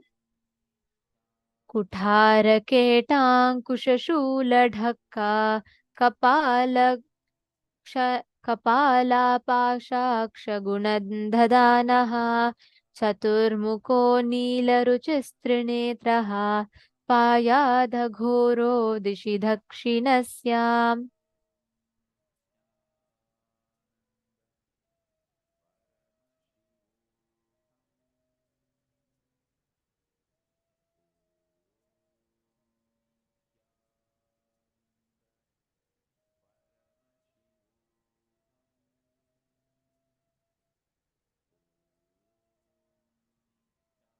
The next is Tat Purusha, Sadashiva's aspect of pulling out of delusion. Pradipta Vidyut Kanakavabhaso Vidyavarabitif Kutara Panihi Chaturmukhastat Purushastриnetraha Prachyam Stitho Rakshasu Mamajasram. The next is Sadashiva's aspect of Ishana, the face through which he performs liberation. Vedabhayeshtaङ्कुशषष्टपाशः कपालढक्काक्षरशूलपाणिः सितद्युतिः पञ्चमुखोस्त्वतान् माम् ईशान ऊर्ध्वं परमः प्रकाशः.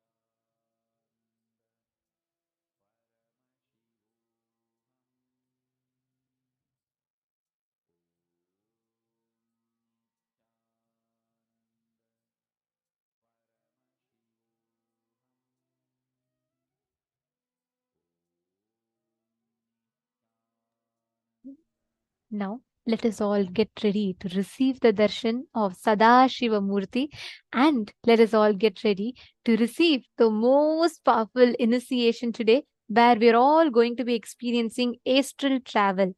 Literally, we're all going to be traveling to the parallel universe of Pitruloka to meet our ancestors. And we're going to be receiving some of the most powerful truths about vertical time zones, parallel universes, Charyapada, Kriyapada, Yogapada, and the Jnanapada.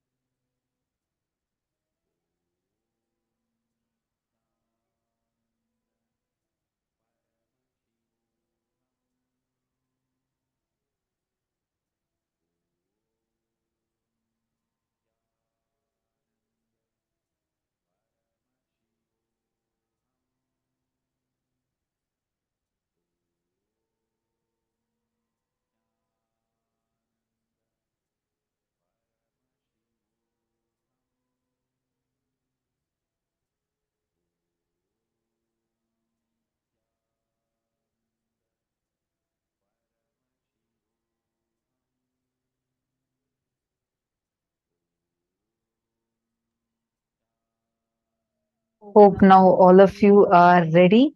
Let's prepare ourselves for receiving the darshan and initiation. Request all the participants to please come in front of the camera just to again walk you all through what exactly we are going to be doing now. Please make sure you are clearly visible in the camera and ensure that you are sitting in a well lit room. Make sure, see, understand there are more than 10 rooms, and Swamiji, and we are live on various social media platforms.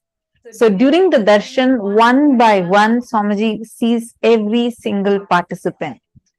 And just when Swamiji's eyes fall on you, it's an initiation. It's called as Nayana Diksha, just through look.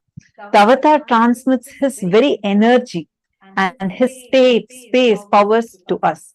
It is called as the Nayana Diksha. So I'm sure that none of us would want to ever miss out on that. So please make sure that you are sitting here, fully being here, completely in front of the camera, clearly. Do not miss out even a single moment. And this is extremely a sacred space. So make sure you're not moving around or lying down. This is a space where literally the gods are manifesting. Understand, like what Swamiji explained to us again yesterday. Gods, it is true. Gods exist in us also. But physically, Paramashiva exists.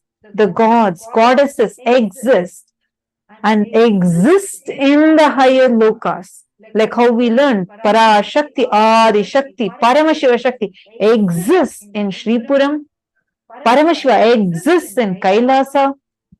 Parandama exists in Vaikunta. Every deity that you connect to exists physically, they exist in these higher planes of existence. We all read out the scriptural references from the Mrigendra Agama, and Swamiji revealed elaborately in detail and with so many evidences and explaining to us and transmitting the very experience to us. So today, make sure this space, those gods and goddesses are literally manifesting. Today, Bhagavān Sadashiva is coming down physically, manifesting all his 5 aspects, 5 dimensions with his 5 faces, manifesting for us today. So every moment you're sitting here, understand its sacredness and make sure you're sitting straight, not lying down, and make sure you are fully prepared to receive this initiation. And during this time, Swamiji personally blesses every individual's prayers. So you have 6 platforms through which you can post your prayers, which is YouTube, Facebook, Twitter, Instagram, and the Zoom. So make sure you are posting on all these platforms so that in any of the platforms that Bhagwan's eyes fall, your prayers get blessed. And you've asked a question. Swamiji said we all exist in all 14 lokas already. So when we take another birth or body, the form in Bhuloka will change, but the forms in other 13 lokas remain as they were, right?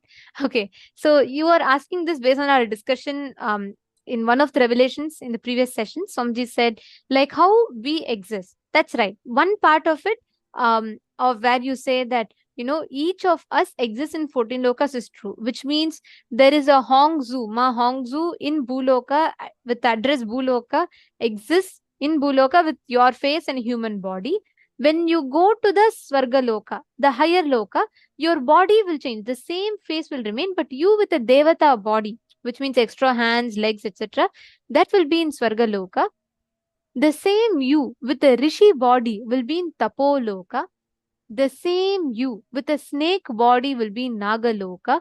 Like that, in each of the loka, our face, the identity is the same.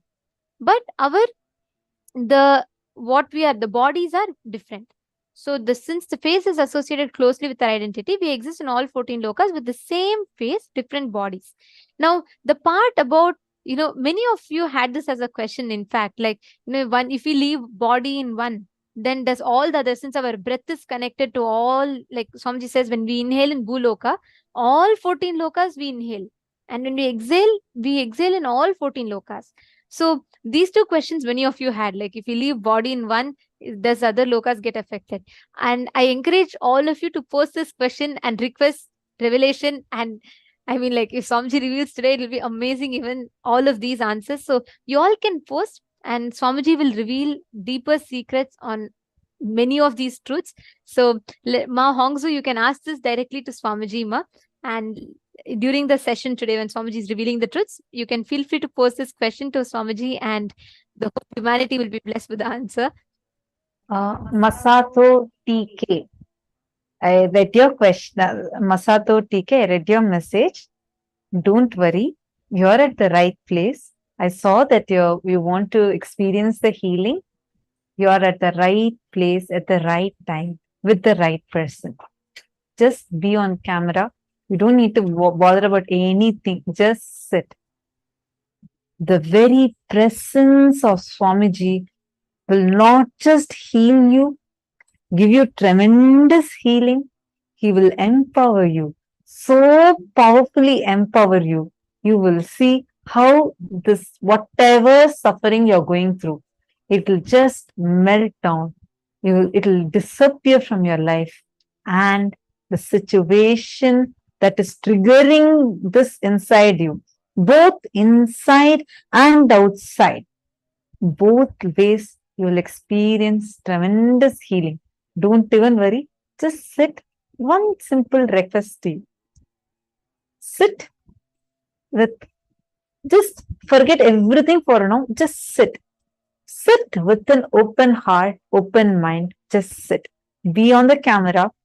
If any thoughts come that something is disturbing you, just keep putting it in the chat, requesting Swamiji's blessings to liberate you from those struggles.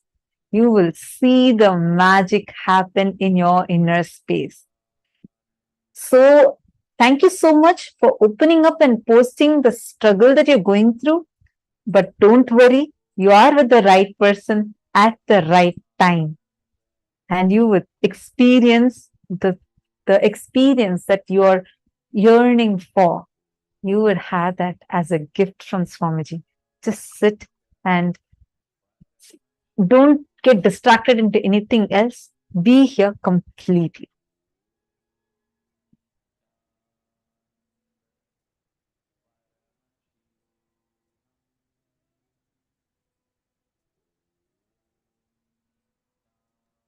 The whole 14 lokas, each loka has a Sanatana Dharma that governs, right? Like, for example, in Devaloka, you do not have the freedom to do something wrong. All people who live in Swargaloka is like a universe. So in that there are multiple different lokas, like there is all the Swargaloka, the heaven, what we understand as heaven, the Swargaloka, and then the Ashtadik, Dashadik Palakas, all of them exist in Swargaloka. Like that, each of them, there are different lokas within the Swargaloka in which each of them exists, right? So in each of the universe, in each of these parallel universes, there is one Sanatana Dharma that governs each of them. Certain laws by which they function. What Paramashiva intended, he said that as Sanatana Dharma in each of these parallel universes. Like, for example, in the lower lokas,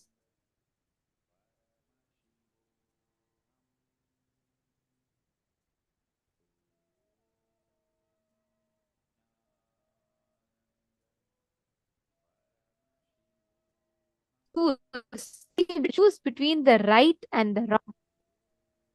And only in Bhuloka you have the power, the ability to design. That is why, even for, let's say, a person who's in Tapoloka, Rishi, he wants to go to Kailasa, he should come down to Bhuloka, do the tapas to go back to Kailasa.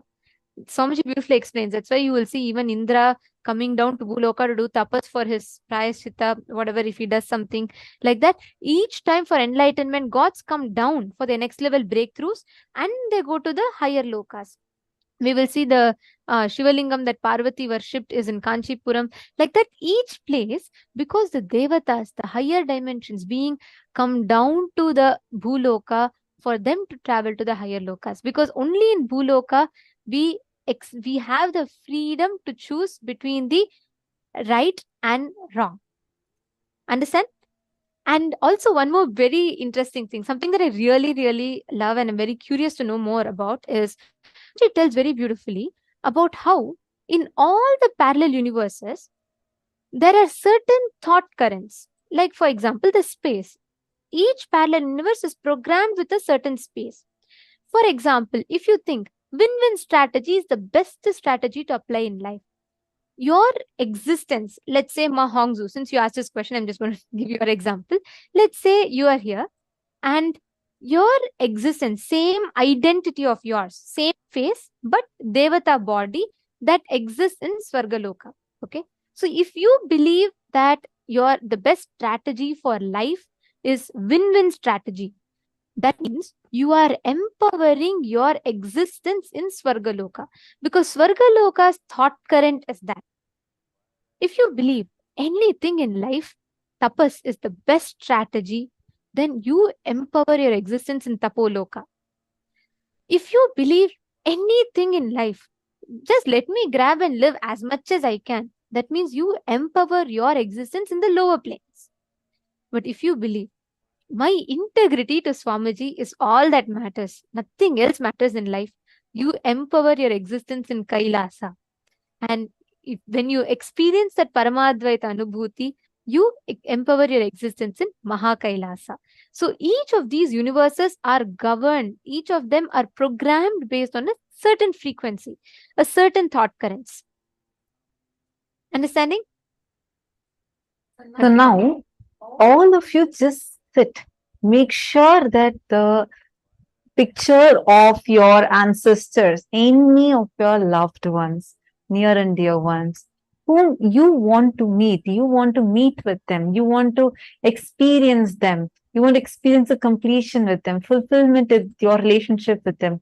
Just get their photograph, keep it in front of you, make sure you are also clearly visible and the person whom you want to meet with is also clearly visible. And like how Swamiji explained to us about how the ojas inside of us is that fuel is increased and you are directly raised to those respective parallel universes. That exact process Swamiji is going to be conducting for us, and you are going to be raised in your frequency and you will have the ability, power to be able to see the ancestors. And simultaneously, Swamiji will also, the picture that you are showing, Swamiji will directly connect that soul from the Pitraloka with you so that they can appear and give darshan. If you have offered Maheshwara Puja, they will come and give you a darshan and give you that completion space, because they'll be coming down from Kailasa and Mahakailasa space. So all of you are going to get to experience this. Today, during the initiation, and especially today during the session, we are going to be literally traveling, taken through each of these higher dimensions, each of these lokas. So get ready. The Swamiji will be taking us all through the conscious spaceship, I should say, to visit all of these higher planes. And like Swamiji was saying, right? Yesterday, Swamiji said there are different temples, different energized place where enlightened masters have left their body on their Jiva Samadhi. The temples are built. Each of them act as a portal. Like Swamiji had referred that even banyan tree, under the banyan tree, Swamiji's previous incarnation's body is there. So under the banyan tree that is in Bidadi, that banyan tree which has been existing of like for thousands of years in Adi Kailasa Sarvignya Peetam, in that banyan tree is actually grown on the bodies where Swamiji, that is a Jiva Samadhi of Swamiji's past life. In his past life, Swamiji existed in different bodies, and that bodies are right. The Jiva Samadhi is under the banyan tree, which is why banyan tree is a portal to Kailasa. Even Mount Kailash, that so many thousands of people go and visit. Mount Kailash, when they say Paramashiva lives in Kailasa, it's not that physical Mount Kailash, but that is a portal for you to experience. Like when you go to Mount Kailash, that acts as a portal for you to connect to Kailasa. And Swamiji was mentioning about Tirupati, where Swamiji tells Venkateshwara's that whole thing is actually body became deity. That is not carved. That is a body that became deity. So that particular ecosystem acts as a portal for you to access the parallel universe called Vaikuntha. Each of these temples are programmed to function as an airport, like a cosmic airport, for you to travel to a particular parallel universe that you want to visit. And there are many temples, like how Swamiji explained to us, these temples, the Garbha Mandirs, all of them are not just a structure that we are seeing. They're actually like vimanas in the temple architecture. The Garbha Mandir is actually called as a vimana. Vimana is the Sanskrit word that refers to flights. But the sanctum sanctorum, the Garbha Mandir, in a temple, it's called as Vimana too. Why? Because these temples literally descend down. They are a physical plane, like a flight, which can take you not just from one place to another, but one plane to another. These are not some physical building that you are seeing. These temples that have been energized by avatars and various enlightened beings and are literally in the Jiva Samadhi of the avatars are literally a cosmic portal where they are the cosmic airports for beings to travel from one plane to another. And you would see how these are all given in our scriptures. When we learn how Nachiketa, a 6-year, 7-year-old kid, goes to the abode of Yama. Yamadharma is Lord of Death in Hinduism. The Kathopanishad clearly describes how he goes from Bhuloka, he goes all the way up to the Yamaloka. He gets the revelation about the secret of death and comes back alive. How did he do that? Because this science of traveling from one plane to another existed as a part of our lifestyle in Sanatana Hindu Dharma. Swamiji was giving such profound revelation about how Muchukunda Chakravarti, he went to the Swargaloka, and when he went to the Swargaloka, he brought back the Tiruvarur Tyagaraja Swami, and he built the whole beautiful city in Tiruvarur with many items imported from Swargaloka. Like how we import things, like you are, let's say you are in the US and you import things from India. Like you have the freedom to import and export things, right? Same way, you don't have just that freedom only restricted to within this planet. Swamiji is revealing the science of how you can do that with the 14 lokas. Every loka, when we say a loka, it's not just a piece of land, how we visualize. It is, imagine, just understand this, whatever we know as universe, all of it, even what the scientists can visualize, is still only a part of the Bhuloka plane. Like this, there are 14 lokas, and today we are going to be experiencing the ability, the experience to travel from one plane to another. Now, it's time that we all are going to receive this amazing, profound initiation. Please sit with your head, neck and spine in a straight line. Close your eyes enter a deep meditative space. Breathe in and breathe out deeply and slowly. Chant the Mahavakya, preparing yourself to receive the initiation. The darshan is going to start in just a few minutes now.